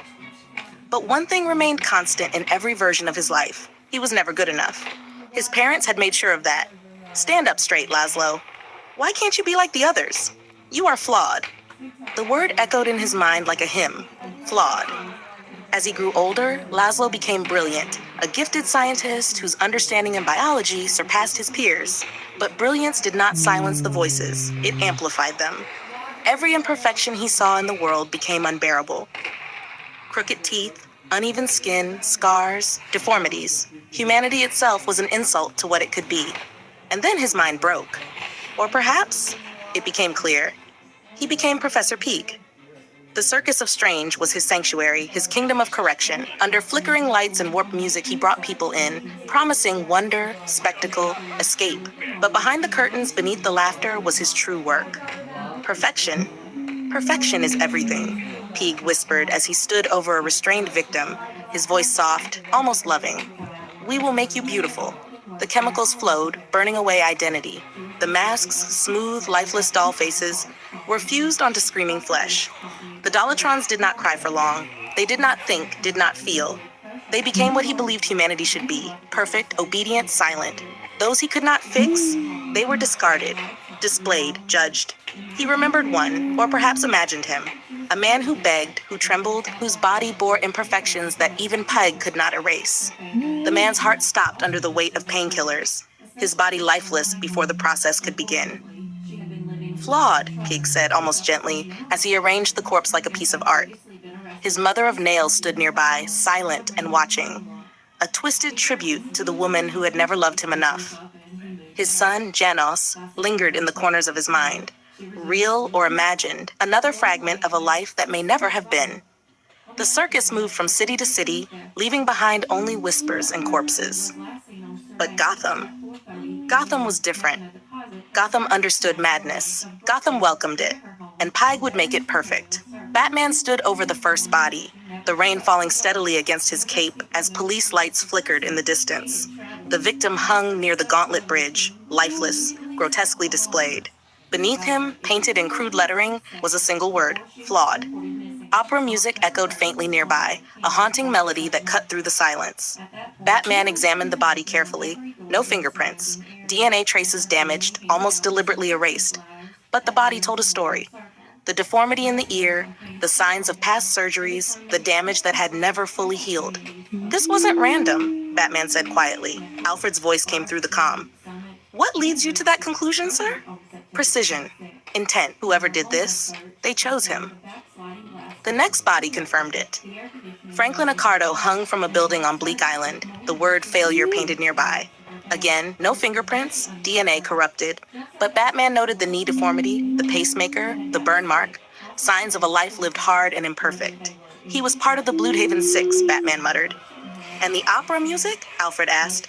Batman glanced at the small player nearby, the same haunting melody playing. It's not just theatrics, it's a signature. More bodies followed. Robert Kincaid displayed in a penthouse on Mayagani Island, labeled imperfect. Lisa Mendez strung across a building marked broken. Ella Montgomery left at a construction site, branded defective. Each one different, each one chosen, each one bearing physical or medical imperfections, each one stripped of identity, their humanity erased before death. Batman worked tirelessly, examining every detail, every anomaly. Without DNA, without fingerprints, he relied on the subtle clues. Scars, implants, surgical traces. He cross-referenced missing persons across the country, building profiles, connecting the dots. This isn't just a killer, Batman said under his breath as he stared at the word imperfect painted above another victim. It's a pattern, a philosophy. You sound almost unsettled, sir, Alfred noted. Batman exhaled slowly. Each body, a different word. Flawed, failure, imperfect, broken, defective. A coincidence? Alfred suggested, though his tone betrayed doubt. Batman's eyes hardened. No, a judgment. The final body confirmed everything. Allison Wares, left in an alley at Waypoint, marked rejected. Opera music blared loudly beside her, as if announcing the end of a performance. Batman crouched beside the body, analyzing the anomalies, the extra finger, the chemical burns, the voice box. Another victim chosen for imperfection. Alfred's voice cut through the silence. Sir, I've cross-referenced all known data points. Airports, transit routes, public events. There is one consistent overlap. Batman stood slowly. Say it. The Circus of Strange. Batman's eyes narrowed. Who runs it? A man named Laszlo Valentin. Batman turned toward the skyline, the pieces finally aligning. Does he have a base in Gotham? A pause. Then yes, sir, an abandoned doll shop. Batman vanished into the night. The captive didn't know how long they had been there. Time blurred in the darkness of the cage, the air thick with chemicals, and the faint, sickening smell of something burned and rotting. Around them, others sat in silence, some trembling, some barely conscious, some already changed. The Dolatrons moved without sound, their faces smooth and lifeless, their bodies obedient. They carried tools, prepared tables, obeyed every command of the man who called himself perfect. Hey, you! Professor Peig hummed softly as he worked, his gloved hands steady as he adjusted a mask on a writhing victim. Shh, don't fight it. You will be beautiful soon. The captive wanted to scream, but fear held their voice hostage. They watched as another person was transformed, their individuality stripped away, their humanity erased. Then, something changed. The lights flickered, a shadow moved across the walls, and suddenly, the Dolatrons stopped. Batman emerged from the darkness like a nightmare given form. He moved fast, precise, dismantling Peig's operation piece by piece. Dolatrons lunged, but Batman countered with calculated force, disabling them without hesitation. He shattered restraints, broke through barriers, and moved toward the center of the madness. Professor Peig turned, delighted rather than afraid. Ah, the Bat! Come to witness perfection? I've seen enough, Batman said coldly. The fight was brutal. Peig was unpredictable, erratic, his movements wild but purposeful. But Batman was disciplined. relentless. He dodged, struck, countered, and ultimately overpowered the madman, binding him securely. The Dolatrons fell silent. The captives were freed, trembling, broken, but alive. Batman stood in the center of the ruined doll shop, surrounded by the aftermath of horror. He looked at the victims, at the lives nearly destroyed, and then at Pig, who laughed softly even in defeat. They could have been perfect, Pig whispered. Batman said nothing. Sirens echoed in the distance. By the time the police arrived, Professor Pyke and the Dolatrons were secured, destined for Arkham Asylum, where madness was studied but never truly contained.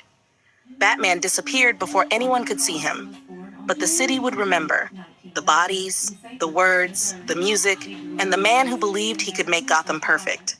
But Gotham didn't need perfection. It needed a protector. And in the endless night, Batman remained. In 2005, at the age of 15, she became pregnant, and while visiting a ministry for pregnant teens, met a nice couple, James and Sandy Niedermeyer. Sandy was also pregnant and coached her through labor. After Taji gave birth to baby Gracie, she put the baby up for adoption and moved in with James and Sandy for a time. Here's the aftermath story, continuing directly from Batman A Long Night Number 2, in the same long, continuous narrative style. Batman, A Long Night, Aftermath, the tapes. The doll shop was silent now, not the kind of silence that brought peace, but the kind that lingered after something terrible had already happened. The kind that soaked into the walls, into the floorboards, into the broken tools and rusted tables that still smelled faintly of chemicals and decay. Batman moved slowly through the remains of Professor Pyg's hideout, his boots barely making a sound against the cracked tile. The GCPD had already cleared out the victims, the Dolatrons, and Laszlo Valentin himself, now bound for Arkham Asylum. But Batman wasn't finished. He never was. Because men like Pyg didn't just act. They left behind truths, clues, fragments of their madness, and Batman intended to understand every piece of it. His eyes scanned the room, noting everything. Surgical equipment, chemical vials, masks, dozens of them, each identical, each hollow, identity erased, humanity stripped away. Then he saw it. A small recorder, old, worn. He picked it up carefully, turning it over in his gloved hands. Dust clung to it, but it was intact, functional. Alfred, Batman said quietly, I found something. I suspected as much, sir, Alfred replied through the comm. Shall I prepare for audio analysis? Batman pressed a button. A crackle of static filled the room. Then a voice. Ladies and gentlemen, boys and girls, the Circus of Strange is coming to a town near you. The tone was theatrical, energetic, twisted joy wrapped in performance. Batman stood still, listening as Pyke's voice painted a grotesque picture of his circus. Be astounded by Big Top. Is it a man? Is it a woman? Who knows? Batman's eyes shifted slightly, recalling the massive figure he had glimpsed among the Dolatrons. Something human once, now something else entirely. Be dumbfounded by Siam. He glanced at a corner of the room where restraints had clearly been designed for multiple bodies at once. And phosphorus wrecks, fire damage, burn marks, evidence scattered across the floor. This wasn't just a gang. It was a traveling nightmare. The tape clicked off. Silence returned. Batman inserted the next tape. Static. Then a softer voice. Janosh, my dearest son. Batman's expression didn't change, but something behind the cowl sharpened. This wasn't performance. This was personal. I make these recordings so you are not alone, so that you know Daddy loves his son. Alfred spoke quietly. Sir, he believes he has a son? Or he did, Batman replied. Or he imagined one. The tape continued. Pyke describing the circus, the Dolatrons, the movement from city to city. Now they feel no pain. They know nothing of misery. Batman's jaw tightened slightly. They join us now, like a big family. A family built on control, Batman muttered. Then the line that mattered most. Gotham is her name. Janosh, I tell you, the circus has come home. Batman turned slowly, looking around the ruined doll shop. This wasn't random, he said. He chose Gotham. Alfred's voice was low. Then this was always going to happen. Batman didn't respond.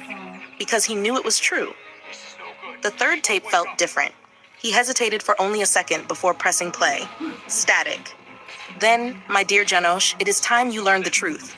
The voice was quieter now, more fractured, more human. Batman listened as Pyke spoke about a woman, his real mother, his salvation, his obsession. She was perfect. Batman's eyes narrowed slightly. Then the shift. Until Mother Goat found her. The words twisted, broken, slipping into madness. Descriptions followed. Grotesque, disturbing, violent. Batman didn't move, didn't react, but he listened to every word. The nails had done their work. His gaze drifted briefly to a nearby object. The Iron Maiden, the mother of nails. A tool of torture, a shrine, a memory. Day and night I worked, sculpting her. The truth began to form. Not just madness, obsession, control, a need to fix what he believed was broken. I had to end it, Janosh, for you. The tape ended with a soft click. The silence afterward was heavier than before. Batman stood there, the recorder still in his hand, surrounded by the echoes of a broken mind. Sir? Alfred said carefully. What do you make of it? Batman didn't answer immediately. He walked slowly through the room again, past the masks, the tools, the cages, past the remnants of lives nearly destroyed. Finally, he spoke. He doesn't see people, Batman said. He sees flaws, imperfections, problems to solve. And the killings? Alfred asked. Judgment, Batman replied. If he can't fix them, he erases them. A pause. Then the words he left behind. Flawed, failure, imperfect, broken, defective, rejected. Batman looked down at the recorder. That's how he sees the world. And himself? Alfred asked quietly. Batman's voice lowered. Worse. He placed the recorder down carefully. For a moment, the Dark Knight stood in complete stillness, surrounded by the aftermath of madness. Then he turned. The investigation wasn't over. It never was. Because Gotham didn't just create monsters. It attracted them. And somewhere out there, in the endless night, there were more like Pike. Different, but just as broken. Batman stepped into the shadows, cape trailing behind him like a fading echo. The doll shop remained silent once more, but the tapes, the voices, the truth, they would stay with him, and the long night would continue. The next day, her tan 1999 Chrysler Cirrus was found parked illegally in Dixmoor, near Thornton Road and Ashland Avenue, not far from a forest preserve. Here's Batman A Long Night number 3. Continuing in your long, continuous story style. Batman, A Long Night number 3, Echoes of the Beginning. The television flickered softly in the corner of the room. The glow of the screen casting light across polished floors and expensive furniture. The news anchor's voice carried through the quiet space, upbeat, almost cheerful in contrast to the city it reported on. Tonight, the Gotham City Eagles are set to take the field in what promises to be one of their biggest games of the season. The camera cut to highlights, roaring crowds, bright stadium lights, a city pretending, for just a moment, that everything was normal. Bruce Wayne sat in silence. He wasn't watching the game. He wasn't really listening. His eyes were on the screen, but his mind was somewhere else. Somewhere darker, quieter, colder. The past had a way of finding him in moments like this. It had been early in his career, before the symbol had weight, before the criminals whispered his name with fear instead of disbelief, before Gotham understood what the Batman really was. Back then, he was still learning, still making mistakes, still figuring out how far he was willing to go. Commissioner Jillian Loeb had been in charge of the GCPD at the time, and the city was worse than it already was now. Corruption ran deep, trust was non-existent, and the idea of a masked vigilante was treated as either a joke or a threat. That was when Albert Bloom appeared. Bloom hadn't started as a monster. They rarely did. He had been a man pushed too far, broken by something no one had paid attention to, ignored until the damage became irreversible. By the time Gotham noticed him, it was already too late. He had taken children, multiple. A school bus hijacked in broad daylight turned into a moving nightmare. The city panicked. Loeb responded the only way he knew how: force. SWAT teams mobilized, streets were blocked, orders were shouted, guns were loaded. Bruce had been watching it all from above. He remembered the way his heart had been pounding, the way his mind raced through every possible outcome. A direct assault would get the children killed. Negotiation would take too long. Waiting wasn't an option. So he acted. The warehouse where Bloom had taken the children was dark, the windows boarded, the air thick with tension. Bruce had entered silently, moving through the shadows, listening before striking. Bloomy was unstable, pacing, muttering to himself, a weapon clutched in his hand as the children huddled together in fear. They don't listen. They never listen, Bloomy had whispered. But they will. They'll understand. Bruce remembered the moment he chose to move. Not hesitation, not fear, decision. He dropped from the rafters without warning, fast, precise, relentless. Bloom barely had time to react. The weapon was gone in seconds, knocked from his grip before he could fire. A struggle followed, desperate, chaotic, but Bruce controlled it. Every movement calculated, every strike placed to disable, not kill. Within moments, it was over. Bloom was on the ground, finished. The children were safe. Bruce didn't stay. He never did. By the time the SWAT team breached the building, weapons raised, shouting commands, all they found was Albert Bloom restrained on the floor and a room full of shaken but unharmed children. And no sign of the man who had done it. Bruce leaned back slightly in his chair, the memory fading but never fully gone. That had been one of the first times. One of the first moments Gotham had begun to ask the question, what is the Batman? A myth? A man? A demon? Even now, years later, not everyone had their answer. But Bruce did. The television continued to play in the background, the cheers of the Gotham City Eagles fans echoing faintly as the broadcast carried on. Bruce stood, adjusting his jacket slightly. Tonight wasn't about the past. Not entirely. The Wayne Manor was alive with light and sound, the grand halls filled with laughter, conversation, and the clinking of glasses. Gotham's elite had gathered, drawn by wealth, influence, and celebration. Julie Madison stood at the center of it all. She smiled, radiant, confident, her presence commanding attention in a way that had nothing to do with Bruce's name or status. She had earned this.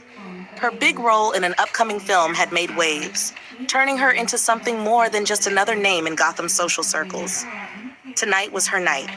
Bruce watched her from across the room, a faint, genuine smile forming, something rare, something real. Alfred approached quietly, as always. She seems quite happy, sir. She deserves it, Bruce replied simply. Julie caught his eye across the room and walked over, her smile softening slightly.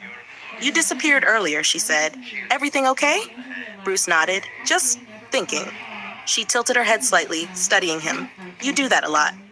Occupational hazard, he said lightly. She laughed, shaking her head. Well, try not to think too much tonight. This is supposed to be a celebration. Bruce met her gaze. Then let's celebrate. For a moment, things felt normal. Then the lights shifted, not inside, outside. A glow cut through the night sky, visible even through the tall windows of the manor. A symbol, a call, the bat signal. Bruce's expression didn't change, but something behind his eyes did. Julie noticed. Bruce? He looked at her, just for a second. I have to step out, he said quietly. She frowned slightly, confused but nodded. Don't take too long. I won't. But they both knew that wasn't a promise he could always keep. Moments later, Bruce Wayne was gone, and somewhere in Gotham, beneath the glowing symbol in the sky, Batman returned, because the night never ended, and neither did he.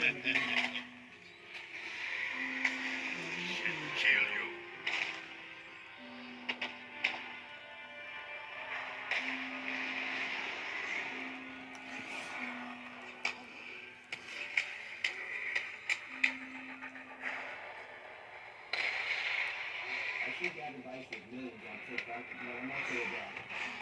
So from one parent to another, here's something I learned. When your team joins TikTok, they're protected with over 50 preset safety and privacy settings. Accounts all start private, and for those under 16, they're redirected. And only friends can comment on their videos.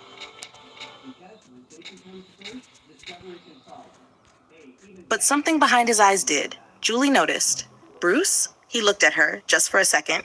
I have to...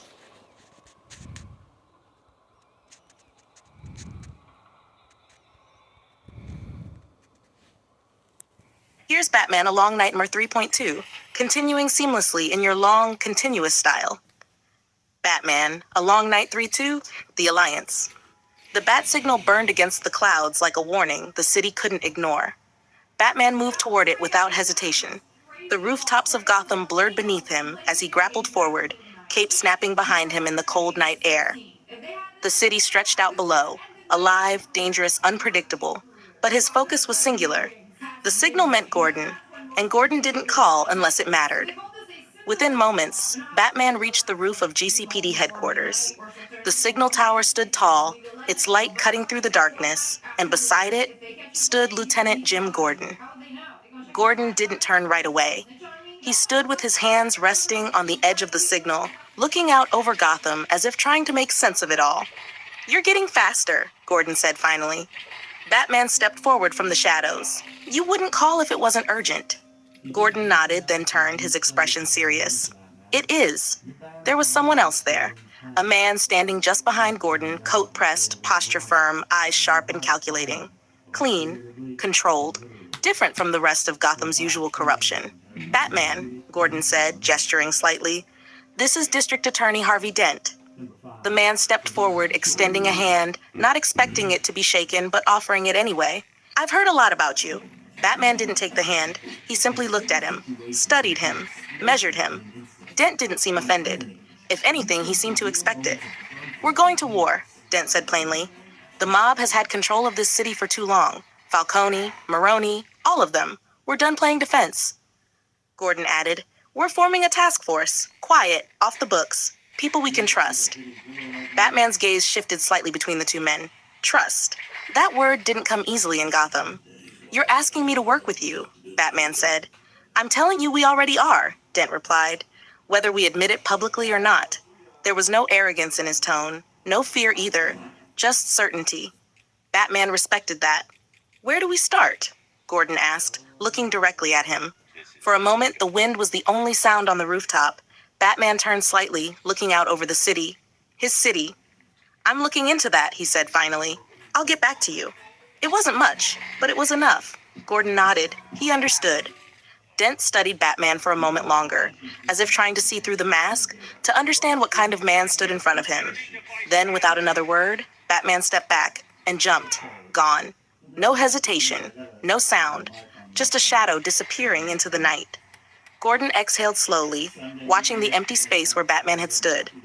"You get used to that," he said. Dent didn't look away from the edge. "I'm not sure I want to." The bat signal continued to burn above them, casting its light across Gotham, a symbol of fear, a symbol of hope, and now a signal of war.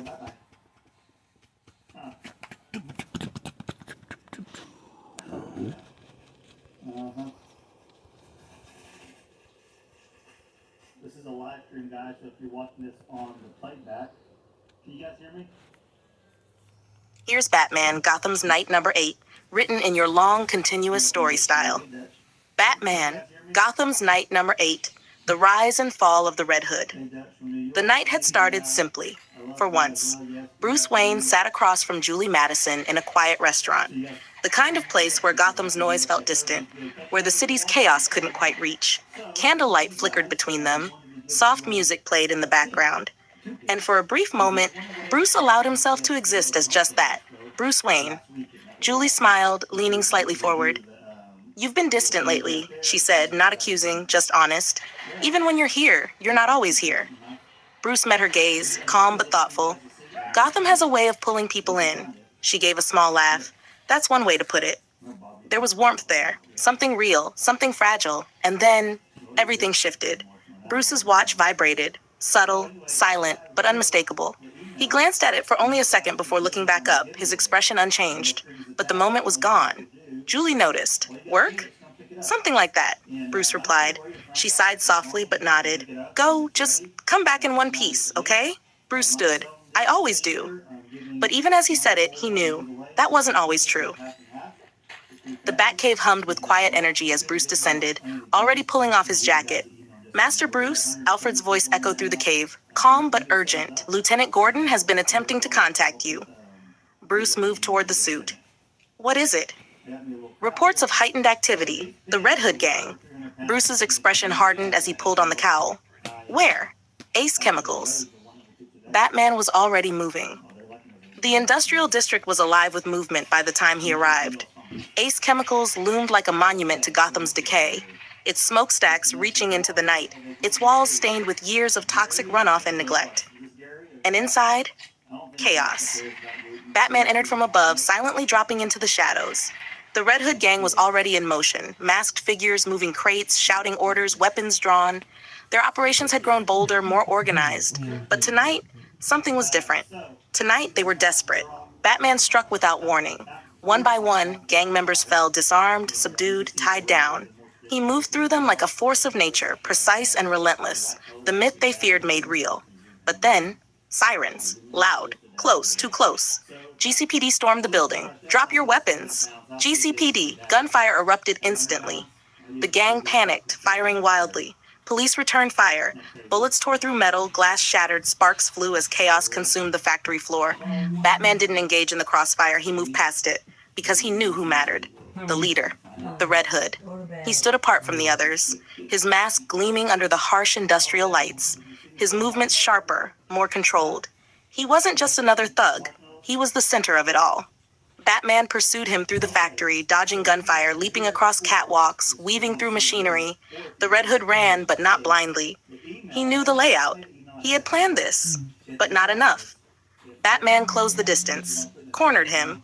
The two stood on a narrow platform overlooking a massive vat of chemicals, bubbling and steaming below. The air was thick, toxic, dangerous. "It's over," Batman said. The Red Hood laughed softly beneath the mask. "You think this ends anything? It ends you." The Red Hood stepped back slightly, and his cape caught. Just for a second. Enough.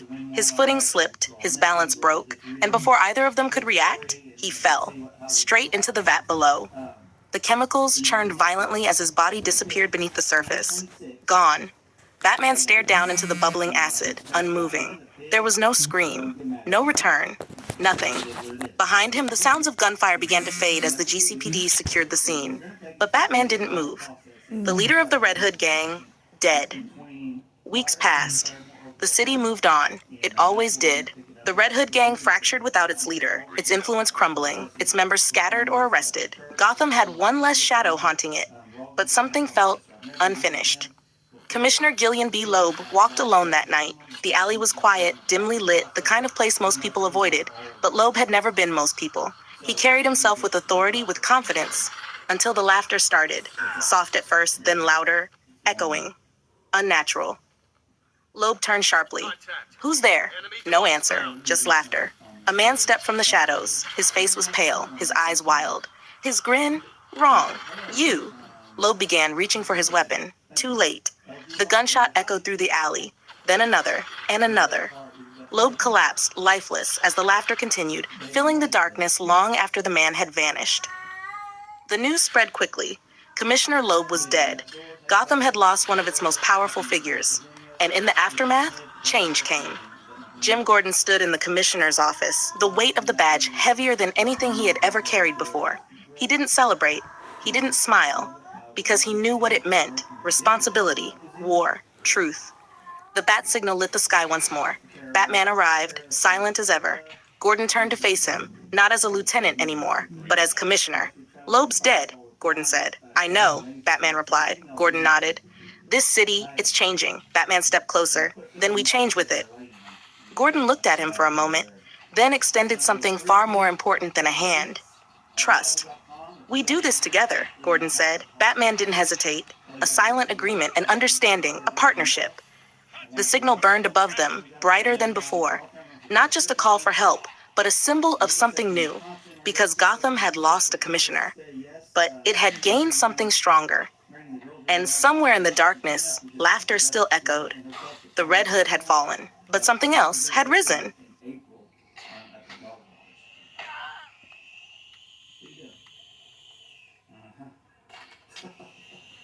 Target spotted. So, like I said, if you got, if you're interested, you have to call. We'll do is pick it up. And then we'll pick it up. And I'll announce this in the radio videos. It's just a lot of people want to come here, show you guys Sunday afternoon, Sunday evening, and talk to you guys for a little bit. Well, Tell you about it. so the shaved monkey has failed. How utterly expected. Disappeared on me. Here's Batman, Gotham's Night Number 9, written in the same long, continuous story style. Batman, Gotham's Night Number 9, The Terrible Trio. The city had been unusually quiet that night. Too quiet. Bruce Wayne had spent the evening reviewing some files in the Batcave, his mind running through leads, his eyes scanning the city through cameras, listening, always listening. The shadows whispered secrets to him, and tonight they carried a particular one. The GCPD had been having run-ins with a gang calling themselves the Terrible Trio.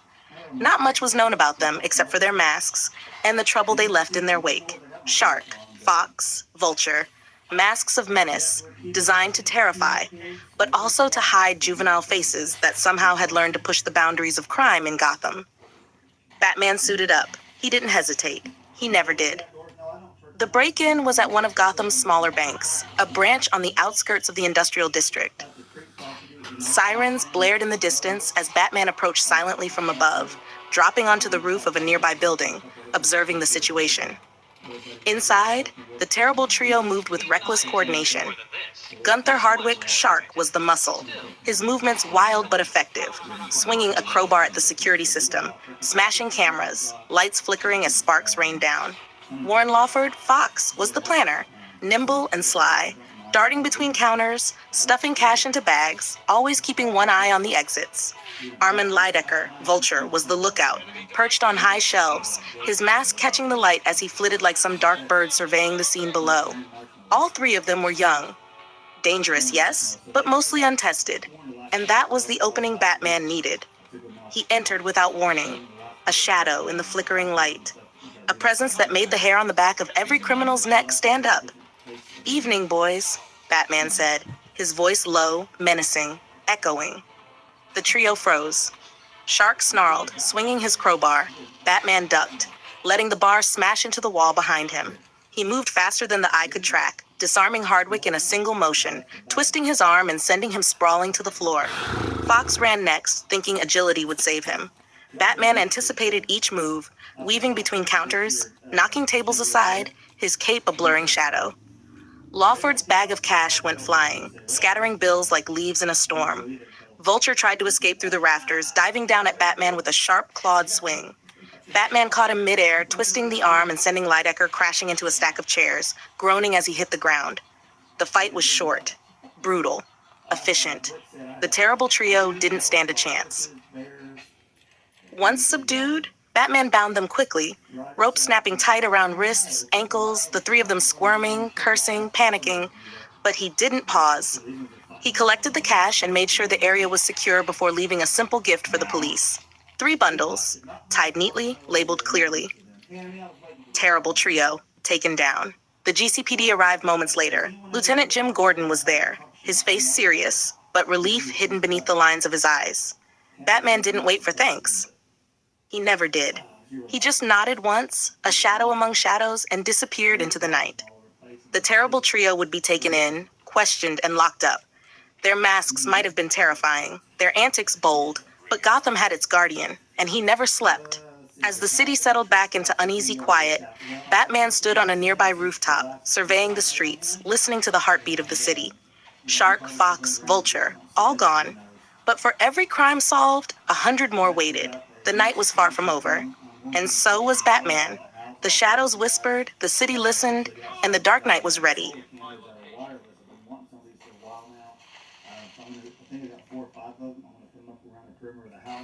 We have security system in here, but they're all wired. You have to run into a hub and all that. And ones I'm going to be installing in the next couple tomorrow.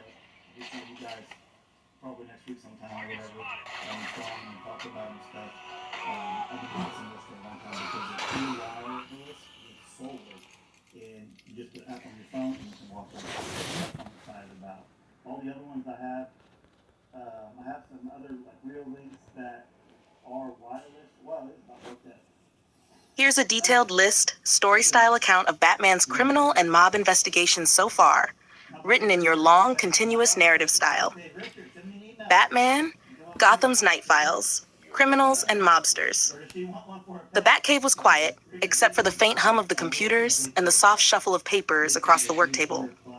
Bruce Wayne sat hunched over a collection of dossiers, maps of Gotham spread before him, the glow from the screens highlighting the dark lines of his cowl. Alfred's voice echoed softly from the side. "Master Bruce, at this rate, you'll never sleep." Batman didn't answer. He didn't need to. His mind was elsewhere, tracking patterns, examining motives, connecting threads across the city that no one else could see. There were the criminals he had already taken down. Red Hood Gang, a violent, organized crew operating out of Ace Chemicals. The leader had fallen into a vat of acid, or so it seemed. Batman wasn't sure. Reports of new members appearing across the city, adopting the Red Hood mantle, left him uneasy. He hadn't seen the original leader since that night. Was he truly dead? Or had someone new assumed control? The thought gnawed at him. Deadshot, Floyd Lawton, the marksman, the assassin who never missed, had confronted Batman once before at the mayoral assassination attempt. Taken down and wrapped for Gordon, sent to Blackgate, but his skill and recklessness made him a wild card. Chimera, Master of Disguise, cornered, subdued, left for the GCPD, but his ability to slip into identities had already caused chaos. Batman kept a note. Watch for disguises, imposters, shadows pretending to be someone else. Double Dare twins, Aliki and Margot Marceau, small-time but agile, adept at coordinated crimes, tied up and delivered to GCPD in gift wrap style.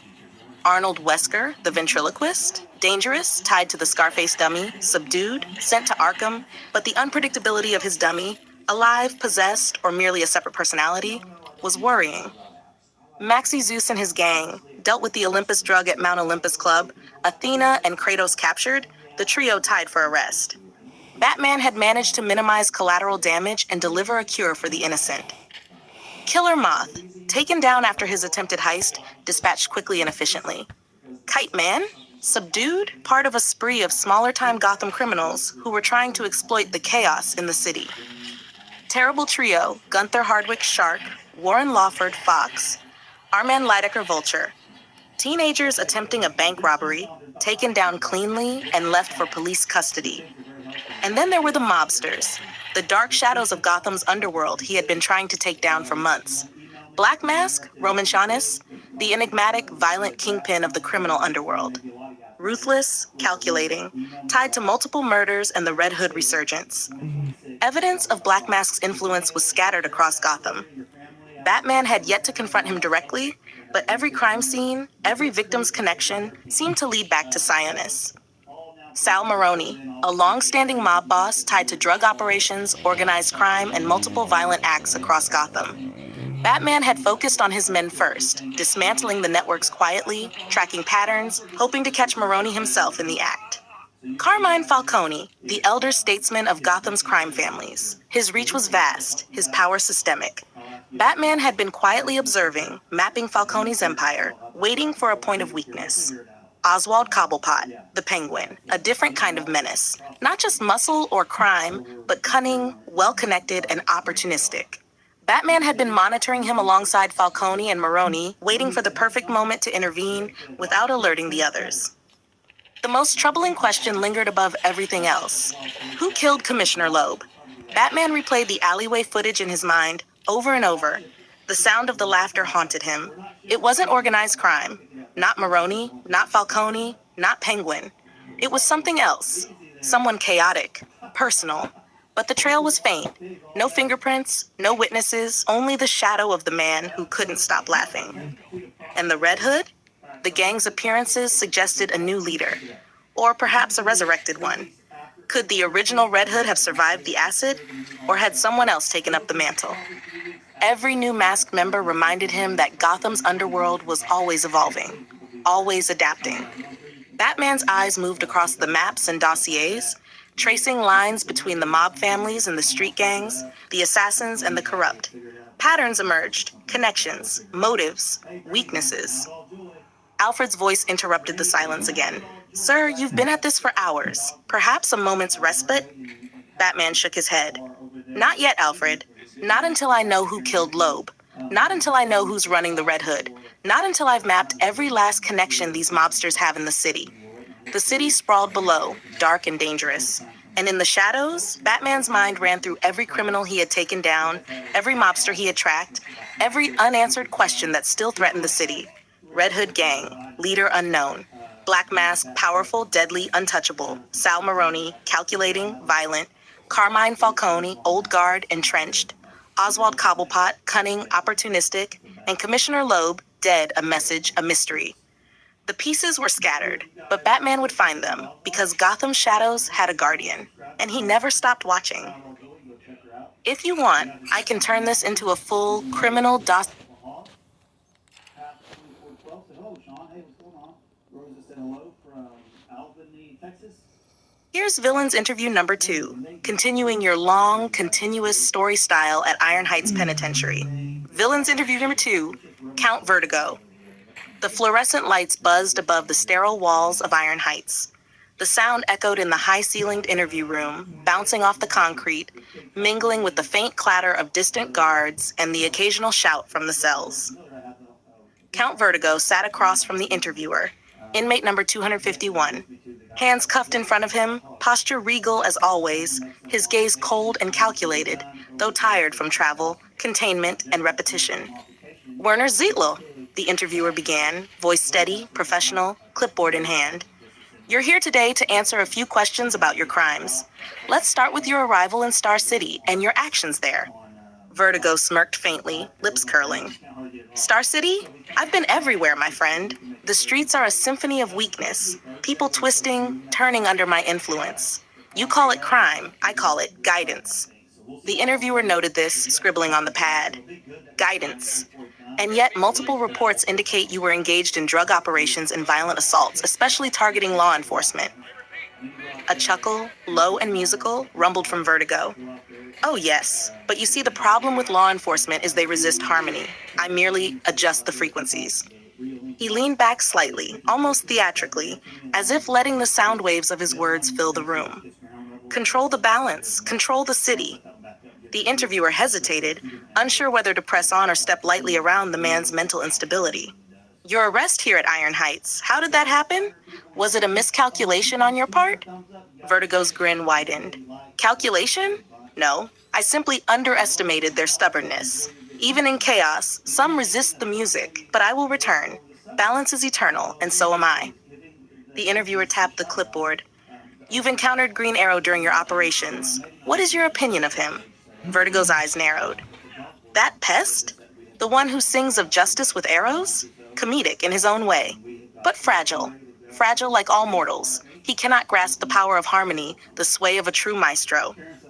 The interviewer wrote this down carefully, noting Vertigo's clear fixation on control, order, and dominance. Finally, the interviewer said, what is your ultimate goal in Gotham or any city you inhabit? Vertigo leaned forward, his eyes piercing, almost predatory.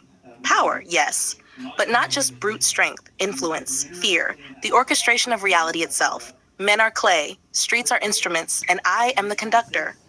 A long pause followed, the kind that stretched the air thick between them. Vertigo's grin never faltered. He stared at the interviewer with unnerving intensity, as if willing him to see the world as he did. The interview concluded. Guards came forward to escort Vertigo back to his cell, his head tilted slightly. Remember, he whispered, almost to himself, almost to the universe, the music never ends. The interviewer watched him leave, making meticulous notes, another dangerous mind cataloged, another story to file, another thread in Gotham's endless tapestry of criminals. Outside, the prison corridors echoed with footsteps, metal doors clanging shut, and Vertigo's voice, a soft hum, lingering in the air. Balance. Eternal. I am eternal. And in the quiet of the observation room, the interviewer noted, Count Vertigo was not just dangerous. He was patient, methodical, and in his own twisted mind, inevitable. If you want, I can combine this with previous Iron Heights interviews into a single Iron Heights dossier, showing all inmates and their notes for Batman or readers to track each villain. Do you want me to do that next?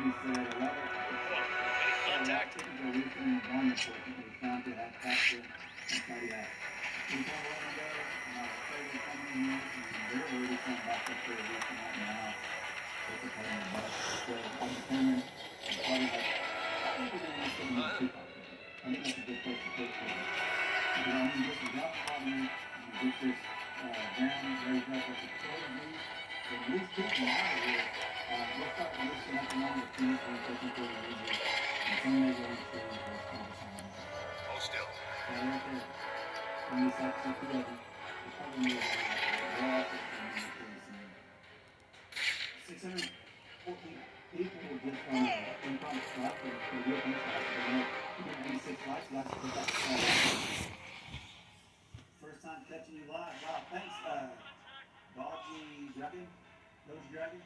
I don't do live a lot. I always intend to do more live. I like to do like 1 or 2 a week. It just never happens. I like doing Brandy's here because Brandy can read the comment. She can help with the live stream because it's hard to carry an audience live for 20, 30 minutes talking to you guys. It is for me anyway. So I like when you guys ask me questions, but a lot of times I don't catch them in time.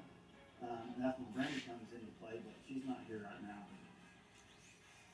Mary said I could really use the prayers. I'm just 4 days out from new knee having surgery, had complications, and a lot of time. I love you and family there. Mary, prayers to you. I hope your knee surgery is a success and you become pain-free very, very quickly. I know Brandy's dad's dealing with some knee injuries right now too, so prayers to him. And you guys having problems with your knee, that is not good. So I hope you guys recover quickly. Stacy said, hey, sweet man, can you please slow down when you speak? I cannot understand what you're saying, trying to say when you're talking about the new word. Hey, Stacy, I can't slow down that much. It gets excited. I'm talking to you guys, all my friends out here. Let's see what it says. Okie dog result. Very happy for you guys. Speak a little slower. I can't, Stacy. That's just not me. Don't ask me to change, Stacy. I was playing. Sometimes I talk a little fast. You know who else talks a little fast is my daughter Hayden. She talks faster than I do. Believe that. So you want a marshmallow?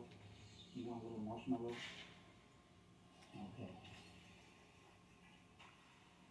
Someone asked me about the cows at the creek property. Well, I have not seen them in a while, but we don't spend near as much time at the creek property during the winter, like right now in the springtime, than we do spring and summer and fall. So we'll be out there a lot more in the coming weeks, and if the cows are out there, I'll show you guys. It's always a big hit. I'm almost like, I hope the cows are out there because it makes a really good hit for you guys. No, I have not seen the cows. I have seen evidence of the cows in a while. I have not had feed in the feeders out there in a while. I'm sure the cows attract them when they're running loose out there. They always find the feed somehow. Always. But yeah, I haven't heard. I don't know what happened to them. They kind of disappeared. Here's the Arkham interview number 2, written in your continuous long story style with all 5 parts included. The Arkham interview number 2. The fluorescent lights of Arkham flickered faintly as Dr. Hugo Strange prepared the interview room for another long day. The air smelled faintly of antiseptic, damp concrete, and a hint of the madness that permeated every corridor of the asylum. Strange adjusted his glasses and checked his notes, files stacked neatly beside him. Each inmate had a story, each story a pattern, and each pattern was a key to understanding and controlling the chaos. Part 1, Maxie Zeus and his lieutenants. Inmate 483A, Maxie Zeus entered first. The former mob boss, flamboyant and narcissistic, carried himself with the delusion of divinity. Behind him walked Athena, 483B, poised, calculating, a lethal right-hand woman, and Kratos, 483C, silent, imposing, a brute of a man whose presence alone seemed threatening. Strange gestured to the chairs. Please, have a seat. Let's begin. Maxie Zeus flopped into his chair like a king on a throne. Doctor, do you know who I am? I am Zeus incarnate. The city bows, the streets tremble beneath my power. Strange scribbled. And your operations, Maxie, Mount Olympus, the drug known as Olympus. Explain your involvement. Zeus gestured grandly. A minor inconvenience for mortals. I supply what they desire, and they worship me for it. My lieutenants are the instruments of my vision. Athena guides, Kratos executes. All else is chaos. Athena's voice, cool and sharp, interjected. We maintain control. Every deal, every move, calculated. Weakness is eliminated immediately. Kratos said nothing, only gave a nod of confirmation. Strange noted their hierarchy and precision. The trio left the room with a flourish, leaving a trace of arrogance, danger, and sheer confidence in their wake. Part 2, Killer Moth Inmate 63 shuffled in next. Killer Moth, a smaller-time Gotham villain obsessed with being an anti-Batman, adjusted his purple suit nervously. Dr. Strange, he said, his voice high-pitched, almost squeaky. I'm here to explain, yes, explain myself. Strange steepled his fingers. Explain your actions in Gotham, your obsession with targeting vigilantes, particularly the Batman. He is a nuisance. Killer Moth exclaimed, flailing slightly. I provide shelter, support. I am misunderstood. The moths, they follow me. I am the protector of the oppressed. Strange scribbled notes about his delusions and grandiose self-image. Do you believe your actions are justified? Yes, Killer Moth squeaked. The world must recognize my sacrifice. One day they will see. Part 3. Kite Man, inmate 133, Kite Man entered. Lighter in demeanor than most inmates, but equally obsessive, he had a manic gleam in his eyes. Doctor, the wind, the sky, I am master of flight, of fate, he said, twirling a small kite in his hands. All who mock me shall fall. Strange observed his compulsions, his mania, and the ritualistic patterns he imposed on his crimes. You operate with specific methods. Tell me about your recent confrontations with Batman. Kite Man smiled broadly. I soar, I swoop, I evade, but he is persistent. One day I will rise above him. Part 4, Aaron Helsinger, post-rebuild. Sometime later, after the rebuilt asylum had been completed, a modern facility, stronger, more secure, Strange prepared for another high-profile interview. The old building had crumbled under age and neglect, but the new Arkham was formidable. Inmate number 3, Aaron Helsinger, known as the monstrous, brute, Bane-esque figure from his earlier rampages, entered. His size alone dominated the room, his eyes wary but intelligent. Mr. Helsinger, Strange began, we are here to discuss your violent tendencies and behavior patterns. Aaron grunted, voice low, I do what I must. I do what I cannot stop. Strange took detailed notes, observing strength paired with restraint, rage tempered by reason. He cataloged every nuance for the files. Part 5, Laszlo Valentin, Professor Peeg. Then came inmate 666, Laszlo Valentin, known infamously as Professor Peeg. His presence was unnerving, manic energy restrained only slightly by the handcuffs and restraints. Dr. Strange, Pig began, voice soft and melodic. You are a doctor. You understand perfection. I am perfection. My Dolatrons, my children, they are my art.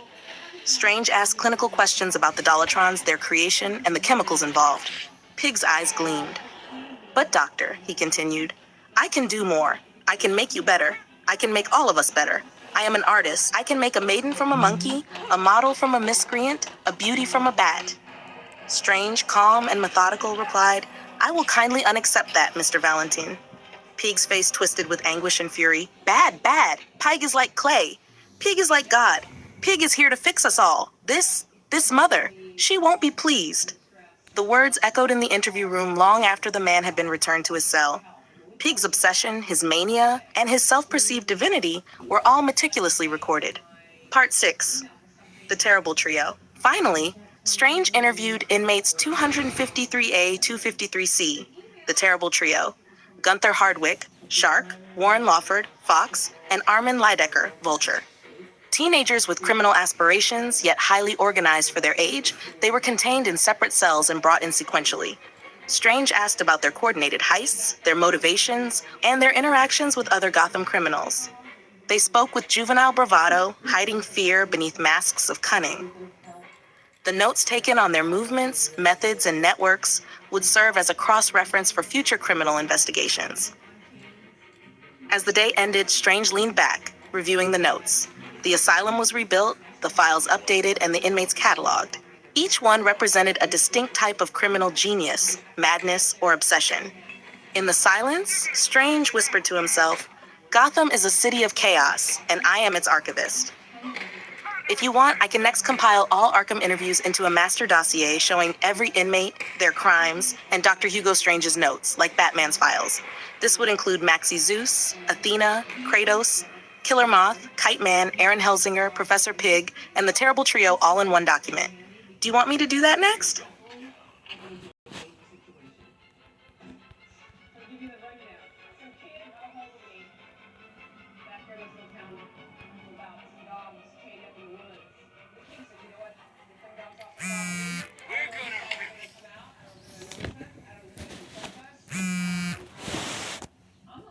Here's Saga 1 Timeline, Part 2 with all stories listed in order, along with every character who appears in each story, exactly as requested. Saga 1 Timeline, Part 2. Aquaman number 1, The King of the Seas, characters. Arthur Curry, Aquaman, Atlantean Council, Mera, briefly mentioned, ocean creatures. Animal Man number 1, The Call of the Wild. Characters Buddy Baker, Animal Man, raise wild animals, as sensed by Buddy, minor civilians. Batman, Gotham's Night number 6, The Mount Olympus Job. Characters Bruce Wayne, Batman, Alfred Pennyworth, Maxie Zeus, Inmate 483A, Athena, Inmate 483B, Kratos, Inmate 483C, Lieutenant Jim Gordon. Batman, Gotham's Night number 6.2, the Batmobile secret characters, Bruce Wayne, Batman, Alfred Pennyworth. Green Arrow, The Emerald Archer 2, Vertigo Strikes Again. Characters Oliver Queen, Green Arrow, Werner Zeidel, Count Vertigo, Minor Henchman. Batman, Gotham's Night number 7, Shadows over Gotham. Characters Bruce Wayne, Batman, Killer Moth, Inmate 063, Kite Man, Inmate 133, Henchman of Roman Sionis, Alfred Pennyworth.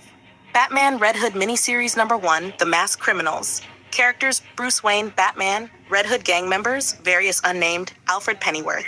Batman Red Hood miniseries 2, Into the Shadows. Characters Bruce Wayne, Batman, Red Hood gang members, various unnamed, Alfred Pennyworth. Batman Red Hood miniseries number 3, Threads of Deception. Characters Bruce Wayne, Batman, Red Hood gang members, Alfred Pennyworth. Batman A Long Night number 0, The Mad Monk.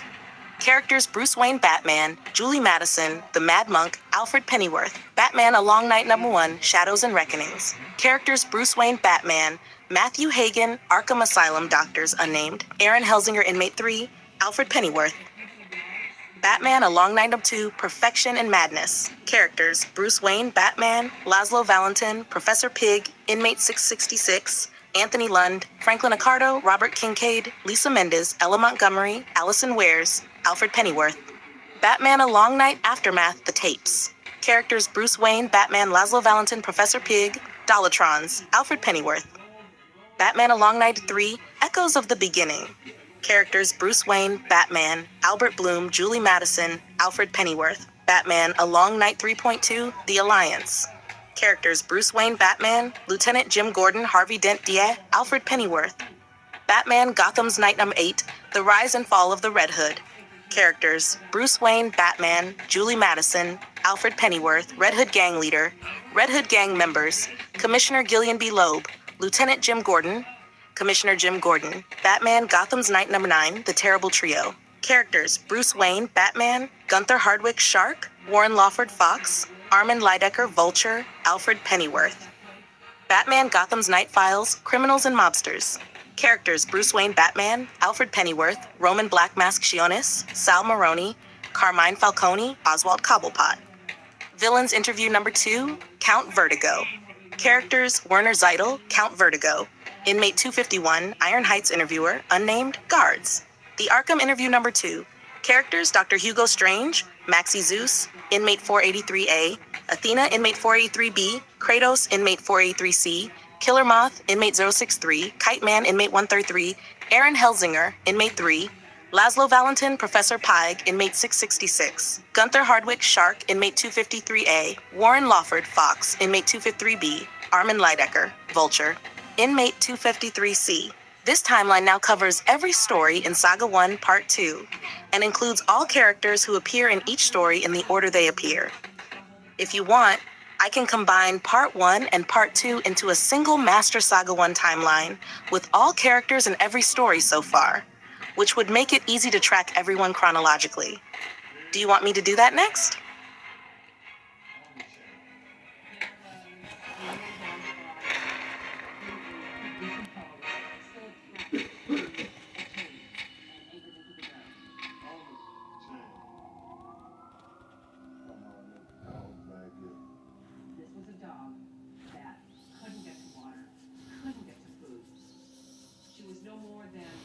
Here's your story, written in the long, continuous style like your other Batman Gotham's Night stories. Batman? Gotham's Night number 9.2, Origins of Wayne Manor and the Batcave. Bruce Wayne sat in the quiet of the massive Wayne Manor estate, the moonlight spilling across the grand halls. The mansion had always been imposing, even as a child, but now, as a young man, he saw it differently, a fortress waiting to be transformed.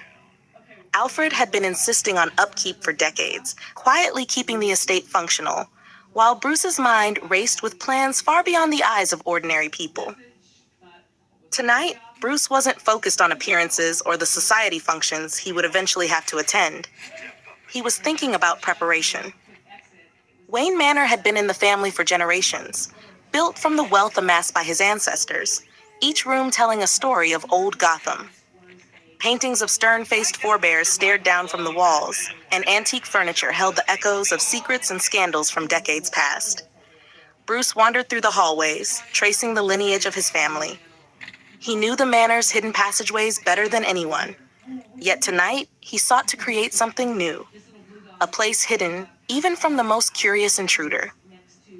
In the west wing of the manor, behind a wall of bookshelves that Alfred had long protected as if it were sacred, Bruce found the old foundations of what had once been a wine cellar. He knelt and traced his fingers along the stonework, envisioning the vast space below the manor. The idea wasn't merely to have a hidden basement. It was to create a hub, a headquarters, a place where he could become more than Bruce Wayne. He would become Gotham's shadow. Bruce's mind flashed back to his early travels and training, the lessons from the League of Assassins, the grueling tests of endurance and combat, the discipline of mind and body. All of it had led him here.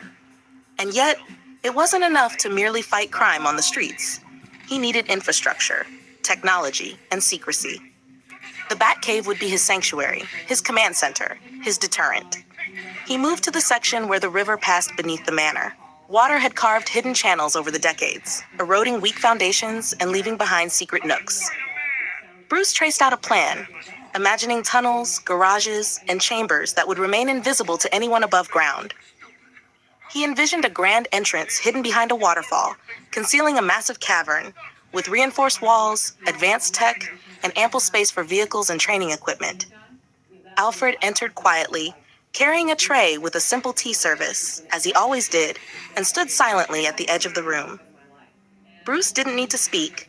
Alfred had known him long enough to understand. Alfred's only words came after a pause. "You know, Master Bruce, if this venture of yours is discovered, it will be quite difficult to explain to the authorities or to the neighbors." Bruce smirked faintly. "It won't be discovered. Not by anyone. This is more than secrecy, Alfred. It's strategy. I won't be just another vigilante. I'll have the means to operate on my terms." Alfred merely nodded, as he had done countless times before. His loyalty was unwavering, even when the plans grew darker, even when he saw the toll it took on Bruce's soul. He knew this was the path Bruce had chosen, and there was no stopping him. Bruce continued laying out his vision in silence. Training areas carved into stone, weapons caches secured behind biometric locks, communications arrays designed to intercept anything within Gotham and beyond. He imagined a garage large enough to hold vehicles no one could know existed, including a prototype vehicle that could move faster than conventional means, capable of subterfuge and escape. Above all, it needed to be a place that would allow him to operate both as Bruce Wayne and as Gotham's unseen protector. Hours passed as he sketched and measured, mapping tunnels and chambers in his mind before committing them to the floor plans he had painstakingly drawn.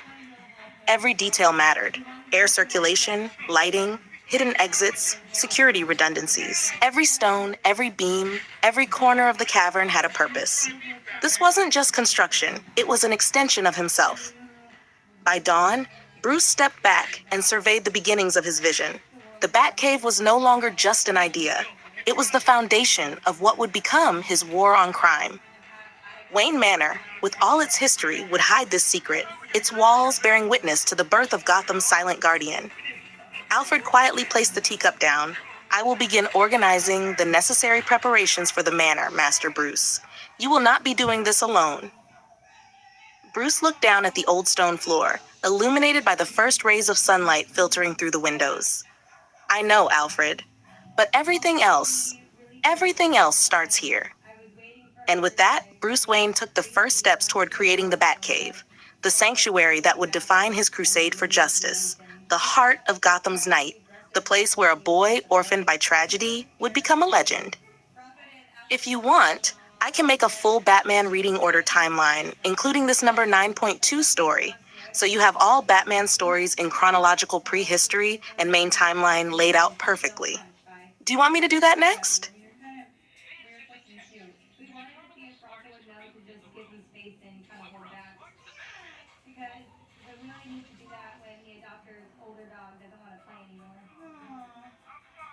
He's very aggressive. He says, "Come and do good." Yeah.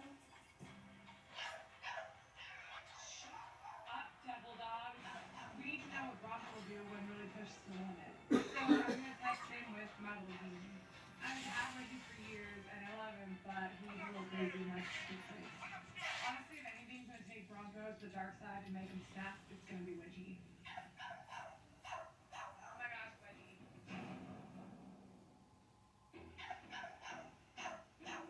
Shut up, devil dog. After Bronco did so great with our two small dogs, Momo and Klaus, we decided This is not going to be pretty. for fun. No way. Here's your Gotham Stories number 1, in the same long, continuous style you've been using for your Batman stories. Gotham Stories number 1, Dr. Death. The city was quiet tonight, or as quiet as Gotham ever got.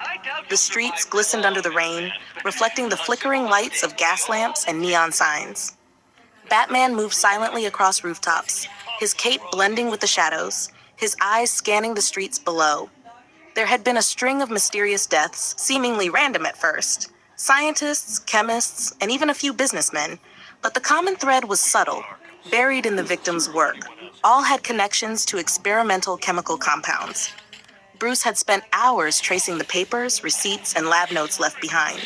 Each clue brought him closer to one man, Carl Helfern, known to the world as Dr. Death, a chemist whose brilliance had been overshadowed by madness. The man had once been a pioneer in biochemistry, developing potent experimental toxins for the pharmaceutical industry, only to be blacklisted for unethical human trials. Now, his work had taken a sinister turn. Batman's first stop was a rundown chemical plant on the outskirts of Gotham. The building looked abandoned, the paint peeling, broken windows giving glimpses of rusted machinery. Inside, the stench of chemicals was thick in the air, a mix of ammonia and sulfur that made the eyes water.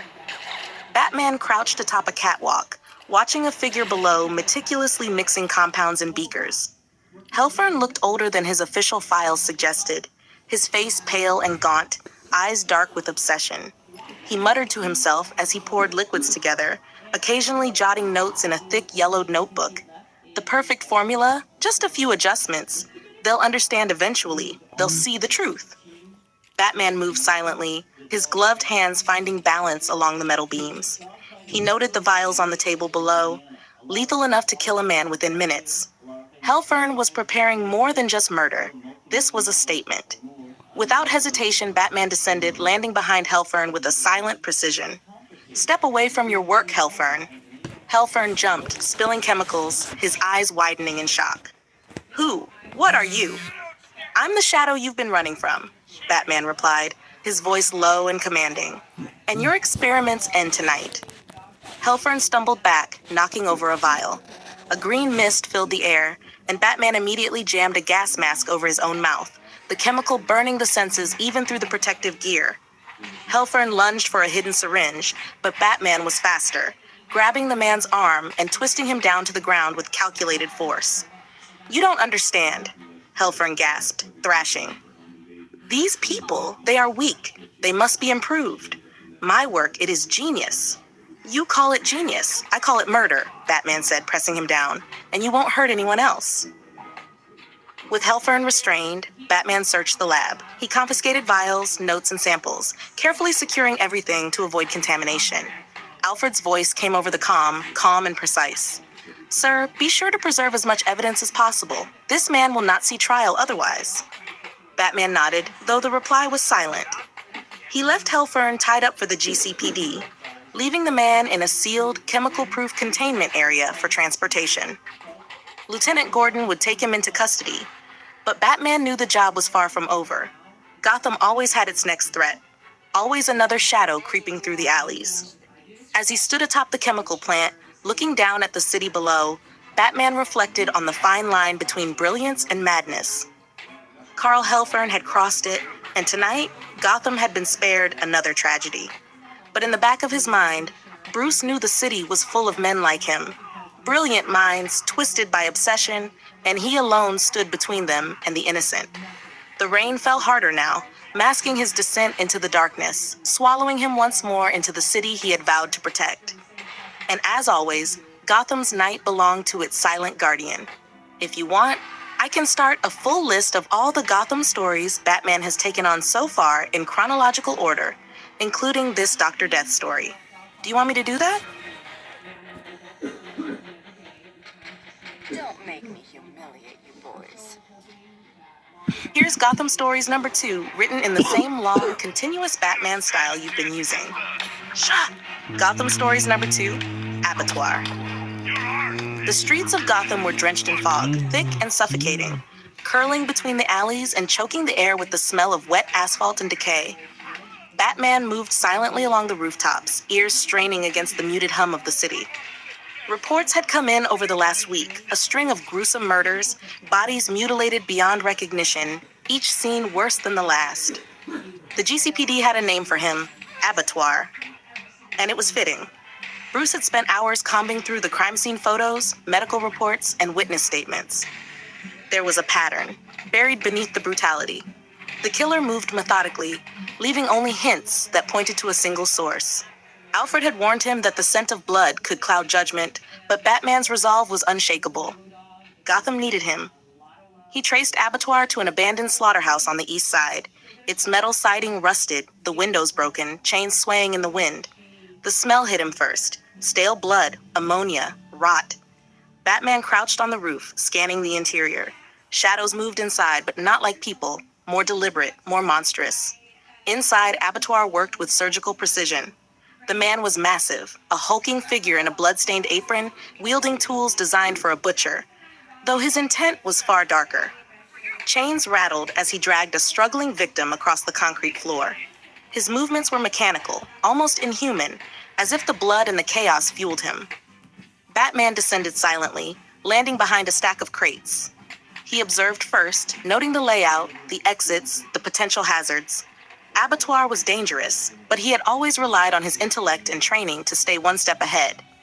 Then, a flash of movement. The victim broke free, running blindly into the corridor. Abattoir roared, swinging a meat cleaver with lethal intent.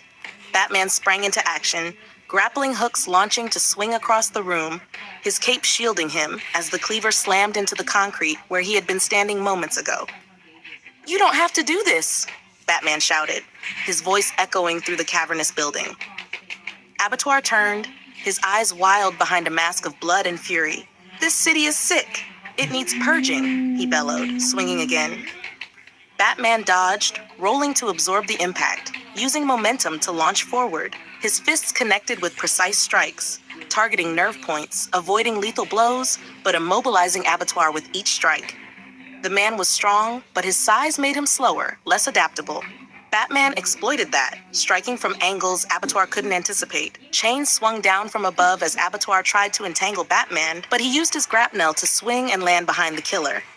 He disarmed him, sending the cleaver clattering across the floor, then used precise restraint techniques to bind Abattoir with reinforced ropes, leaving him incapacitated but alive. Alfred's voice crackled over the comm. "Sir, please confirm that he is secured. I cannot bear the thought of this one escaping your grasp." "He's secured, Alfred," Batman replied. "But this is far from over. Gotham breeds monsters, and they will continue to rise." Batman moved through the slaughterhouse, securing evidence and ensuring there were no remaining victims in the shadows. The smell of blood lingered, but Batman's resolve did not waver. He left Abattoir for the GCPD, ensuring the man would face justice. Lieutenant Gordon would transport him to a maximum security facility, and hopefully, Abattoir would no longer terrorize the city. As he climbed back onto the rooftops, the fog thickening around him, Batman looked out over the city. Each night brought new threats, new dangers, but it also brought purpose. Gotham was his responsibility, and he would fight, always, no matter the horror he faced. And as always, the darkness swallowed him once more, leaving only the echoes of the bat in the alleyways below. If you want, I can start compiling all the Gotham stories into a full chronological Batman timeline. So you'll have every story from the very beginning, including Dr. Death, Abattoir, and all future villains, laid out perfectly. Do you want me to do that next?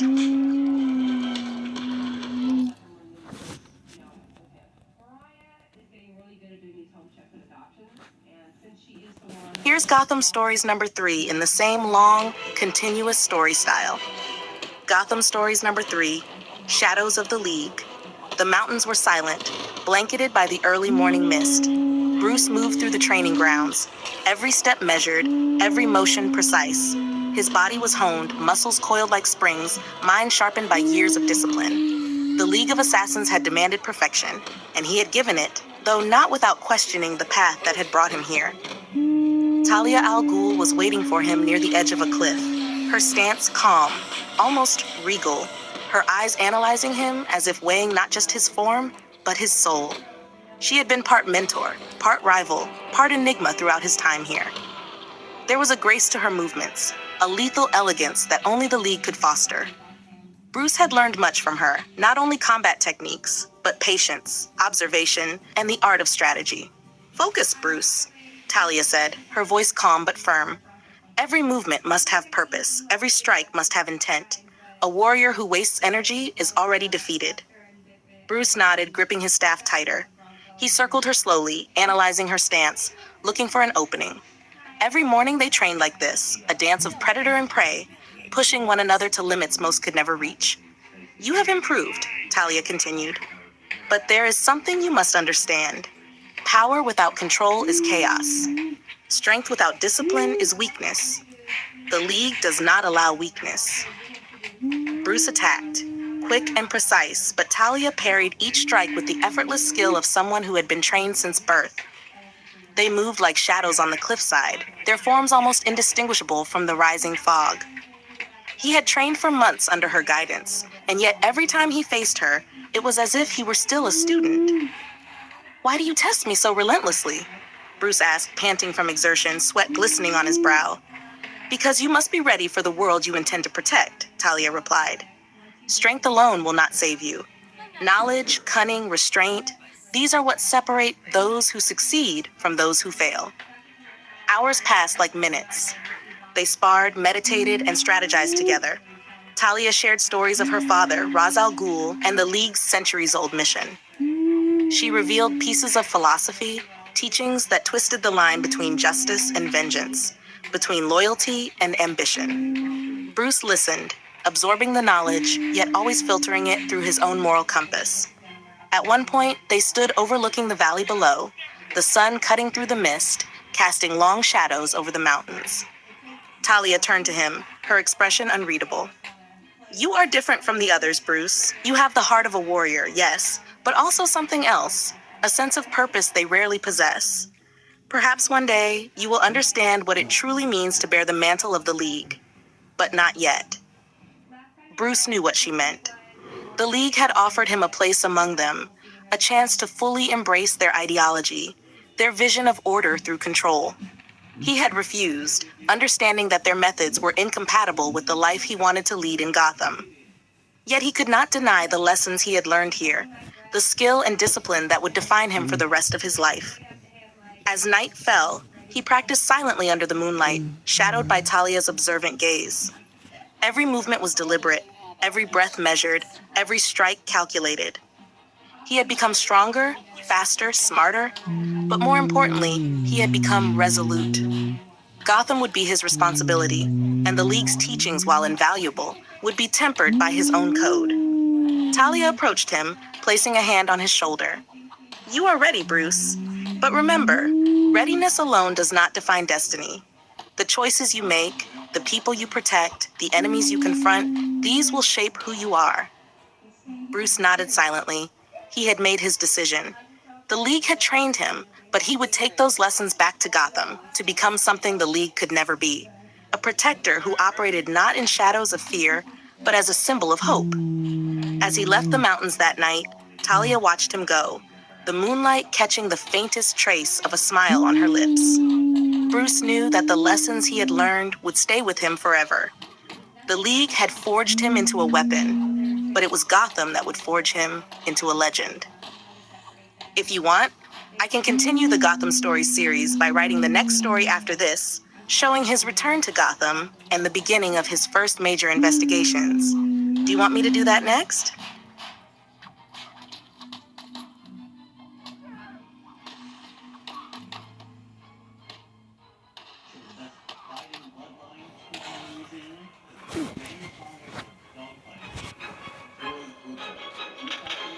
I'm lost, boys. Can anyone help a girl? Absolutely. Here's your story in the long, continuous style you've been asking for. Batman, Gotham's Night Number 10, Shadows of the Mask.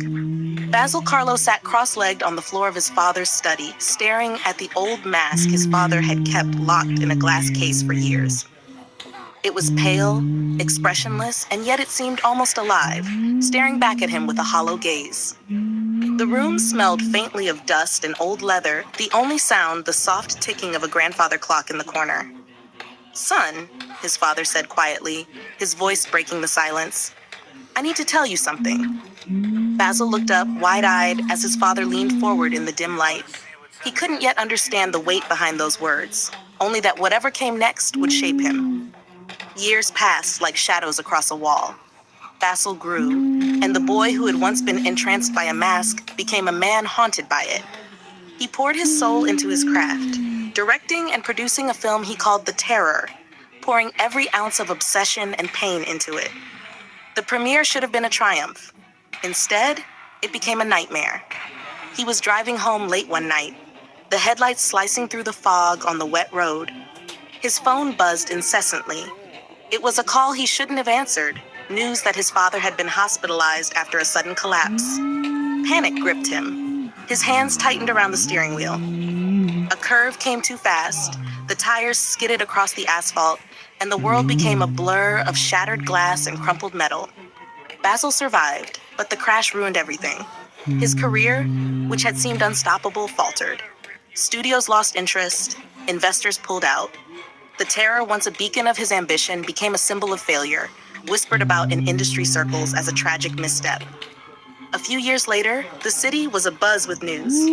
Julie Madison, Bruce Wayne's girlfriend, was starring in a remake of The Terror. The timing gnawed at Basil, the memory of his own ruined work festering into obsession. He secluded himself in a tiny studio, molding clay in his hands, sculpting shapes that shifted and writhed as if they were alive. He wore a clay mask himself, practicing movements, expressions, experimenting. The clay seemed to respond to his anger, his bitterness, his longing. On the set of the remake, Julie sat under the warm glow of the makeup lights. Brushes swept across her face, transforming her into the character she was to play, unaware of the storm gathering outside the studio. Basil watched from the shadows, the clay mask clinging to his face like a second skin. That night, Basil struck. He killed the lead male actor of the film, his hands precise, deliberate, the clay mask